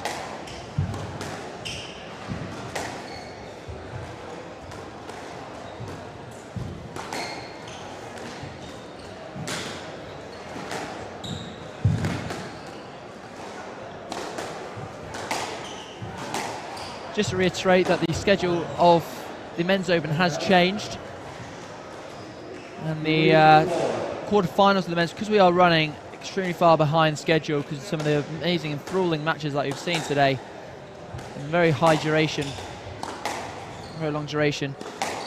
The men's quarterfinals will actually feature tomorrow morning from 10 AM instead of tonight, which is well, for some guys brilliant because they needed that much rest that after those huge, humongous matches that went on for a good hour and a half. So, once again, the Men's Open quarterfinal matches will feature tomorrow from 10 AM.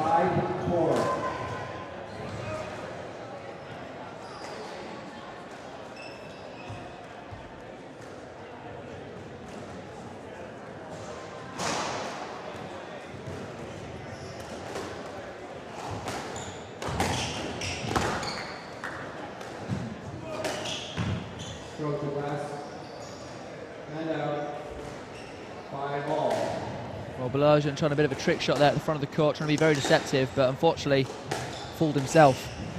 He's hitting it back on himself for the stroke.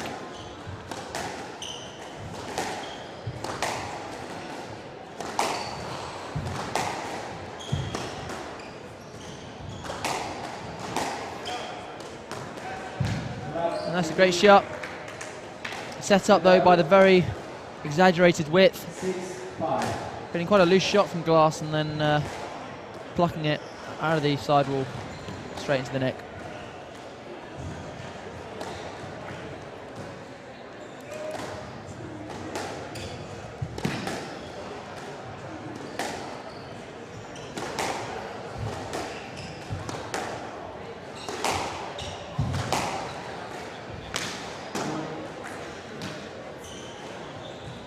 7-5. Balan getting a very good width and lines going on his cross courts. He's playing a lot of cross courts actually. But the way he's hitting it, he's getting a very good depth on the ball, and Glass finding it quite hard to get the ball out the back corners. And he's leading now 8-5 in this game. But this match is a lot more open. They've just played like 4 cross courts in a row. And again.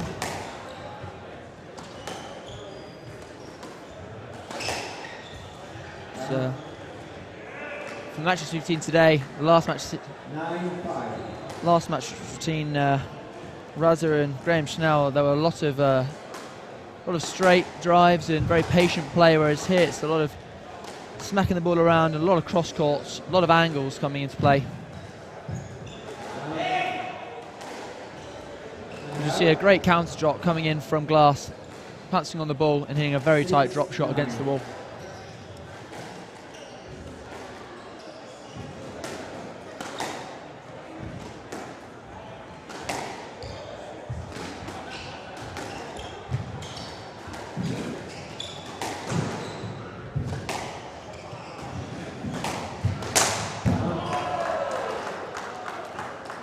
Well, that was a great rally there from the two Davids, but Balan not quite getting that width, and Glass pouncing on for the volley, but cracking it into the sin. He had the opportunity there, but instead it's Balan with 10-6 game ball, 4 game balls to take with 2-love lead.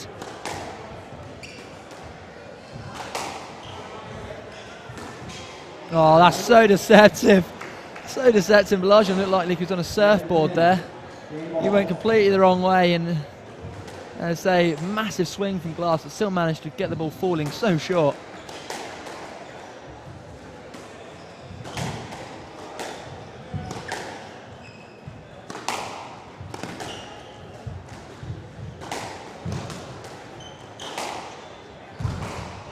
So he's gone doing court sprints here. That's good recovery from Glass. But that's a great shot. Taking the ball very early, and Balan takes a 2-love lead.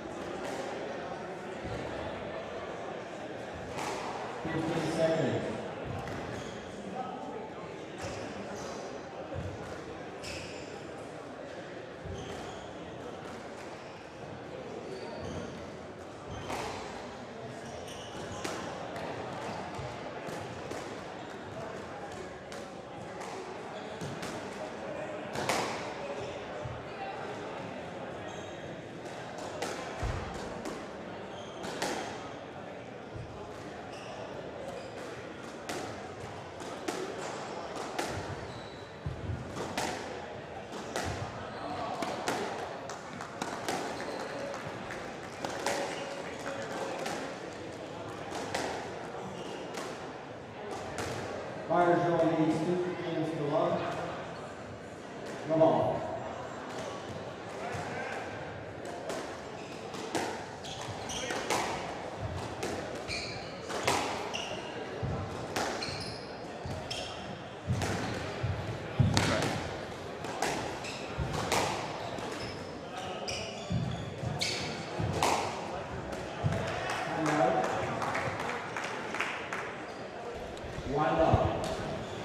So if you just joined us, welcome to 2016 Canadian National Squash Championships on the live stream, but it's on at the moment. It's on the YouTube Squash Stream channel. I'm your commentator, Jack Turney, and host for this year's event. And joining me for the time being is the assistant coach at the University of Toronto, Adrian Pond. Adrian, welcome back. Thank you for having me, Jack. So we've got an absolutely awesome match at the moment with David Balajian, the 5'8" seed, taking on David Glass. Balajian, 2 games to love up. And in control of this match at the moment.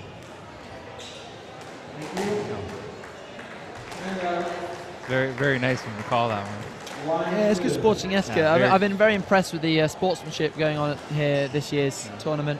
A lot of guys calling their double bounces. You do get the odd 1 or 2 players who don't, but everyone's been very fair. So what do you think Dave Glass has to do here to get back into this match? Well, again, it's quite hard to call. I mean, both players absolutely smacking the ball. Look at that. It's, blimey, O'Reilly, that ball will be in agony. And he's struggling to maintain the pace. At the moment, Balajian's scrapping away beautifully through his legs. This is absolutely rapid and rapid fire, and the crowd are loving that. That's incredible pace we're playing at. 3-2. Well, Balajian's cracked it into the tin. There's no way they can maintain that pace for the entire match. I mean, No, you'd expect it to slow down at some point. so it doesn't have to change a lot, Glass. Maybe slow down the pace a bit and take his opportunity a bit more. A lot of tins. Especially he's trying to attack from the back of the court a lot, and he's hitting a lot of tins from that. But there's not a lot he has to change because there have been 2 very close games, 11-9 and 11-7. Just a couple shots here and there make the difference. Absolutely. But this ball is probably going to burst any moment. Yeah. Especially after the last few matches too. Just had Graham Schnell on court, and Yeah, that He ball's loves going to to crack the become ball. very shiny. He does, doesn't he? That ball's going to become very, very shiny. And skid around all over the place. An absolute flyer.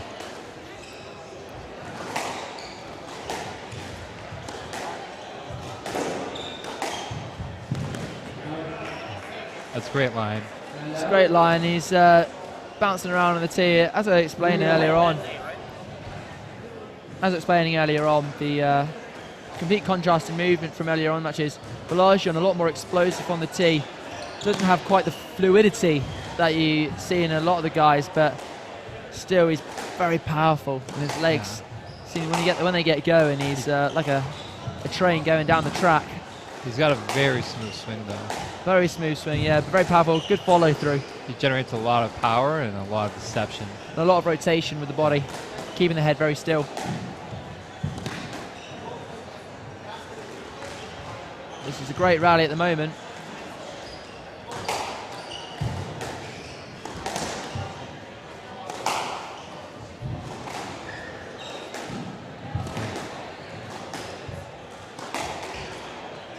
And they shut him out. Yeah. And that's, I don't know why he's complaining. That is a no-let. He's completely shut him out there. It was a loose ball, and he's drived it and followed through really beautifully there. Yeah, they're just too loose, and Balajian had position on him. So I say, if you've just joined us, the Men's Open, the quarter-final matches will be played tomorrow instead of tonight because we are running extremely far behind, as we just see an amazing return off serve, really driving that ball through on the forehand side. But I say the quarter-final matches will be played tomorrow from 10 a.m. But we've still got plenty of squash with the women's quarter-finals starting soon. That's good width. 5-4. And that's a great width, was it, from Glass? I say he hasn't changed. He doesn't have to change much in this game. He's very close in the games, isn't he? But he's just a few errors here and there, and that's the difference. It really seems as though it's all about consistency right now. He's got the skills and he's got the control. It's just right there.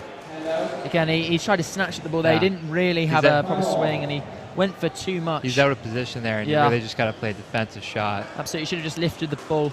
I mean, don't mean to be Captain Hindsight, but well, he wasn't balanced there, was he? No. So he's just trying to go for too much, really. He's trying to bite off more than he can chew. And David Bellejean is just playing very consistent right Very now. consistent. Yeah, he's a very steady player. Doesn't make many errors. No, keeps the ball deep. Tries to work his opponent and. Ooh, bit of a lucky one there. Ball clipped the side, and I think it caught David Bellejean off guard. I thought Bellejean was asking for a let or something there. Yeah. He seemed to just miss the ball. I think he just. There Yeah, might was be a not hole in his expecting that. strings, but 7-5. so Glass here really stringing some points together. He's 7-5 up in this second game. Yeah. Okay. Pardon me, in the third game.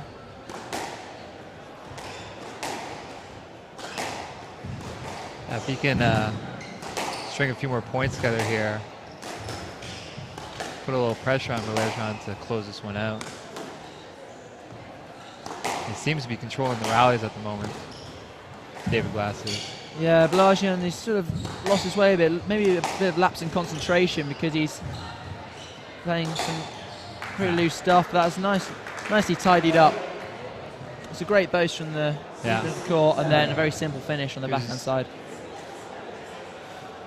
So Bellejean now 6-7. Got Glass winning this third game at the moment, just ahead. But Bellejean in a very healthy position, 2-love up.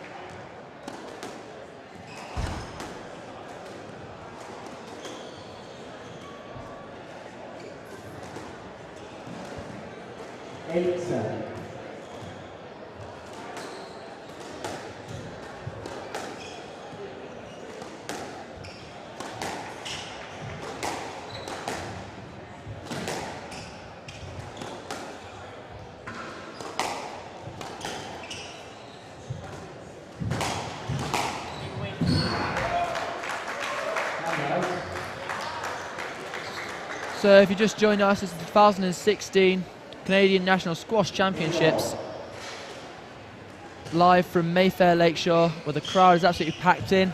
Commentating today, I'm Jack Turney, head commentator, and this is my partner in crime, Adrian Pond, assistant coach at the University of Toronto. Thanks for having me, Jack. No worries, mate. We're absolutely loving the squash here today. We've had some great matches so far. Shahir Isik, the 3-4 seed, just won 11-9 in the fifth against Tyler Osborne. But at the moment, we have the 5-8 seed, David Bellejean versus David Glass. Turned out to be a great finish to the third game here. So it's very, very tight, and can't really tell the difference between the two. Just a few costly errors from Glass to give Bellejean 11-9, 11-7 lead. See if you can make a few changes, a few adjustments here to take this third one.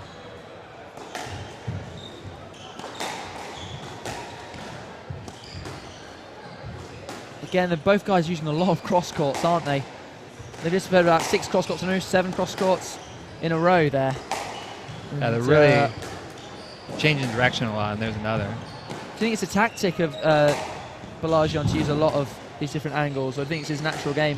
No, I think that's just, I've seen him play a few times, and I think he feels a little more comfortable playing that. He enjoys. I mean, it's quite effective because he gets your opponent moving constantly. Yeah. Well, they're also hitting low and hard, so. And he's got the power and the width to get to be able to do that. There's no fear of the volley cutting it off. Exactly. And it's able to move his opponent around. You do feel against the guys in the top of the draw, though, they'd be able to cut the ball off. Oh, that's their great. reactions are so Great retrieval right there. Glass fighting here for his. He gets the lead out of it. He gets the lead out of it. Well, that's just him being scrappy too. Yeah. That was great hustling there from Glass, and he's managed to get a let out of that.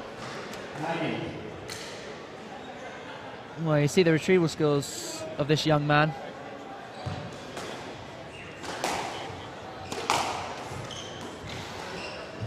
So the quarterfinals of the Women's Open is just getting underway on the other court, where Nicolette Fernandez is facing the Shauna Keating, the 5'8" seed, and we'll be splitting the screen shortly and going over to there shortly after this match, once this match is finished. So if you would like to see that match, bear with us, and we'll as soon as this match is finished, we'll go over to it. Yeah, that should be a great match. Fernandez. Very tight work from Glass. That's a great shot, great finish. Yeah. It's an awesome finish, using a lot of power and pace. And he set that one up very nicely with the initial drop, and then the loose ball. He's finished very strong. Absolutely. Well, it's 10-0 now. Tie break. And the crowd is building outside this court. Oh, that's a great shot. And quick attack, very clever. We've had some very long rallies between these guys, but the quick attack taking Balajian slightly by surprise. So it's 11-10 to David Glass.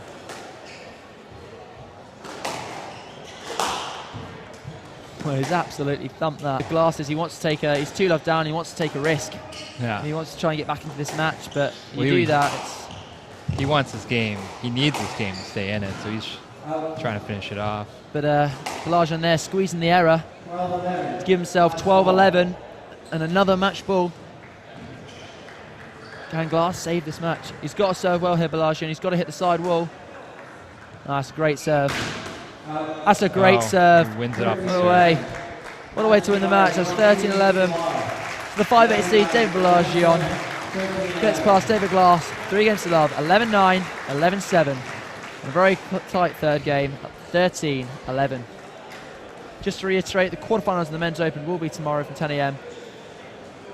We're going to do a bit of a split screen now, where Nicolette Fernandez, the number 1 seed of the Women's Open, is playing against Shauna Keating, the 5'8" seed. Well, she just hit a lovely forehand volley. And that's on court 3. And she seems to have just won the first game. And over on court 2, we're going to have another round of 16 match between Seth versus the number 2 seed, Andrew Snell.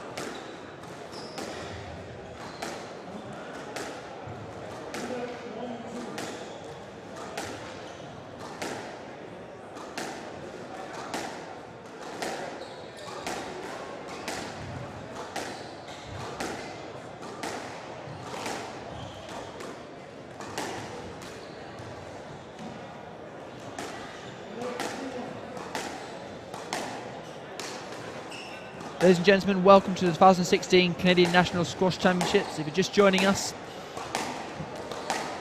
all but one of the men's open, and that's going to be on the right hand side of your screen, court 2. On court 3, we've got Nicolette Fernandez, the #1 seed, versus Shona Keating, the 5/8 seed, where Nicolette Fernandez is 1 game to love up.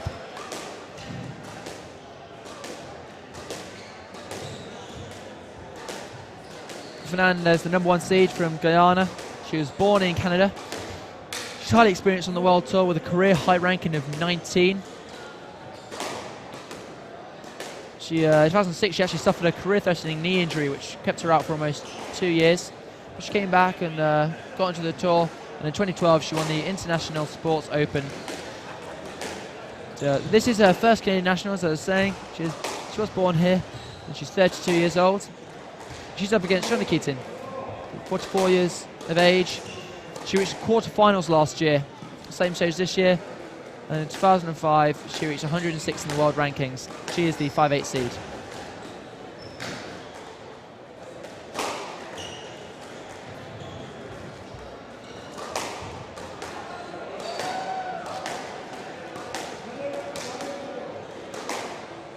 And that's a great shot from Keating there. Came in quite hot, but she lovely improvisation, dropped the wrist and played a very deceptive boast. I'm your commentator, Jack Turney, and I will be commentating for the proceedings. My co-commentator, Adrian Pond, is left for the day, so it's just me for the time being. So I'll keep you company as I comment through the games a bit. We've got an absolutely packed house here today. The crowd absolutely loving the squash. We've had some awesome matches. The pick has to be Shahir Isik versus Tyler Osborne. Osborne, yeah, complete underdog, took him to 5, where Isik managed to squeeze through 11-9 with some unbelievable rallies. If you are just joining us, please let your friends and family know who are struggling to view it on squashstream.tv. It's now on the YouTube channel. On the Squash Stream YouTube channel. You can access that by going on YouTube. And if you have any comments or want a bit of a shout out, please tweet us at Squash Stream and give a bit of a shout out wherever you are in the world. But at the moment, Nicolette Fernandez, the #1 seed, is in control of her quarter-final match, and they're having a bit of a laugh on the court. Shona Keating went for an outrageous shot just then and slam dunked it into the cross-court nick.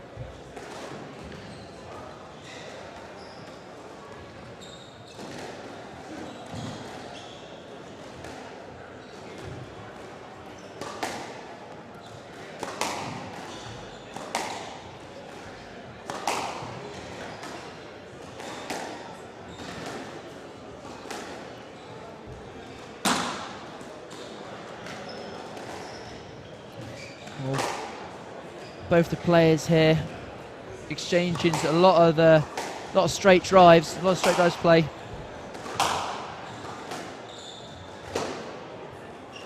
Yeah, Shona Keating opening up the court slightly.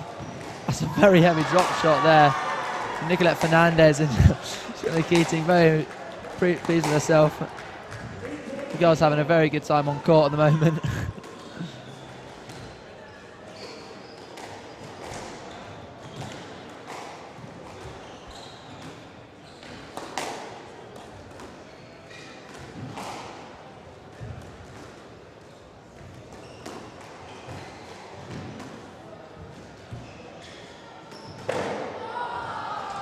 Keating just smacked it into the tin there, and Nicolette Fernandez is leading 2 games to love.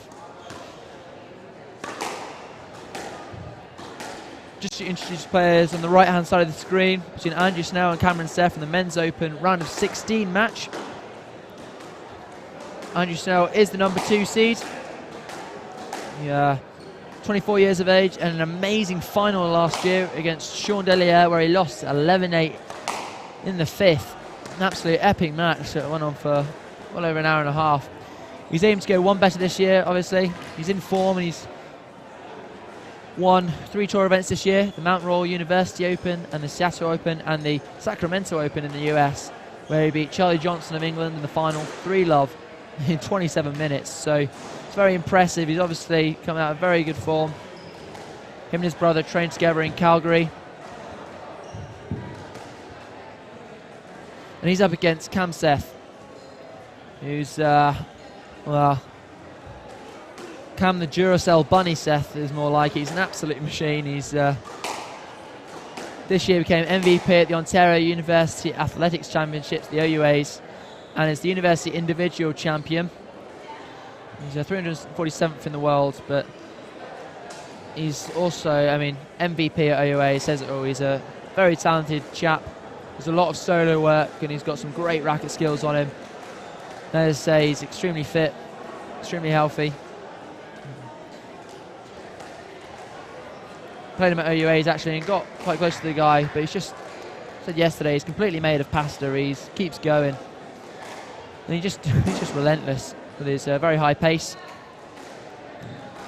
And he likes to bounce around and jump around on the returning serve when he's serving. So every now and again we'll keep up to score with that. But at the moment we're sticking with Nicolette Fernandez, number 1 seed, versus Shauna Keating, the 5'8" seed, in the first women's quarter-final match, where Nicolette Fernandez is 11-7, 11-5 up. The girls, women playing this in very high spirits, joking around on there.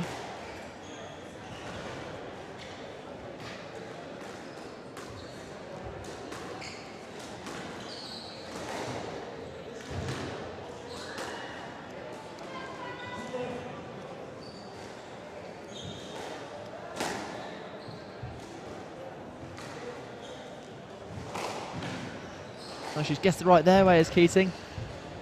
That's a great recovery, lovely use of pipe, but she's stuck on the tee, and Fernandez just running into her there.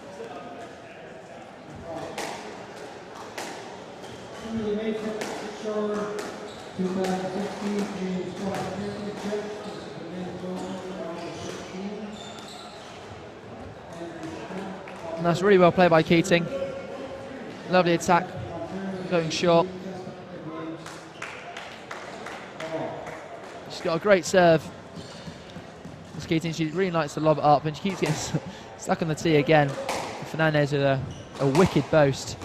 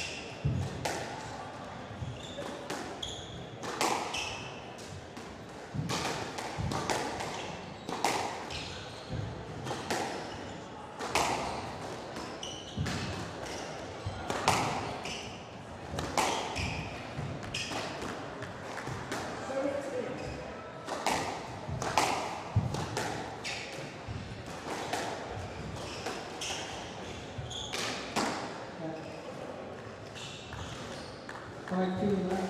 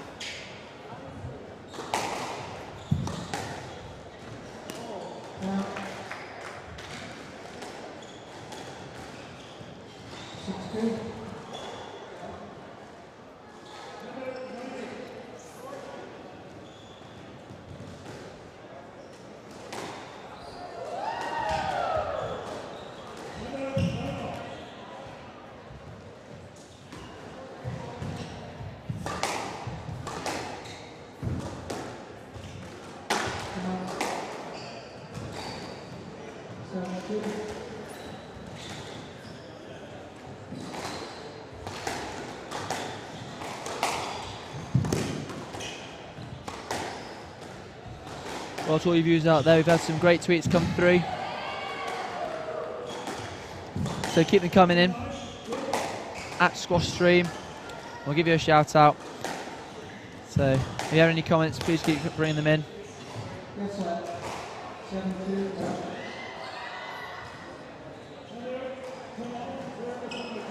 And Keating just hitting it into the tin there. So Nicolette Fernandez in control here, but the players are having a bit of fun on court, playing in such a good spirit, which is really nice to see.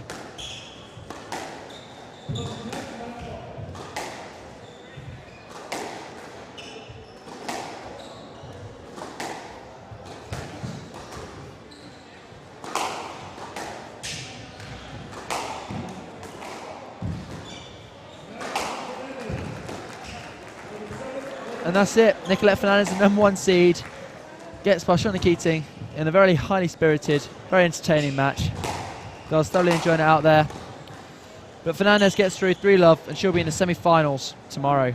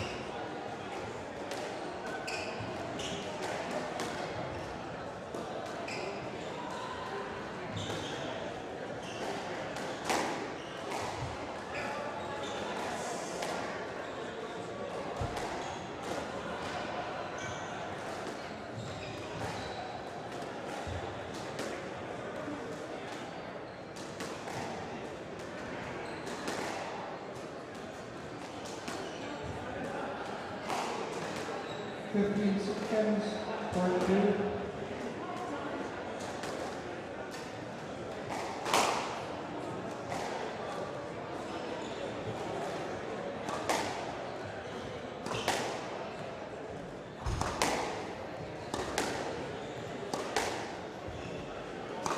The moment on court number 3, we have Daniel Lono, the third 4 seed, against Giselle Delgado.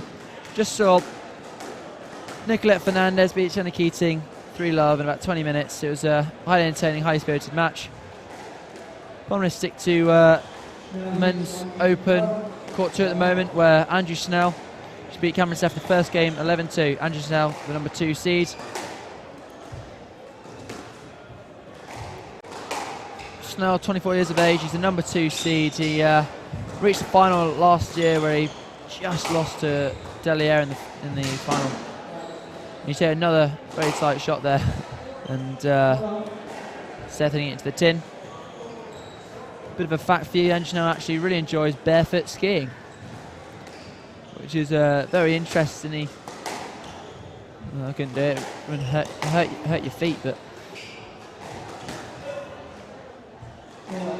probably.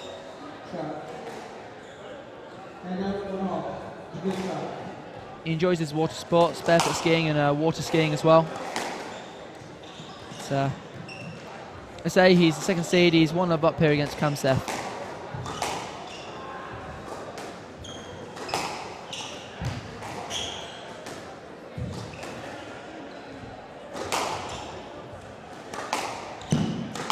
Well, the boys are absolutely caning it at the moment. That ball's very, very hot. I think they've changed balls since the previous matches. Otherwise, it would have been very shiny by now and skidding all over the place. But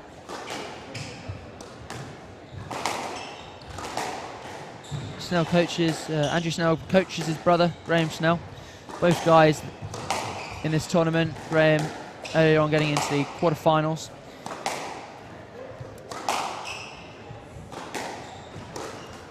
Quarterfinals where he beat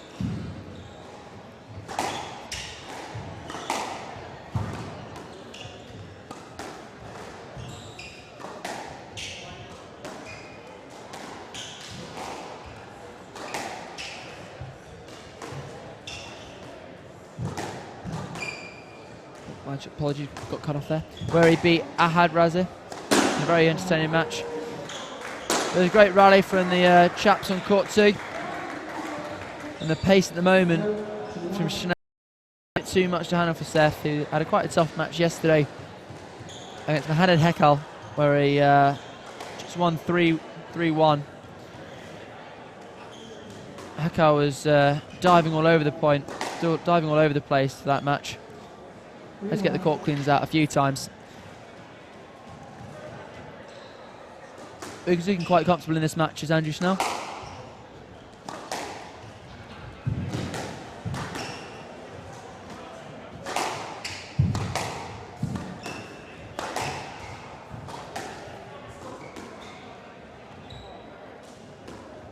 Oh, that's a great shot from the back of the court.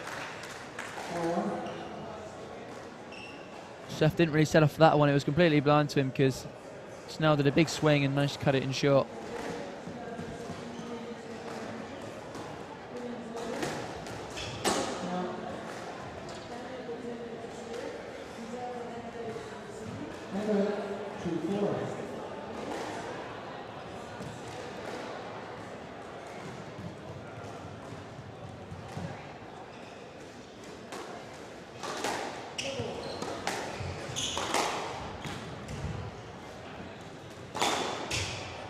Just to highlight what's happened today, the quarterfinals will be played tomorrow for the Men's Open, where Sean Delier takes on Dane Sharp.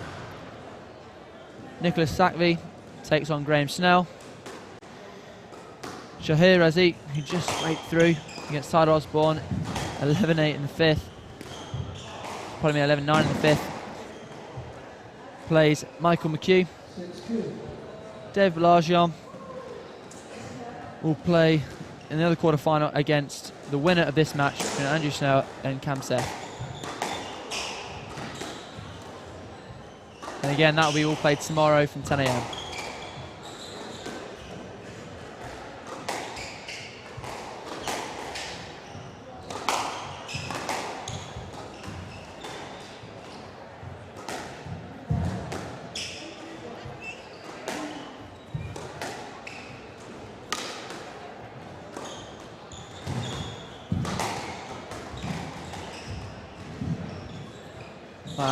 Great rally at the moment. Both guys taking the ball very early, cutting off a lot on the volley. That's a great lift from Seth at the front. Brilliant shot. That's a great shot. Both guys having a very similar game here. Both hit the ball hard and take the ball early. And Seth there couldn't quite chip the ball off the sidewall.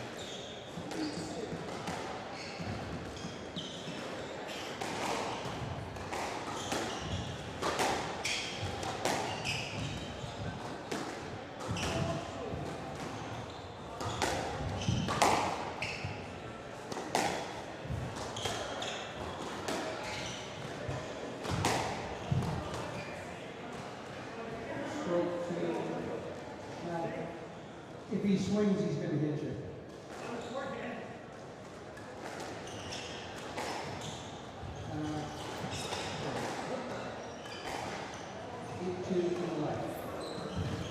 Just had a comment come through on Twitter from @NinjaDonSquash. There are pointed out that there are lots of squash families out there, like Delier and Power and Schnell, as well as the Seths. The Seths here have got a Ravi Seth earlier on getting knocked out in the first round, but Seths have got a lot of entries here, and Michaela Seth as well in the women's draw.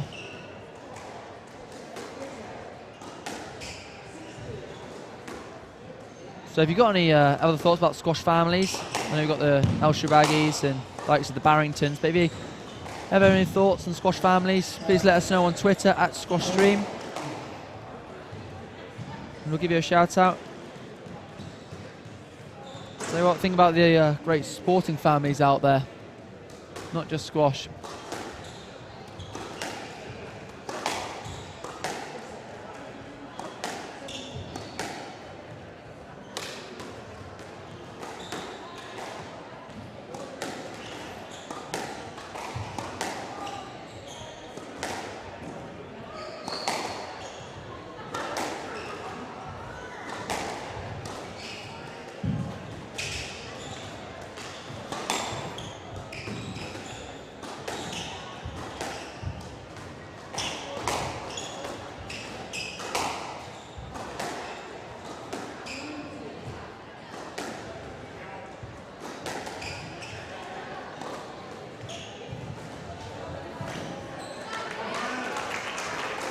That's a great rally from Seth, really manoeuvring Schnell around the court, being very patient, hitting a lot of length, and then getting short with that ball. Very clever play, very simple.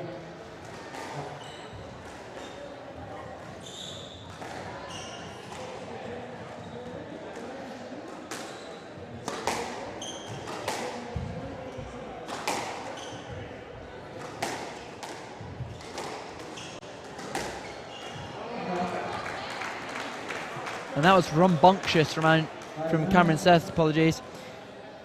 Slapping it beautifully into the cross-court neck. He's starting to really get into this match now.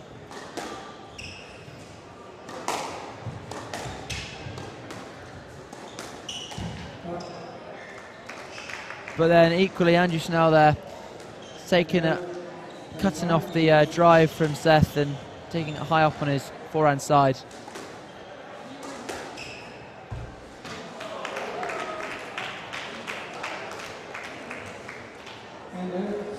Well, that's extremely lucky. Snell shrugs his shoulders, but that was extremely lucky from Seth. That's why he does all his solos. He practices those probably. Inch perfect length, and another quick attack from Seth. It makes it 7-10. Seth serving. Snell is dominating in this game at the moment. He's one game to love up and 10-7 up in this game. And that's game to Andrew Snell, the second seed. He now leads 2 games to love. Everyone on the court, Daniel Lotorno, the third, fourth seed, is beating Giselle Delgado. Won the first game 11-2.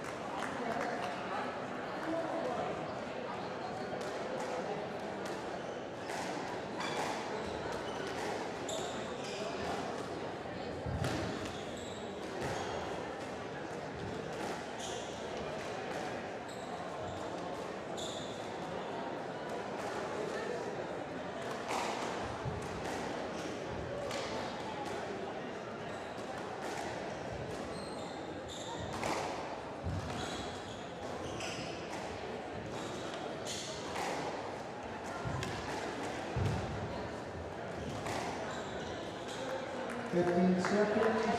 2.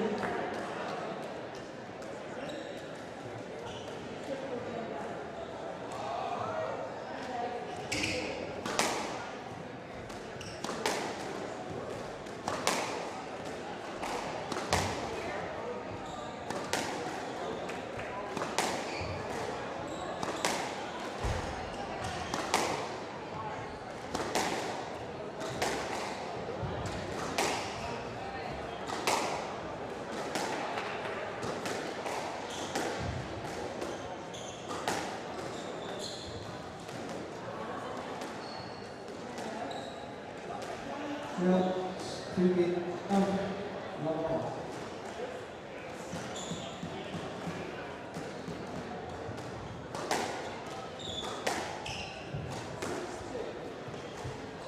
So a change of chops there for Cameron Seth. He's now wearing the very brightly coloured yellow black night top. But it's extremely bright. I hope Snell doesn't get distracted by it, but Snell is leading 11-2, 11-7 in this match.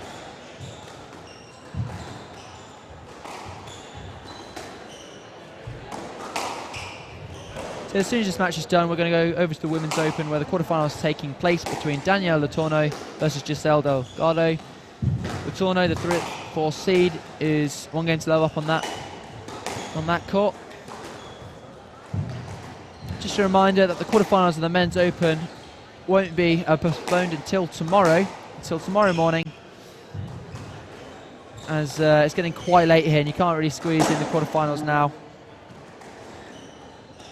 So the quarterfinals will be tomorrow of the Men's Open.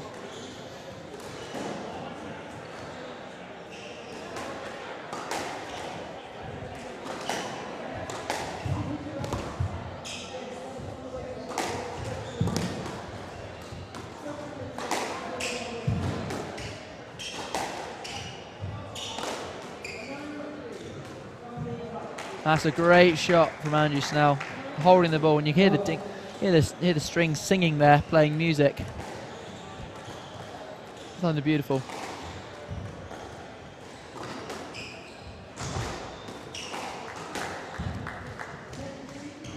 That's right, 2 up.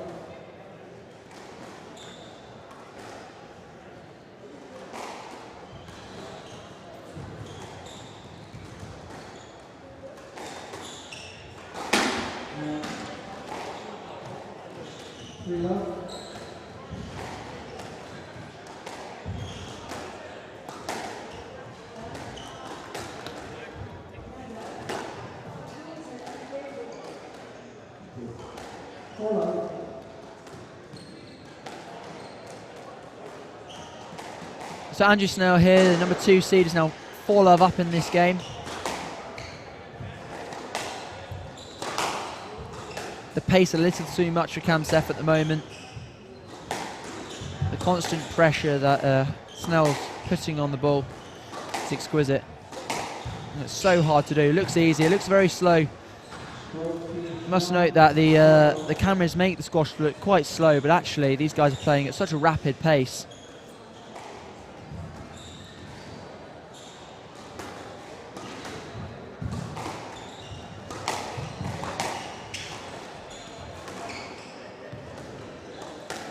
The problem Seth is having is that at this kind of pace, he's not quite in that comfort zone where the ball is landing, 3 feet either side of me. It's in that zone where he's slightly out of reach every single time, slightly stretched, so he can't quite generate the pace that he normally does. It's just that little bit faster, so he can't get the accuracy levels that we normally see from the guy. But even still, he's putting on a good show here. He's playing really well against Andrew Snell. And there's the error from Snell. That's a poor error, hitting the bottom of the tin. Out of nowhere, really. There's no pressure, and that's Seth's first point on the board for this game. Mighty relieved that he avoided the bagel.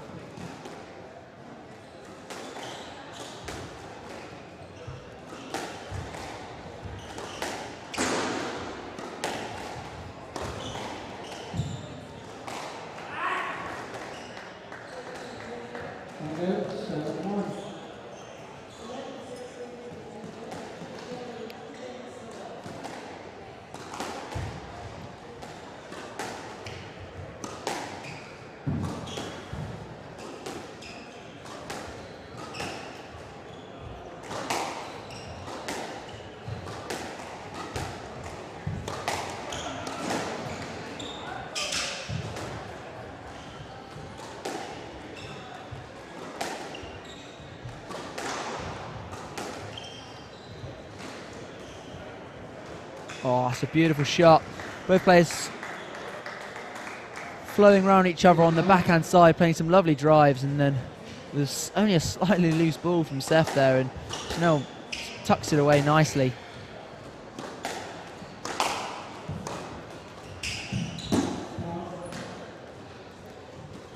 I mentioned that Seth absolutely loves playing with a rhythm. When you get the guy playing these long rallies, he loves it. He loves it. He can really settle into a match, but Schnell's not letting him settle. He's breaking up rhythms, using holds and using different flicks, and Seth can't quite get into the rhythm of play that he normally does. I mean, breaking an opponent's rhythm is extremely hard to do, but Schnell's doing a bit of a masterclass here in doing it. Throwing in the odd boast here and there to stop Seth's movement.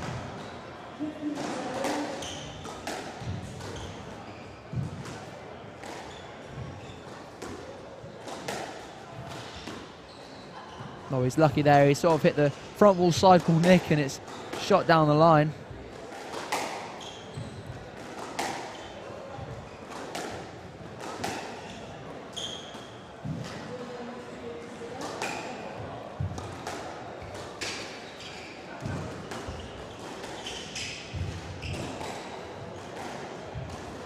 That's a great rally between the two men. So Seth's hanging in there. That's a great recovery though. Lovely lob from the front. And another.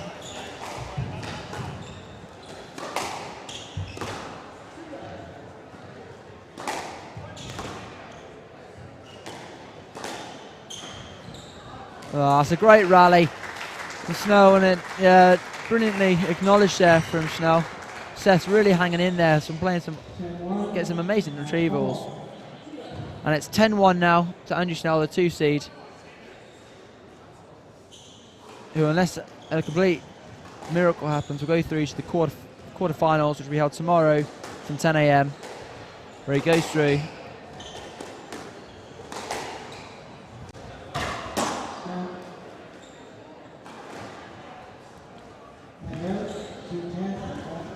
It's 2-10. Still at 8 match balls here for Schnell.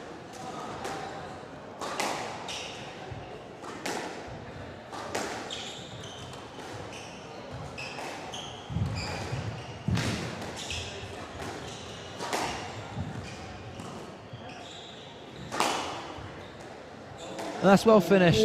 That's well finished from Schnell. Kills a low drive, and Snell gets past Cameron Seth. 11-2, 11-7, 11-3. And now Schnell, that completes the roundup for the quarterfinals of the men's. And Andrew Schnell will now play David Bellagio in the next round tomorrow morning. So the complete roundup for the men's draw, quarterfinals, is Sean Delier versus Dane Sharp, Nicholas Savi versus Graham Snell, Shahir Isik versus Michael Mchu, and then David Bellagio versus Andrew Snell. And those take place tomorrow. But we're going to stick with the Women's Open now, where Danielle Letourneau takes on Giselle Delgado, who one of the shocks of the tournament that was against Michaela Seth, who was the 5-8 seed, but she managed to come through that in 5, 11-7 in the 5th. She's struggling here. She's 2 games down. Letourneau really playing a really good match. So we're going to stick with this for the rest of the evening. If you have just tuned in, welcome to 2016 Canadian National Squash Championships, live from Mayfair Lakeshore. Streaming live from squashstream.tv.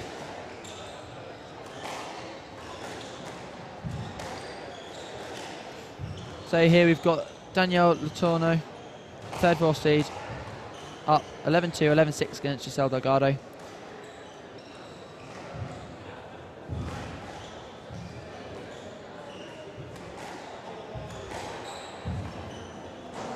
And we've got a great rally going on here, and amazing retrievals. That's a great rally, and the crowd applauds, rightfully so. That from Letourneau, straight back to the service box. She's obviously very confident in her own fitness ability, especially physically, but Leading this game now 6-3.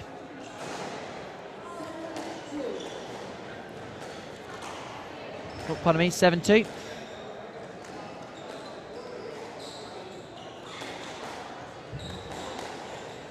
Letourneau's 23 years of age.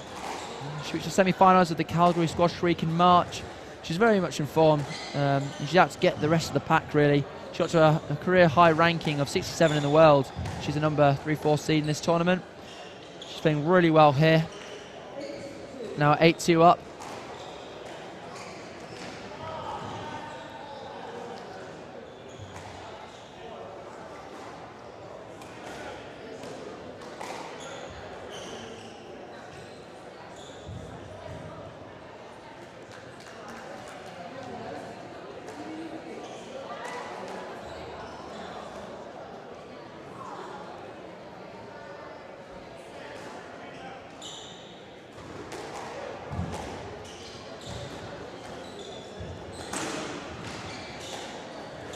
Oh, some great retrievals going on here.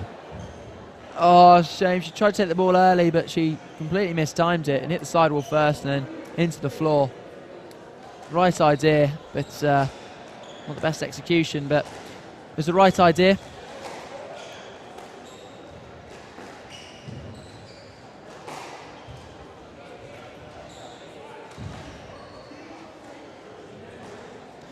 So Danielle Letourneau heading for home now. She's playing some brilliant squash here, really dominating on the tee line and getting in front of her opponent. Delgado looking a little weary after yesterday's match.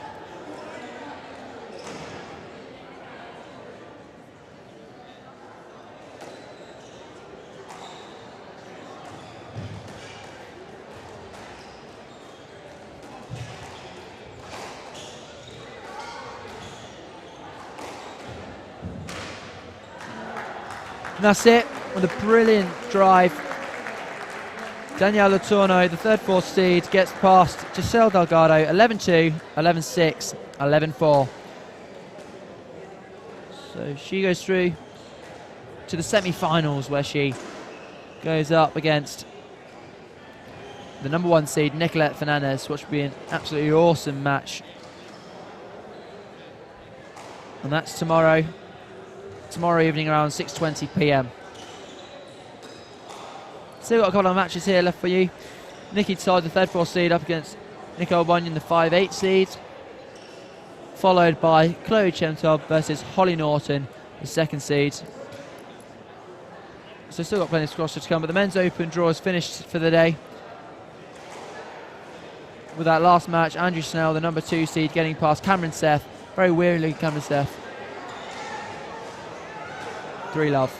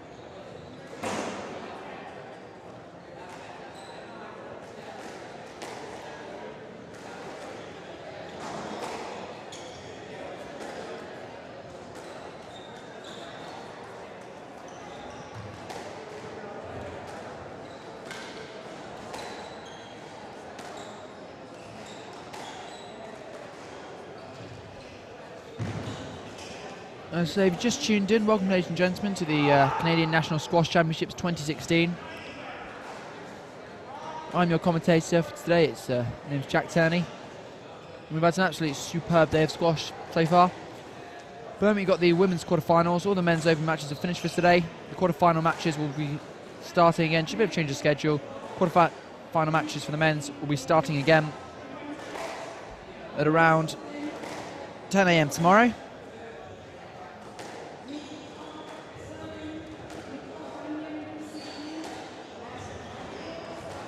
But so far in the women's quarterfinals, we've had a couple of great matches. Nicolette Fernandez, number 1 seed, got through 3-love against Shona Keating. And Daniel Latourneau, 3-4 seed, also 3-love against Giselle Delgado. And right now it's Nikki Todd versus Nicole Bunan. Nikki Todd, the 3-4 seed. In the last round should be Erin Roberts. Be third place. She got third place at the University Singles Championships, Erin Roberts. But still, Nikki Todd was too strong for her and won 3-love. And then Bunan, the 5-8 seed, won 3-1 against the very experienced Marnie Baisley. Nikki Todd is 25 years old. She reached the semis last year where she lost the eventual winner, Samantha Cornett. She got runner-up at the Pan American Games Doubles Championship where she was partnered with Cornett herself. And she was runner-up at the Delier Open in February this year, and she's 57 in the world. And her opponent, Nicole Bunan, the 5-8 seed. She's 22 years of age, so a very young talent. At the very start of her career, she reached the quarters of the Liberty Bell Open in January and made it to the Tournament of Champions in the same month. And she is 138 in the world. So both these girls have spent a lot of time on tour. So it should be an interesting contest. If you are watching, apologies for the server going down earlier on today. We did convert it to the YouTube channel, the Squash Stream YouTube channel, so if it does happen again, it will be still streamed live from the Squash Stream YouTube channel.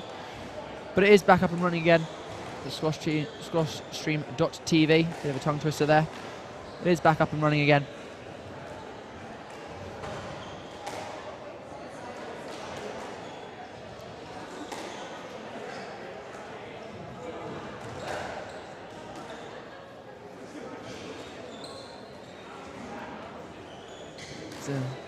At the moment, the best bet though is to go to the Squash Stream YouTube channel to see all the live matches going on at the moment.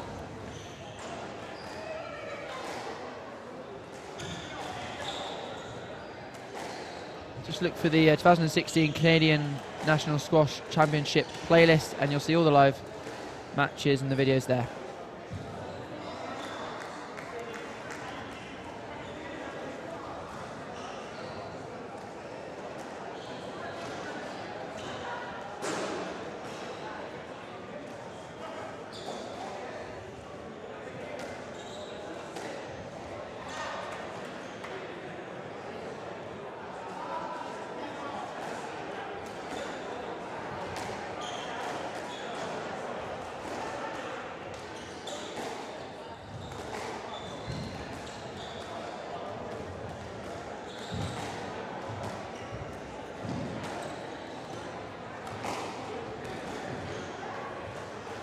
So if you do experience any problems though, please let us know on Twitter in case you have any or comments or you're enjoying the squash.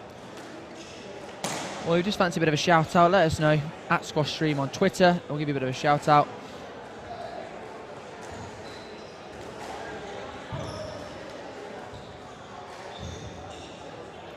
If you didn't see earlier on today, we had an awesome match between Shahir Isik and Tyler Osborne. Tyler Osborne, the complete underdog in that match, taking Isik to 5 and having an awesome match, very exciting stuff, which Isik eventually prevailed 11-9 in the 5th.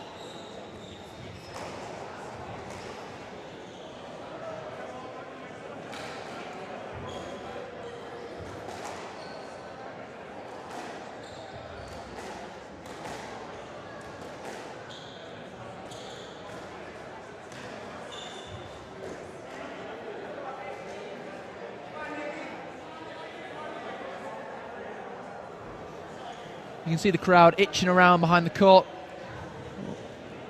Some of them videoing the match.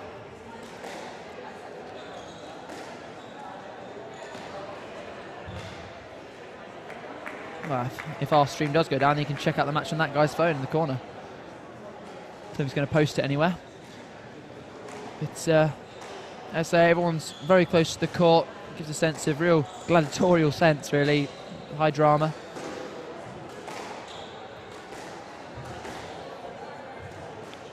So Nikki Todd, though, third forward seed in the blonde hair, and she's wearing the blue vest. And Nicole Bunyan at the moment, she's 5-4 up in this first game, so it's a very tight contest at the moment.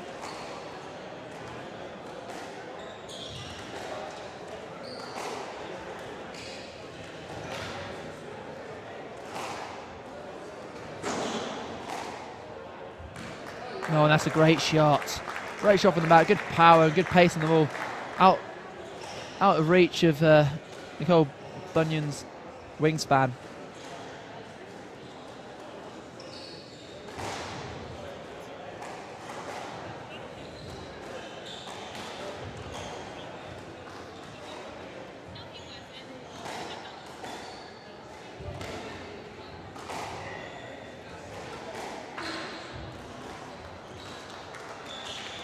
And straight away, as you can see, and it's quite apparent in the match yesterday against Baisley.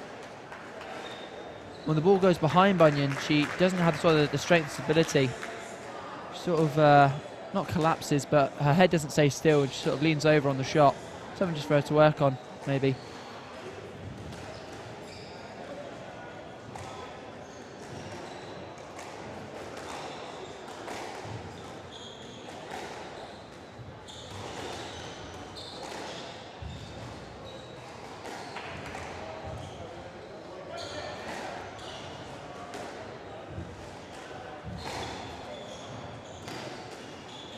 That's good depth from the shot. And that's a very clever shot. That's a note. Should be a note. Oh, they're playing a let. It's very interesting, that one. It's a very clever shot from Todd. When you're thinking she's going for the straight drop, but hits the sidewall first and boasts it. Very clever shot. But they're giving a let ball.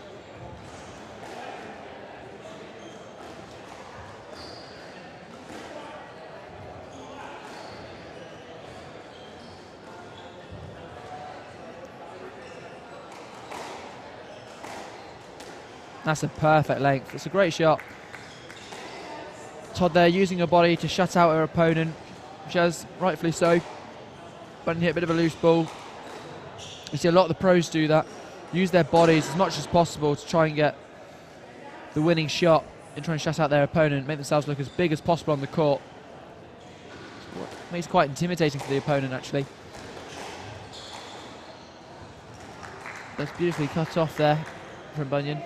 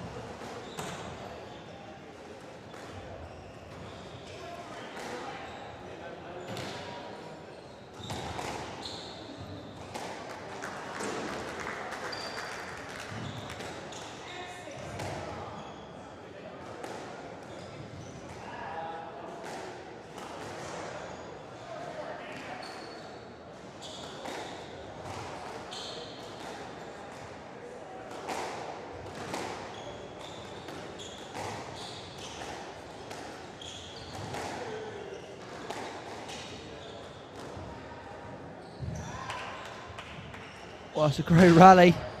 Both using sort of Egyptian style. A lot of stuff at the front of the court, but she's still going. And she's down the stroke. That's a brilliant rally. Thoroughly enjoyed by the crowd. Everyone's got smiles on their faces. She got a lot of balls back. And that's a stroke.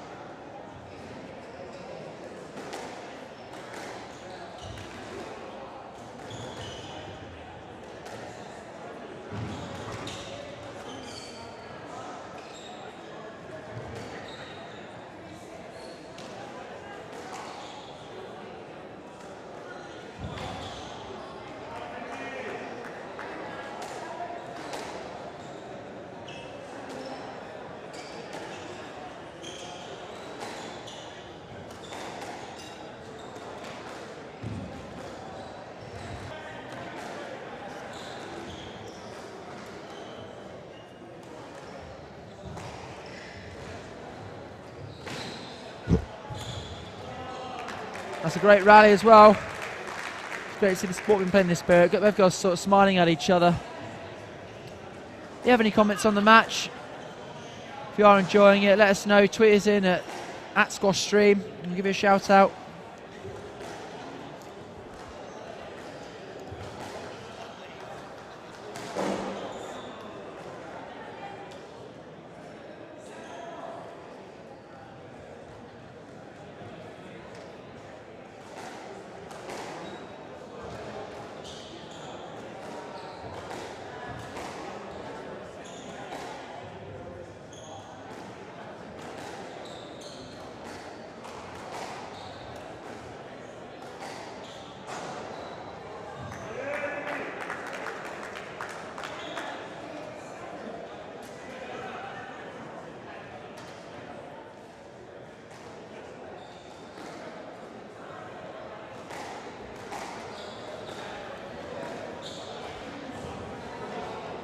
Todd just clipping the top of the tin there.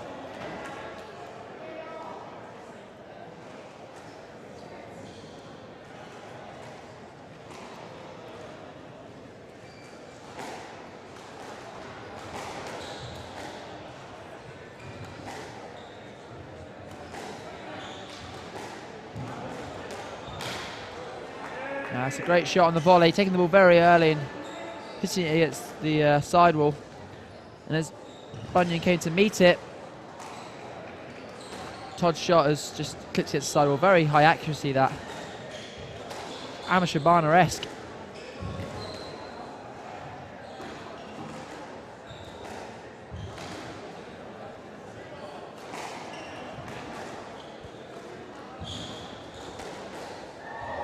Oh, she gets it out of court. Great rally.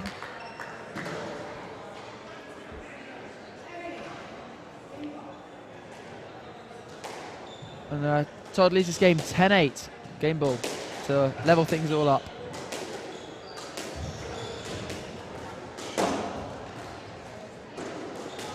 Oh, that's so lucky. Oh, that's an inch perfect length, isn't it? Straight out of the backcourt nick. Well, believe it or not, she probably doesn't practice those.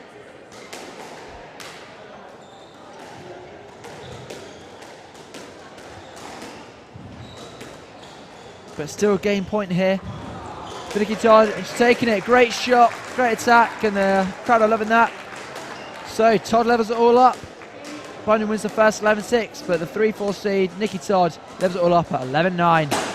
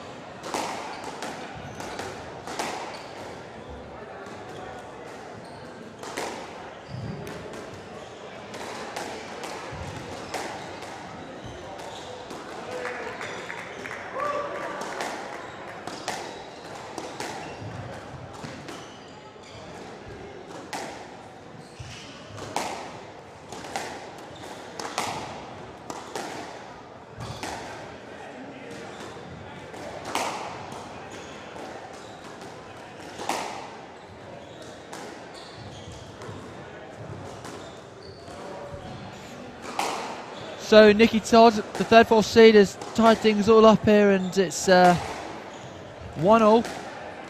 in this game. Both playing some very, very decent squash, very tight up and down the walls. Well, just on cue, look at that. Unbelievable, Jeff.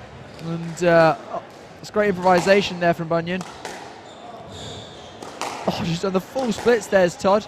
Got straight back up, and she's won the point. That's awesome. Great movement. She's got really low to that ball, done the full splits, and completely recovered to hit a winner straight off the next ball. Shows how physically demanding the sport is and how flexible these guys actually have to be.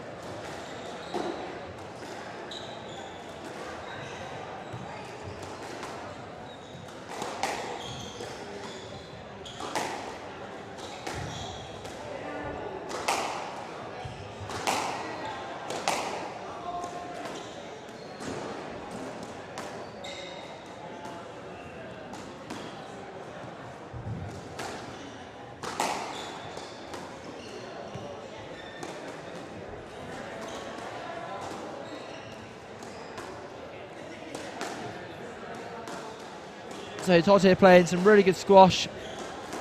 Just getting on that tee. And Bunan making a few errors. She's sort of trying to bite off more than she can chew at the moment.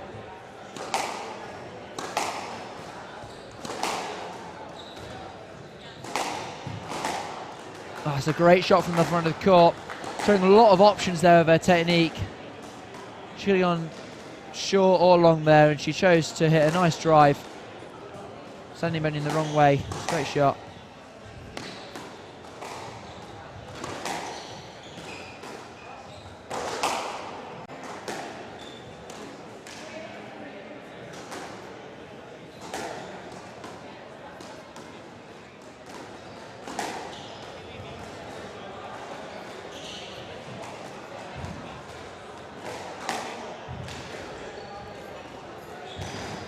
The score will be updated shortly. We're having a bit of a tough time hearing the score here because it's all the way over this side of the other side of the venue, so we're trying to listen in, but can't quite hear it at the moment. But it will be updated shortly.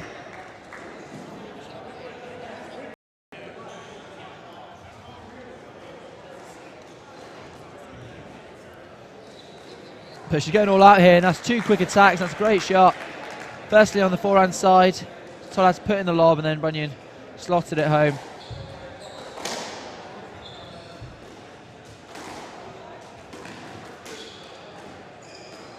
Bunan reached the quarters of the Liberty Bell Open in January and actually made it to the Tournament of Champions in the same month, so she's hitting quite good form at the moment.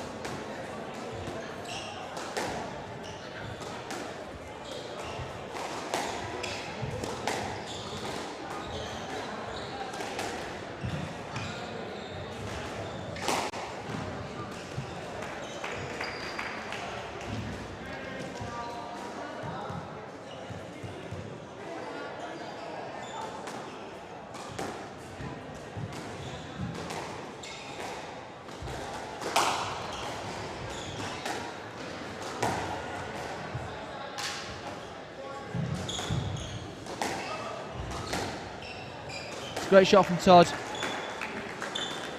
She's dominating this next game. It's 4-0 to Todd at the moment. She's got off to a great start.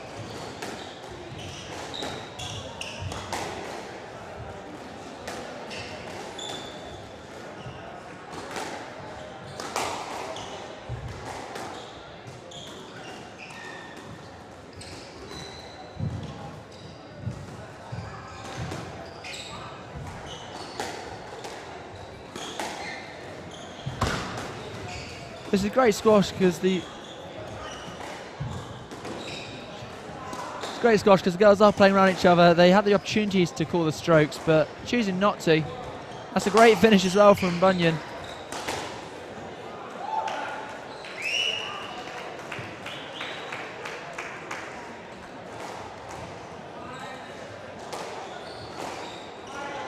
That's a lovely shot. Well, very well straightened from the front of the court. She looked like she was going to go cross court, and Todd guessed the wrong way there.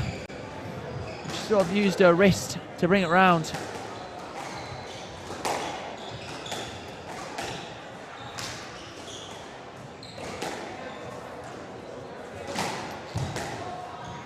Todd making a few errors here that she getting some good opportunity, but still making some errors.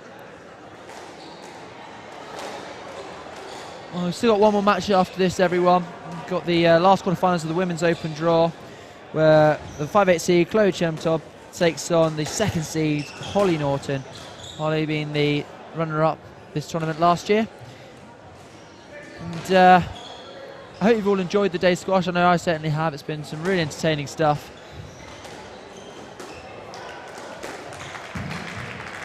Some squash to go here, and Nikki Todd just with a great shot there to put in 5-2 in this game.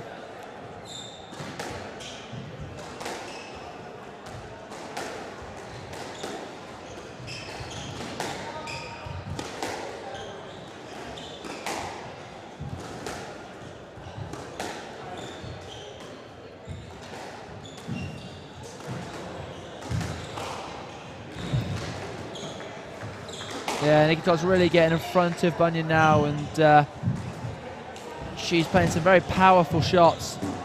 She's really settled into this match, playing some great stuff. And that's so tight from Bunan. Straight off the serve. Her serve didn't quite hit the sidewall, straight onto the volley of Bunan, where she used a tad bit of topspin there to cling it to the sidewall.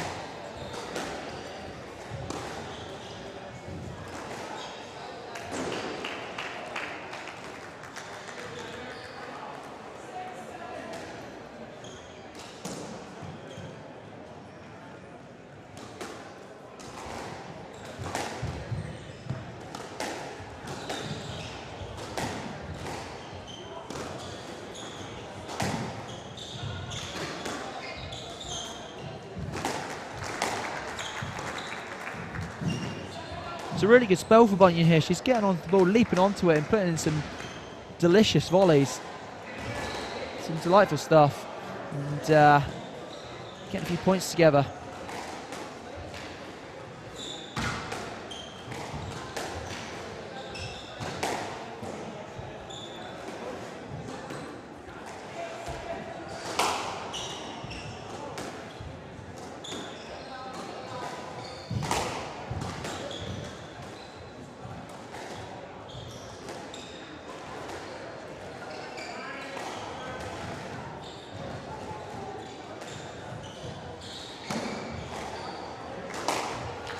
It's a great rally.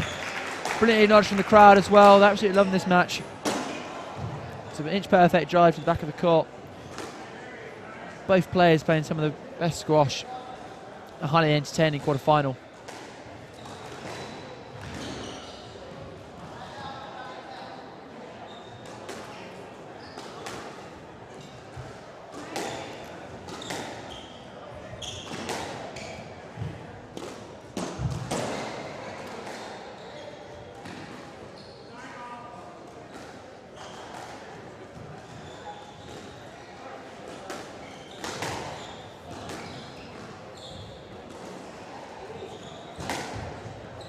I think that was down, yeah. I think it was just clipped the top of the tin. It looked a bit dodgy.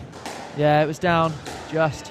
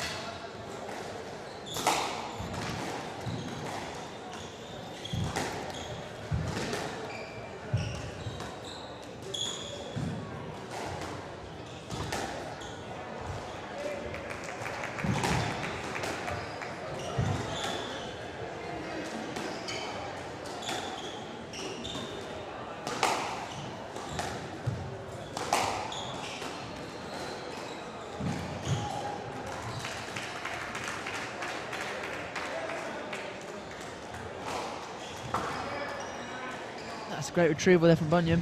He's getting all these balls back. Oh, that's got to be a stroke. Yeah, it is a stroke. Great rally though. Girls still playing with a smile on their face.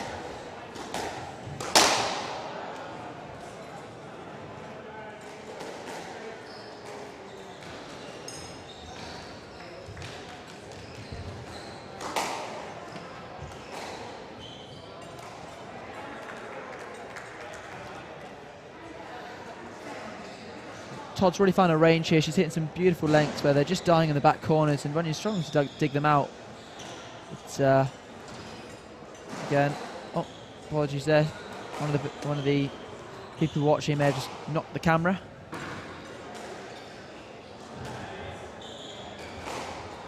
Oh, she's getting a lot of balls back here. She's hustling. That's a great finish there from Nikki Todd, and that's the match. Nikki Todd, the 3rd/4 seed, beats Nicole Bunyan, the 5/8 seed, 3-1. We still have one more match for you today, ladies and gents, where Chloe Chemtodd, the 5/8 seed, takes on Holly Norton. That will commence in approximately 5 minutes.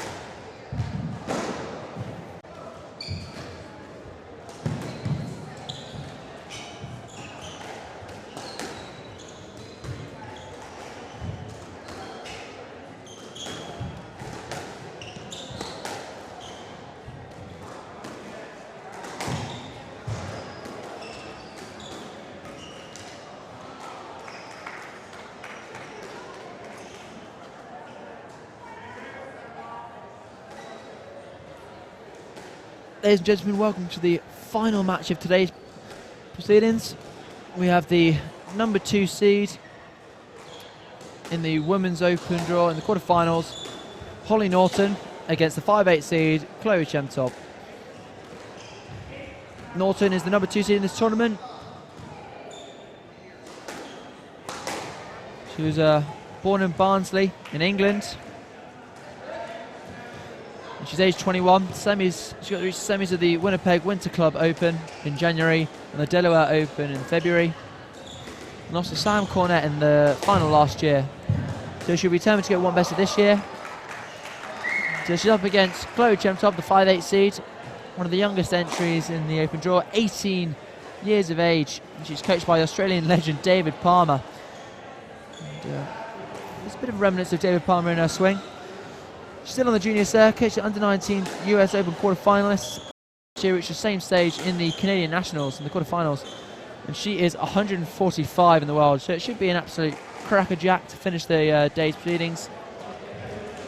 You missed it earlier on. All the 4 seeds in the Men's Open are through to the through to the quarterfinals, which will be played tomorrow around 10 a.m. And, in the women's draw, Nicolette Fernandez, the number 1 seed, got through to Keating. 3-love, but a highly entertaining match. Danielle Letourneau got through Giselle Delgado. 3-love. And just then, Nikki Todd against Nicole Bunyan. Nikki Todd losing the first game there, but coming through 3-1. So this is the final match of today's proceedings. Holly Norton versus Chloe Chemtop. I've just started there. And Chloe Chemtop getting the first points.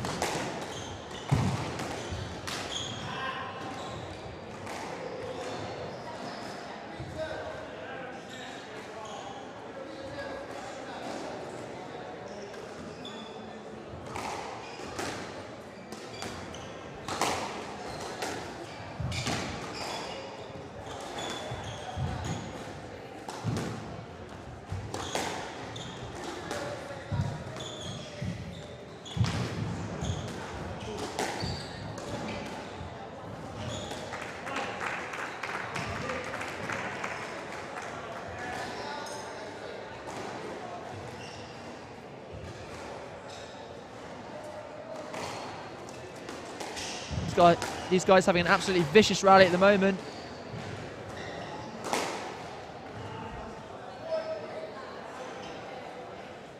And it's a brilliant volley there from Holly Norton, cutting off the cross court.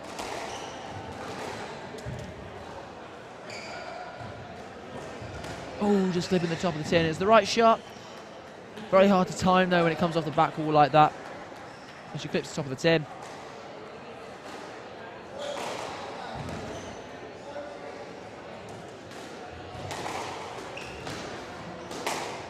That's a lovely use of height there from Chemtop.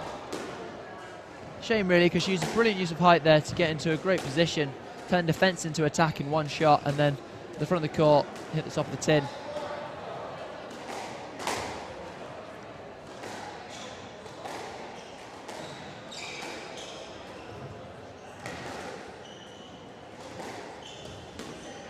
If you have just tuned in, this is the final match of today's day 2 of the Canadian National Squash Championship 2016.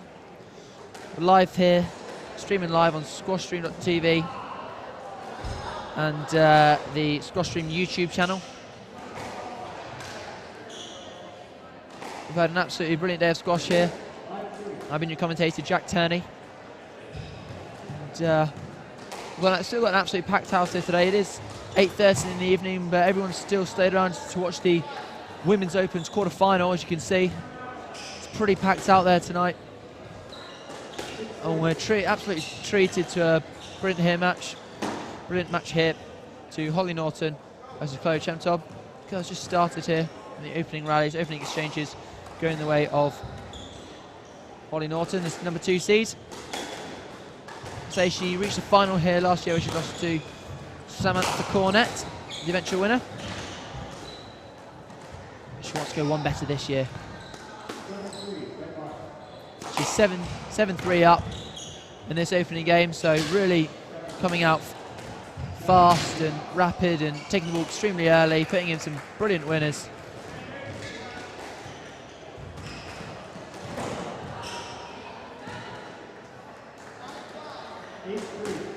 Just an observation, I think a lot of the women enjoy doing the lob serve. Doing the lob serve, try and get the opponent under pressure a lot more.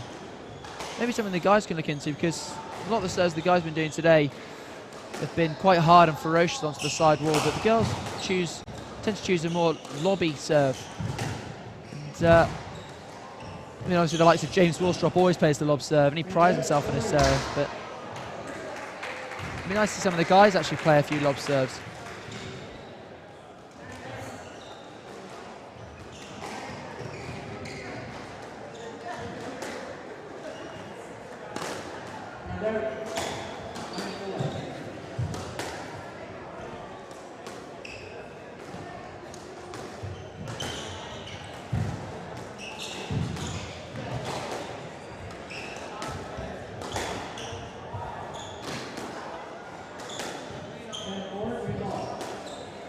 So Holly Norton here, the number 2 seed, 10-4 up in the first game. And got a game ball, see if she can convert it first time. Oh, that's an audacious boast there from the back of the court. Maybe slightly lucky, but she popped it beautifully into the net, floated into the net. But it's still 10-5 here to Holly Norton in this final quarterfinals of the day. And she's taken the game point. 11-5 to Holly Norton, the number 2 seed, leads 1 game to love.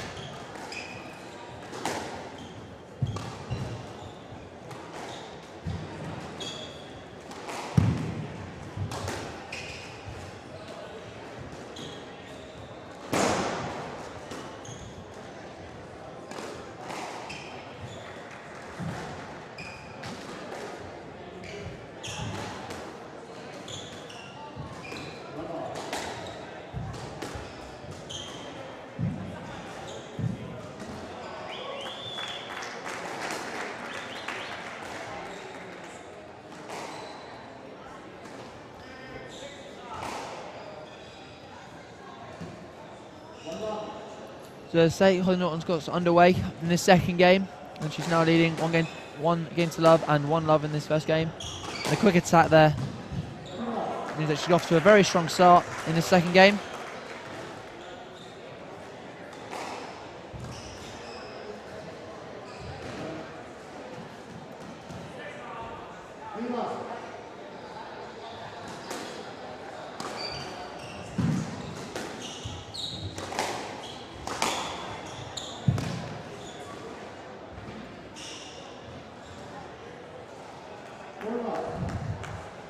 She's off to a very rapid first few points in this game.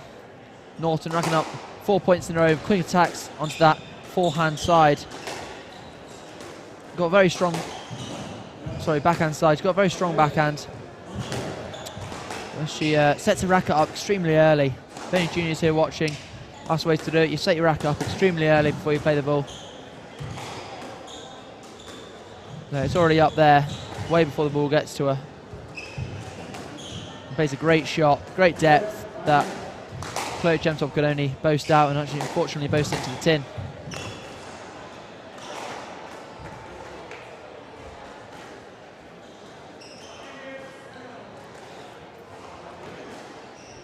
Norton actually plays in the PSL for Pontefract. She's in the same team as likes of James Woolstrop, Sarav Gosal and Anjuma. So she's trained with all those top guys, and she's in play on a regular basis. So she's obviously a rising talent for Canada. Seen her play a couple of times back in England. I saw the Master of Ceremonies for the Birmingham Lions, so I've introduced her a couple of times. She's a very talented young player.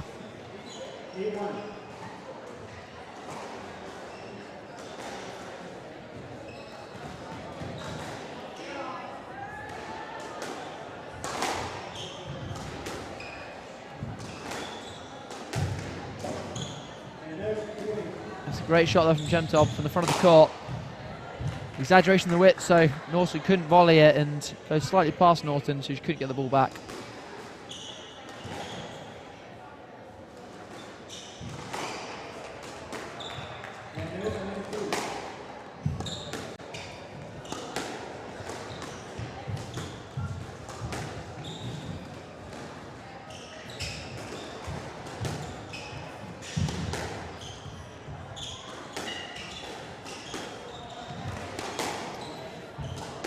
I was actually once interviewing Sarah Jane Perry in the one of the PSL matches for Birmingham Lions, and she'd recently got into the English team for the first time, and I had no idea what she'd achieved, because the guy who runs the event sort of sprung it on me, so I had to interview her before the match, and I made up a complete load of drivel and started saying that she was the world team champion, squash individual champion. In front of 200 people, she pointed it out to me. She said, quite rightly, what on earth are you on about? Quite embarrassing, really. But, play Holly Norton there, winning the second game, 11-3. So the number 2 seed now currently in the lead, 11-5, 11-3, leading 2 games to love.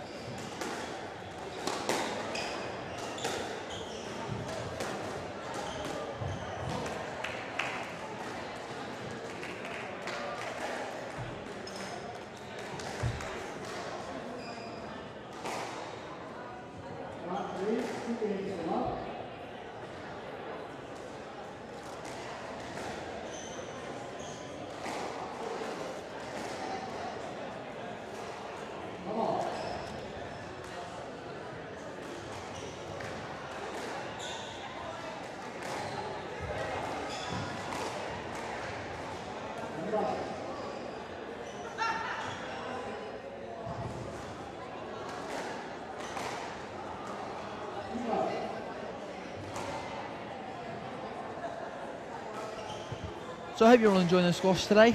Holly Norton, number 2 seed, the last match of the day, is at the moment beating Chloe Chantob 2 games to love, and she's got off to a great start here. The number 2 seed, and she's leading this game 3-love.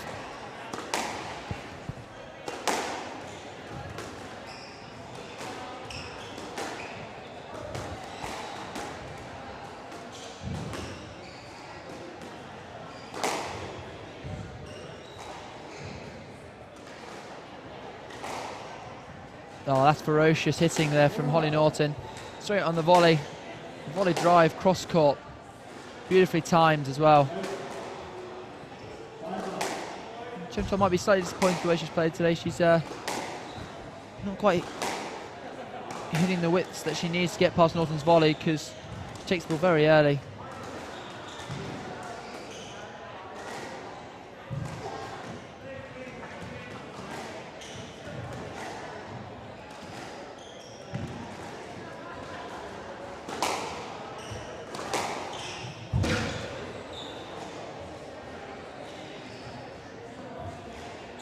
This is great defence from Chantob, putting in lots of lovely lobs. One at the front of the court. That's a great working boast. Another good lob from Norton.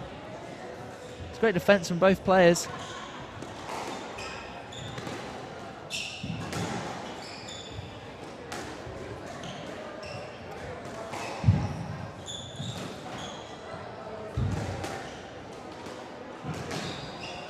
She's hit it out. It's a great rally though. Great rally, and the crowd applaud it. Both of them showing how to get out of trouble using the lob. Such an effective shot.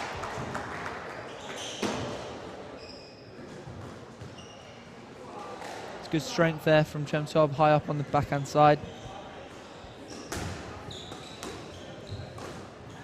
Oh dear, that's audacious. That is audacious. Got some smiles from the crowd.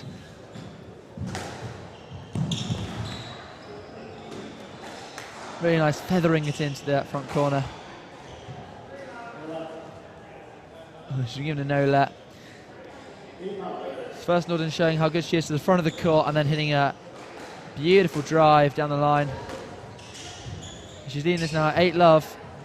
Chantob doesn't want to be careful here. She doesn't want to be... she doesn't want to get naught from Norton.